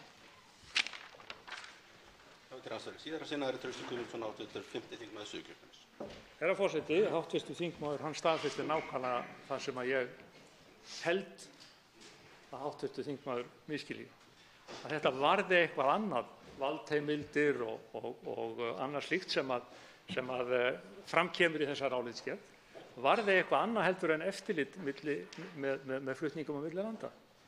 Það snýst akkúrat þetta sem þeir eru að tala um. Vissulega eru það ákveðnar valdheimildir og vissulega hafa þessi sömu höfundar talið sem svo að við værum að fórna þarna ákveðnum valdheimildir ríkisins. En þetta snýst ekki að hingað geti komið sæstrengur eða við þurfum að framleiða í hann. Alls ekki. Og í því liggur þessi skelfilegi grundvallarmisskilningur sem mér finnst skelfilegur vegna þess að hann litar allt sem að hér fer fram og það svo sérkennilegt þegar eru 6 lögfræðiálit að Miðflokksmenn hv. skulu bara velja það sem að hentar þeim. Og meira að segja horfa fram hjá því að Stefán Már Stefánsson og hans samstarfsmaður telja að leið Íslands sé í lagi. Þá svarar andsvari síðari sinni hv. 7. þingmaður Suðvesturkjördæmis Una María Óskarsdóttir. Frú forseti og hv. þingmaður, ég þakka þessa spurningu og vil bara segja það að það ekkert verið að misskilja hér neitt. Það ekki verið að misskilja neitt og ef að svo þá spyr ég bara, ef að þetta varðar eitthvað allt annað eins og þingmaðurinn hv. segir, nú þurfið þau ekki að fá úr því skorið hvað það hvað þetta þýðir. Ég held að bara hljóti að vera þannig að ef að þetta misskilið af minni hálfu, það sem ég að setja hér fram, sem ég tel ekki vera, að þá náttúrulega þýðir ekkert að setja það fram að það varði eitthvað allt annað. Við verðum að vita hvað það Það ósköp einfalt. Að síðustu veitir andsvar hv. 8. þingmaður Reykjavíkurkjördæmis norður Birgir Ármannsson. Hæstv. forseti. Við erum að taka málið hér til fyrstu umræðu og eigum eftir að fjalla það í nefndum þingsins og þar gefst vonandi tækifæri til þess að fara yfir öll þau lögfræðiálit sem liggja fyrir í málinu og allar þær álitsgerðir sem fram hafa komið. Þær eru fleiri heldur en hér hafa verið nefndar í ræðum og ég sannfærður það að ef fólk fer yfir þessar álitsgerðir og leggur síðan sitt sjálfstæða mat á þær eins og fólk á að gera, að þá séu þær áhyggjur sem hv. þingmaður Una María Óskarsdóttir lýsti hér í sinni ræðu algjörlega ástæðulausar. Og ég held að við eigum að skoða þetta heildstætt. Ég held að við eigum að fá þessa ágætu fræðimenn til okkar á fund og ræða við þá þannig að það sé ekki bara verið að taka einstök orð eða einstakar setningar og slíta þær úr samhengi, heldur ræða við þá heildstætt þessi mál. Og ég alveg sannfærður að áhyggjur hennar þetta víðtæka framsal á auðlind Íslands á orkusviðinu koma til með að reynast á misskilningi byggðar. Þá svarar andsvari í fyrra sinni hv. 7. þingmaður Suðvesturkjördæmis, Una María Óskarsdóttir. Frú forseti og hv. þingmaður Birgir Ármannsson. Já, ég er einmitt algjörlega þeirrar skoðunar. Til þess stendur maður hér, til þess að tjá skoðun sína í hinu háa Alþingi og skoða þar máli heildstætt. Og það þarf líka að taka tillit þeirra skoðana, gagnrýni sem fram kemur og ekki tala að eitthvað lýðskrum eða einhver önnur orð hræðsluáróður. Vissulega er slíkt oft notað. En ég stend hér vegna þess að mér finnst staða málsins þessi, að það þurfi að skoða þetta. Og ég vil algjörlega taka undir það að svo verði gert. Þá veitir andsvar síðara sinni hv. 8. þingmaður Reykjavíkurkjördæmis norður sem átti nú reyndar ekki að standa í púlti fyrr en ég væri búin að kynna hana fullu. Birgir Ármannsson, gjörðu svo vel. Hæstv. forseti, ég bið afsökunar á þessu frumhlaupi mínu. En ég vildi bara í raun og veru í þessu andsvari draga það fram að þetta mál hefur verið í mjög ítarlegri skoðun árum saman. Þegar ég var formaður utanríkisnefndar hérna 2013–15 þá fengum við þetta mál oft inn á okkar borð vegna þess að það var verið að kynna stöðu málsins. Þá lögðum við mikla áherslu á það í utanríkisnefnd og reyndar öðrum nefndum sem fjölluðu málið að það yrði fundin svokölluð tveggja stoða lausn á fyrirkomulagi eftirlits með viðskiptum yfir landamæri þegar slík viðskipti væri að ræða. Slík lausn fannst. Þar með taldi ég að það væri í raun og veru máli væri langt komið. Varðandi síðan aðra þætti málsins þá velti maður fyrir sér hver áhrif sæstrengs yrðu ef hann yrði lagður.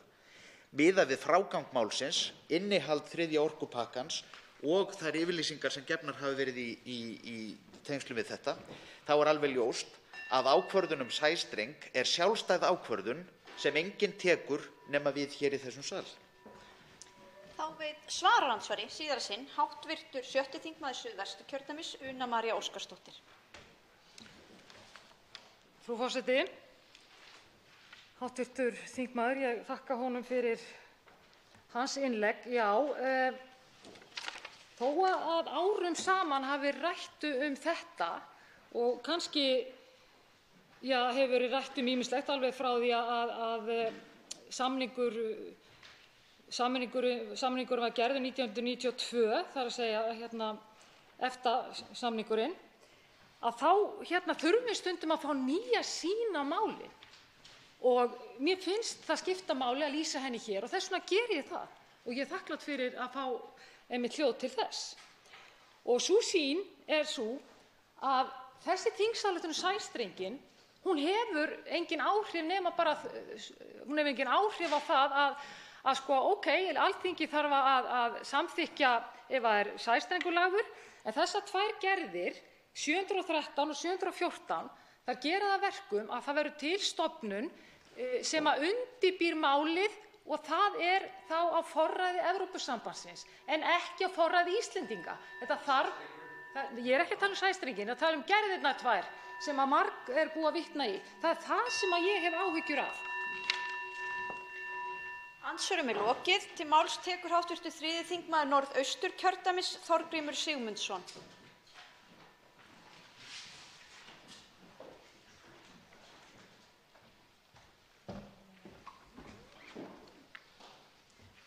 Frú forseti, við ræðum hér háalvarlegt mál sem snýst meðal annars yfir okkar eigin auðlindum. Það er því miður margt sem bendir til þess að með ályktun utanríkisráðherra séum við að afsala okkur valdi það hvernig málefnum okkar helstu auðlinda er háttað. Það er ekki annað að sjá en að þingheimur sé blekktur. Það er látið í það skína að eitt helsta lykilgagn við að telja þjóðinni trú að innleiðing þriðja orkupakkans muni ekki hafa nein neikvæð áhrif hér. Sé álitsgerð Friðriks Árna Friðrikssonar og Stefáns Más Stefánssonar en álitsgerðin fjallar meðal annars stjórnskipuleg álitamál tengt framsali ríkisvald til stofnunar ESB og EFTA. Hér er rétt að hafa staðreyndir á hreinu og ég leyfi mér að vitna beint í texta eins og fleiri hafa gert hér í dag. Fram hefur komið að ekki standi, með leyfi forseta, ekki standi til að innreiða 8. grein reglugerðar 713/2009 í Landsrétt, jafnvel þótt þriðji orkupakkinn væri tekinn upp í EES-samninginn. að undangengnu samþykki Alþingis á fyrirliggjandi ákvörðun sameiginlegu EES-nefndarinnar frá 5. maí 2017, þar sem Ísland sé ekki tengt við innri orkumarkað ESB, til dæmis í gegnum sæstreng.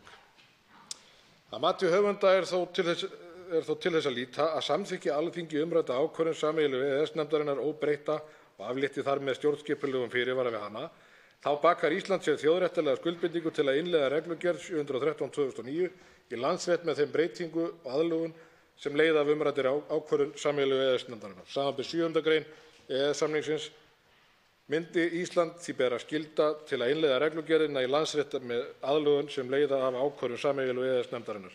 Þetta þýðir jafnframt að taka verður afstöðu til þess nú þegar hvort 8. grein reglugerðar nr. 713/2009 og aðrir hlutar orkupakkas, ef því er að skipta, standi stjórnarskrá og það áður en Alþingi ákveður hvort samþykkja skuli umrædda ákvörðun sameiginlegu EES-nefndarinnar. Forseti, ég ætla að endurtaka síðustu setninguna með leyfi. Það þýðir jafnframt að taka verður afstöðu til þess að nú þegar 8. grein reglugerðar 713/2009 og aðrir hlutar orkupakkas, ef því er að skipta, standi stjórnarskrá og það áður en Alþingi ákveður hvort samþykkja skuli umrædda ákvörðun sameiginlegu EES-nefndarinnar. Frú forseti, með því að samþykkja 3. orkupakkann hefur Alþingi viðurkennt valdsvið Acer orkustofnunar ESB og útibús hennar á Íslandi. Báðum ber þeim skylda til að fylgjast með hvort kerfisþróunaráætlun ESB sé fylgt. Ef henni er ekki fylgt skulu þau fara þess á leit við íslensk yfirvöld að henni verði fylgt. Verði íslensk yfirvöld ekki við þessari málaleitan, þá skal afhenda framkvæmdastjórn skýrslu það. Framkvæmdastjórnin getur farið með máli fyrir EFTA-dómstólinn og eru við þar með skuldbundin til að hlíta úrskurði þess dómstóls. Hér er klárlega valdaframsal að ræða að mínu mati og ég hef rétt á mínu mati. Ég hef fullan rétt á mínu mati. Það er mér öllu óskiljanlegt hvort samþykkja á eitthvað sem gæti brotið í bága við stjórnarskrána. Ég bendi á einhliða íslenskar yfirlýsingar hafa ekkert gildi að Evrópurétti. Samkomulag á milli íslensks ráðherra og framkvæmdastjóra ESB hefur heldur ekki nokkra réttarlega þýðingu. Með því að innleiða 3. orkupakkann í íslensk lög mun Alþingi skuldbinda Íslendinga til að taka þátt í að þróa innri orkumarkað ESB án hindrana. 5. frelsið ESB. Að neita að samþykkja sæstreng til landsins er sama á að segja innri markaður eigi ekki að spanna Ísland. Í þessu felst augljós mótsögn. Ég bendi á að sameiginlegu EES-nefndinni veitti Ísland undanþágu frá því að innleiða löggjöf ESB jarðgas vegna þess að hér er ekki framleitt jarðgas. Hún gæti með svipuðum rökum veitt Íslandi undanþágu frá löggjöf ESB sameiginlegan raforkumarkað vegna þess að Ísland er alls ekki tengt þeim markaði. Það er ein af þeim leiðum sem við gætum farið og eitt þar með allri óvissu. En við gætum líka innleitt reglur skipaskurð og járnbrautir. Við verðum að forðast að lenda í þeirri stöðu að einhver stofnun hafi það að segja hvernig við höfum okkar orkumálum. Orkan og yfirráð yfir henni eru okkar helstu framtíðarauðæfi og það skiptir öllu máli að við séum algjörlega óskipt við stjórnvölinn þegar kemur ákvörðun með slík málvarðar. Hér er eitt af okkar fjöreggjum að ræða. Það virðist sem upplegg margar og rökstuðningu fyrir innleiðingu 3. orkupakkans í álitsgerð Stefáns Más Stefánssonar og Friðrikssonar Hirst.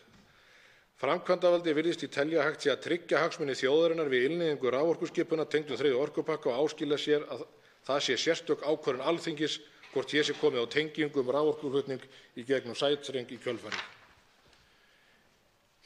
Ef markmiðið sem ætti að sjálfsögðu að vera það að Alþingi og löggjafarvaldin hafi með það að segja hvort komið verður á tengingu við raforkukerfi annarra landa er það algjört lágmark að setja efni tillögunnar í lög og tryggja þannig að báðir aðilar löggjafarvaldsins komi að þeirri ákvörðun.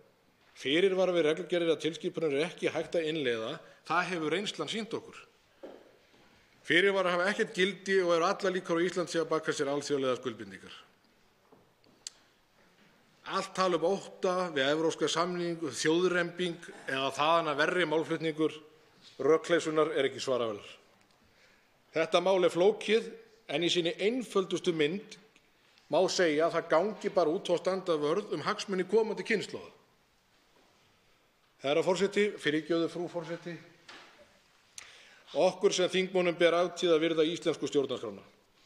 Það er alrangt að Það er rangt að hafni Alþingi 3. orkupálki ESB muni afleiðingar verða ófyrirsjáanlegar.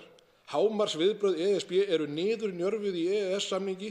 ESB má óska eftir því í sameiginlegu EES-nefndinni að atriði í orkukafla EES-samningsins verði felld úr gildi. Þar kemur helst til álita 2. orkumálabálkur ESB í viðauka 4. Slíkt getur ekki skaðað EFTA-löndin og þau munu áfram halda sínum viðskiptum við ESB-löndin með orku og annað. Að halda því fram að beitingu neitunarvalds Alþingis muni hafa alvarlegar afleiðingar á EES-samstarfið er sama og að segja að staða EFTA-ríkjanna sé sú sama gagnvart stjórnvöldum ESB og ESB-ríkjanna sjálfra, sem jafngildir þá ESB-aðild. Þetta mál gengur lengra en inntak og eðli EES-samningsins er. Frú forseti, það er alveg ljóst samkvæmt EES-samningnum þurfum við ekki að innleiða allar tilskipanir. Ég nefni í þessu sambandi 102. grein samningsins þar sem kemur fram að gert er beinlínis ráð fyrir því að ríki geti með rökum hafnað innleiðingu einstakra tilskipana. Við Íslendingar höfum aldrei sagt nei til þessa. Og svo ég vitni nú í það sem hér hefur komið fram áður í dag, varðandi það hvernig menn eru tilhafðir í klæðaburði, að þá eru hér engin axlabönd og beltið er lélegt. Hér er ekki verið að virða að mínu mati stjórnarskrá Íslands sem hver og einn sem hér situr skrifaði þó undir heitum að gera. Frú forseti, allan vafa ber að túlka stjórnarskránni í hag.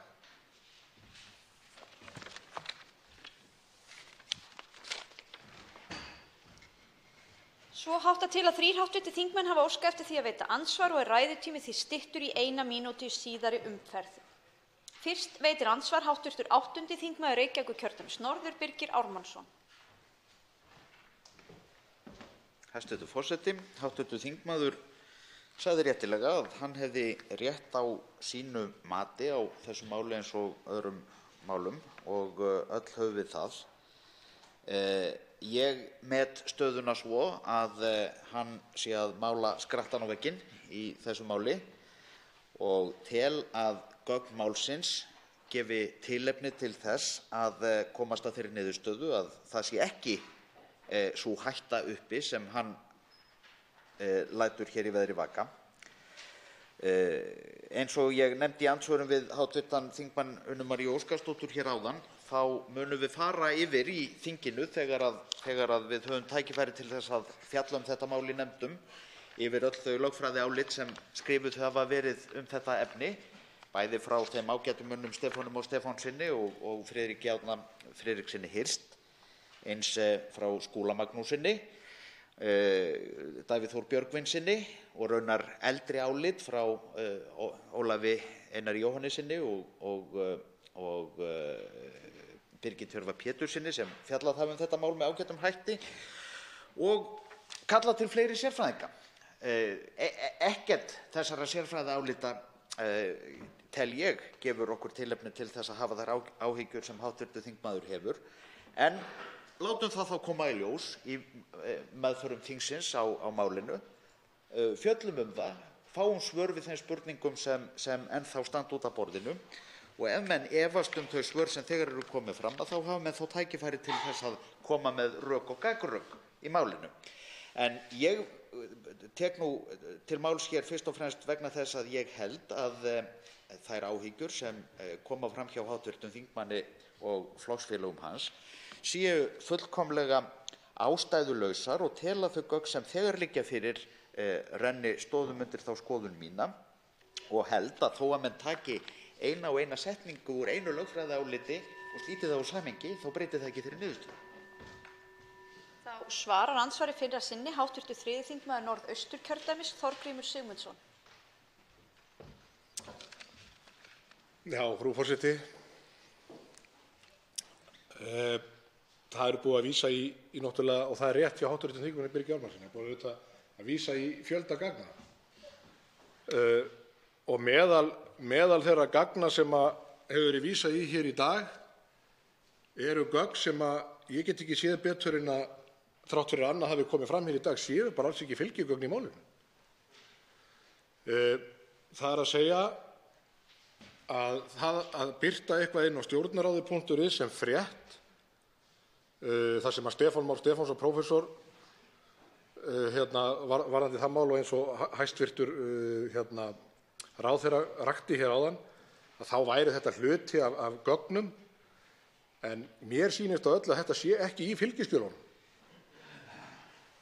Það að birta eitthvað á netinu er ekki ígildi fylgiskjala. En ég efast ekkert það að hv. þingmaður Birgir Ármannsson, hann getur útskýrt það fyrir nýliða eins og mér ef ég að fara hér með rangt mál. Síðan bara geri ég það og ég ítreka það sem megin inntakið í þessu sem að ég flutti hér áðan, að mér finnst lagalegri óvissu ekki hafa verið eitt. Það eru enn fróðir menn, lögfróðir menn eru enn að deila og eru með efasemdir, og mér finnst þetta mála þeirri stærðargráðu að mér finnst ekki eðlilegt að það fari í gegnum Alþingi Íslendinga á meðan að þessar efasemdir eru enn í gangi. Ég held ef þetta er svona ofsalega saklaust eins og menn vilja láta í veðri vaka, þá verða þessi lögfræði álit miklu einsleitari, held ég, þeir uppi staðið. Það er klárt mál á meðan okkar færustu menn eru enn að tjá sig með ólíkum hætti, að þá er eitthvað þarna sem að við sem Alþingi eigum að skoða betur. Enda liggur þetta varla svona á þessu. Ef þetta er svona sára saklaust og skiptir engu máli eins og er nú hluti af málflutningnum, þá liggur nú varla á að keyra þetta í gegn. Þá veitir andsvar síðara sinni hv. 8. þingmaður Reykjavíkurkjördæmis norður, Birgir Ármannsson. Hæstv. forseti, ég er nú ekki klár á nákvæmlega hvernig skjalastjórnunin er í þessum efnum, en ég hins vegar vísa til þess að fylgiskjal 16 sem hægt er að finna á heimasíðu ráðuneytisins, heimasíðu Alþingis, fjallar sameiginlegan skilning á gildi 3. orkupakkans, og það er að ræða fréttatilkynningu frá utanríkisráðuneytinu það efni. En það hins vegar sem skiptir auðvitað máli er það að málið er núna að koma til meðferðar hér á Alþingi, og þar gefst færi á því að spyrja þá fræðimenn og aðra sérfræðinga á þessu sviði út í það nákvæmlega hvað þeir eru að fara með sínum álitum. Það liggur fyrir að sú leið sem hér er valin er í samræmi við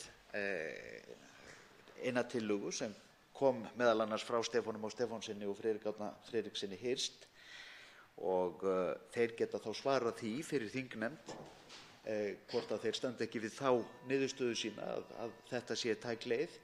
En ég vek athygli á því að þeir voru þeir lögfræðingar sem máli fjölluðu sem höfðu mestar áhyggjur af stjórnskipulega þættinum, meðan að allir aðrir fræðimenn sem þetta fjölluðu og fengu til þess tækifæri voru miklu áhyggjulausari, ef svo má segja, þetta efni.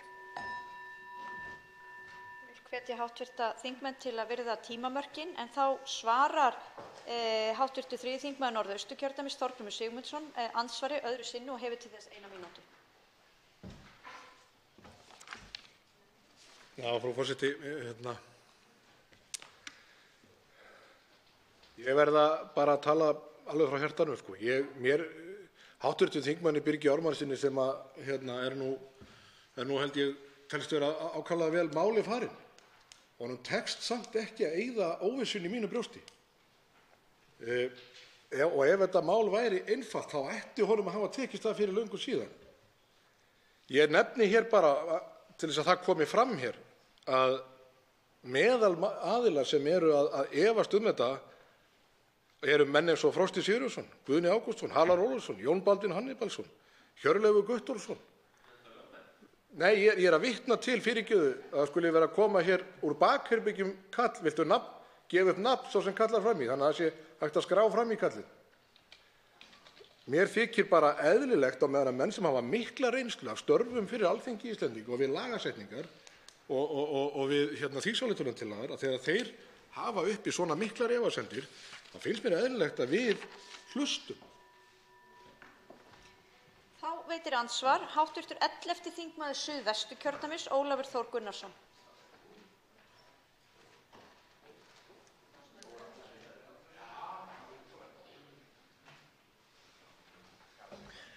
Frú forseti, þakka hv. þingmanni Þorgrími Sigmundssyni fyrir ræðuna. Hann fór víða yfir í ræðu sinni og viðraði áhyggjur sem hann hefur. Og ég tek undir með hv. þingmanni að það er algjörlega í boði að hafa efasemdir hvert einasta þingmál sem kemur hérna inn. Og það er mikilvægt að við sem þing förum vel yfir allar þær röksemdir sem koma fram.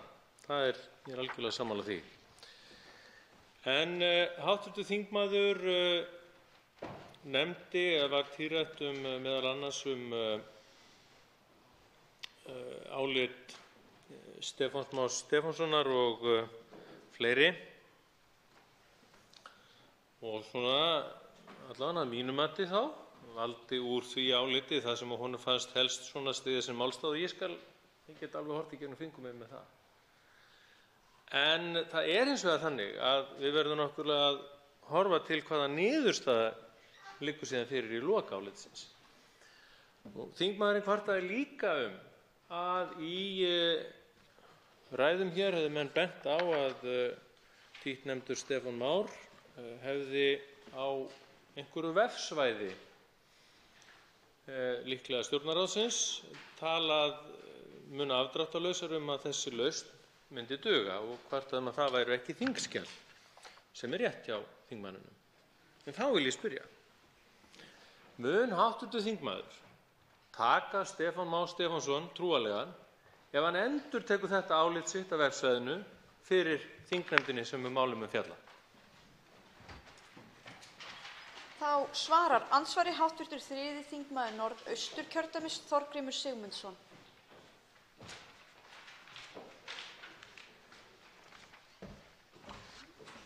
Frú forseti, ég ætla að byrja aftast í erindi hv. þingmanns. Það var í raun og veru, þar var eiginlega, ef ég hef fylgst nógu vel með, eina spurningin. Hitt voru svona komment á það sem ég var búinn að vera að segja og sumt tók hann undir með og annað dró hann í efa eins og gengur.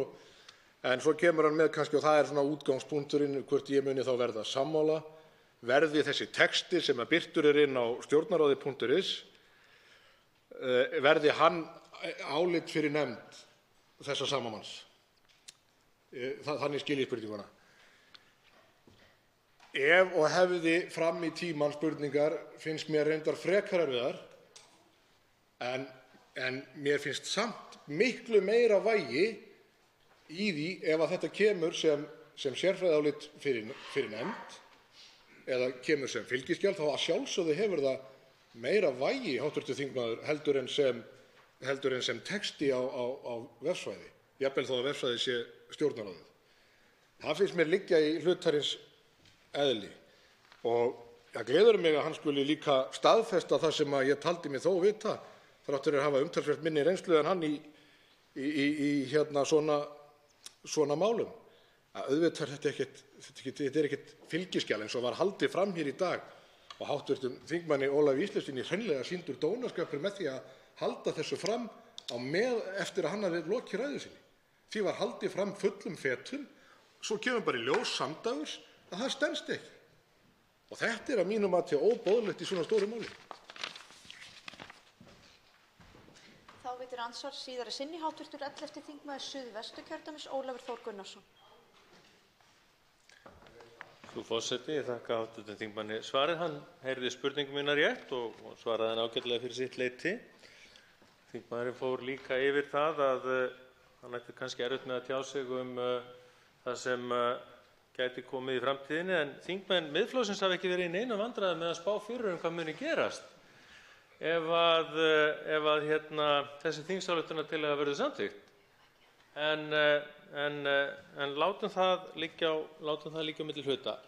Mig langar aðeins í þessu seinna andsvari, frú forseti, að spyrja hv. þingmann, því að hann talaði meðal annars innleiðingu gerða og talaði að við höfum á sínum tíma ekki þurft að innleiða gerðir skipaskurði og járnbrautarlagningar og þess háttar. Vegna þess að þingmenn Miðflokksins hafa haft uppi þau orð að við verðum neydd til þess að leggja sæstreng nánast ef að við samþykkjum þessa gerð. Telur þingmaðurinn að ef við hefðum til að mynda innleitt gerðirnar skipaskurði og jafnbrautir, að Evrópusambandið hefði þá neytt okkur til þess að leggja jafnbrautir og skipaskurði á Íslandi? Þá svarar andsvari hv. 3. þingmaður Norðausturkjördæmis, Þorgrímur Sigmundsson.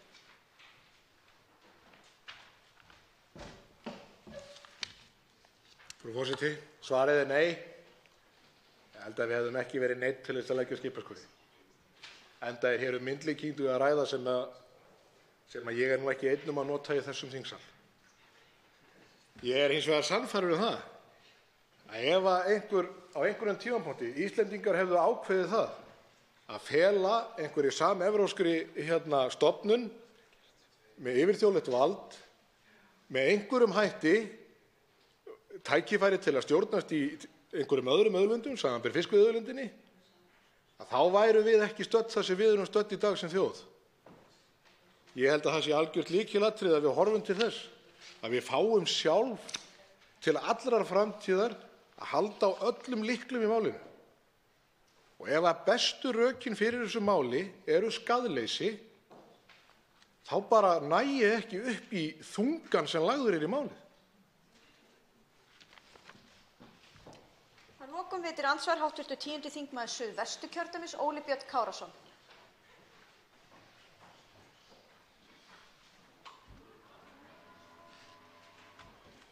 Frú forseti, það er auðvitað þannig að ég var og hef auðvitað haft töluverðar áhyggjur af innleiðingu 3. orkupakkans. Það gerði ég á síðastliðnu ári og fór þess vegna í töluvert mikla vinnu að reyna að kynna mér og skilja hvað fælist í honum.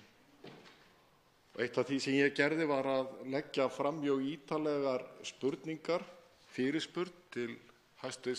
Utanríkisráðherra í 14 liðum og ég vona að hv. þingmaður hafi haft tök á því að kynna sér það vegna þess að það gæti nú kannski hjálpað eitthvað og síðan voru líka fyrirspurn til hæstv. Iðnaðarráðherra sama efni sem ég vona að allir þingmenn hafi haft tök á að kynna sér.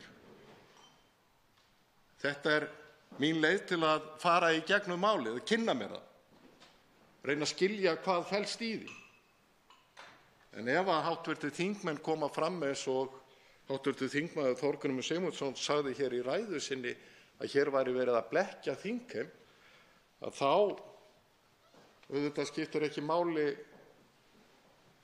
skrifleg svör við mjög ítarlegum fyrirspurnum, þá skipta í sjálfu sér ítarleg lögfræðileg álit frá mörgum lögfræðispekingum litlu máli. En ég velti því fyrir mér, hv. þingmaður,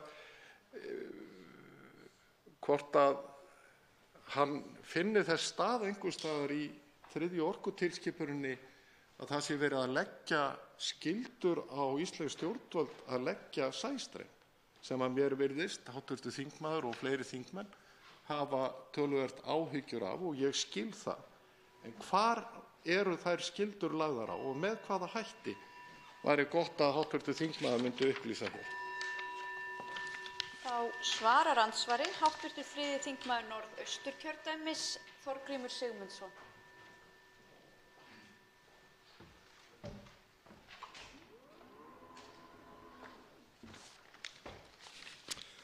Frú forseti, já, það er í 25 ár aldrei nei. Og það virðist vera sem að svo eigi bara að verða líka næstu 25 árin. Jafnvel þó að ég hafi hér í máli mínu í dag bent á að nú þegar, strax í 1. umræðu, hafa þeir sem tala fyrir málinu farið rangt með.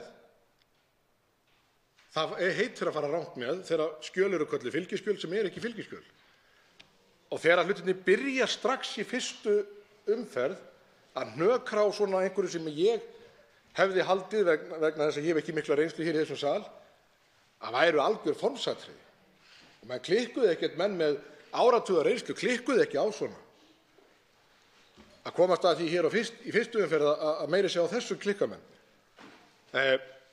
Ég ætla hins vegar að bjóða hv. þingmanni Óla Birni Kárasyni að kalla fram í fyrir mér, því ég verð að viðurkenna það að ég heyrði ekki nógu vel síðustu spurninguna.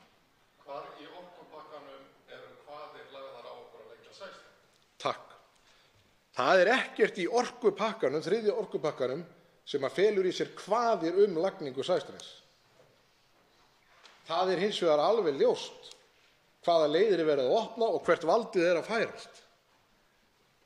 Það held ég að allir séu sammála sem að skoða þetta mál. Við sjáum alveg hvert hlutirnir eru að þróast. Það er verið að byrja að færa valdið frá kjörnum fulltrúum Íslendinga. Ég ætla ekki að hafa þetta lengra þess inni. Ég geri nú fastlega ráð fyrir að hv. þingmaður Óli Björn Kárason slengi á mig fleiri spurningum. Þá veitir andsvar síðara sinni hv. 10. þingmaður Suðvesturkjördæmis Óli Björn Kárason og hefur til þess 1 mínútu. Frú forseti, það er hvergi í þriðju orkutilskipuninni verið að ráðstafa hér eða hafa áhrif á það með hvaða hætti við nýtum okkar orkuauðlindir. Það er heldur ekki verið að leggja neinar kvaðir á okkur þegar að kemur að hugsanlegri lagningu sæstrengs, enda er það ein forsenda þess sem hér er að það muni þurfa samþykki Alþingis til. Og þegar að vitnað er í Stefán Má Stefánsson og hvað er fylgiskál og hvað ekki, þá hygg ég að ég hafi til dæmis vitnað í það sem kemur fram á vef utanríkisráðuneytisins eða réttara sagt stjórnarráðsins Stefán Má Stefánsson, það sem að hann tekur undir það og staðfestir að álit hans og Friðriks Árna Friðrikssonar sem að benti á mögulega leið sem nú hefur verið farin, að þetta sé í samræmi við álitsgerðina sem er fylgiskjal þessa þingmáls, þingsályktunartillögunnar sem hér liggur fyrir. Þannig að ég skil nú ekki, nú kann að vera að ég hafi mismælt mig eða einhver annar hér í dag þegar að vitnað var í þetta skjal eða þessa umsögn Stefáns Má Stefánssonar sem birtist á vef Stjórnarráðsins sem er eingöngu staðfesting á því að farið sé eftir álitsgerð þeirra félaga. Þá svarar andsvari hv. 3. þingmaður Norðausturkjördæmis, biður að hingra örlítið á minni kinnan, Þorgrímur Sigmundsson og hefur til þess 1 mínútu. Gjörðu svo vel.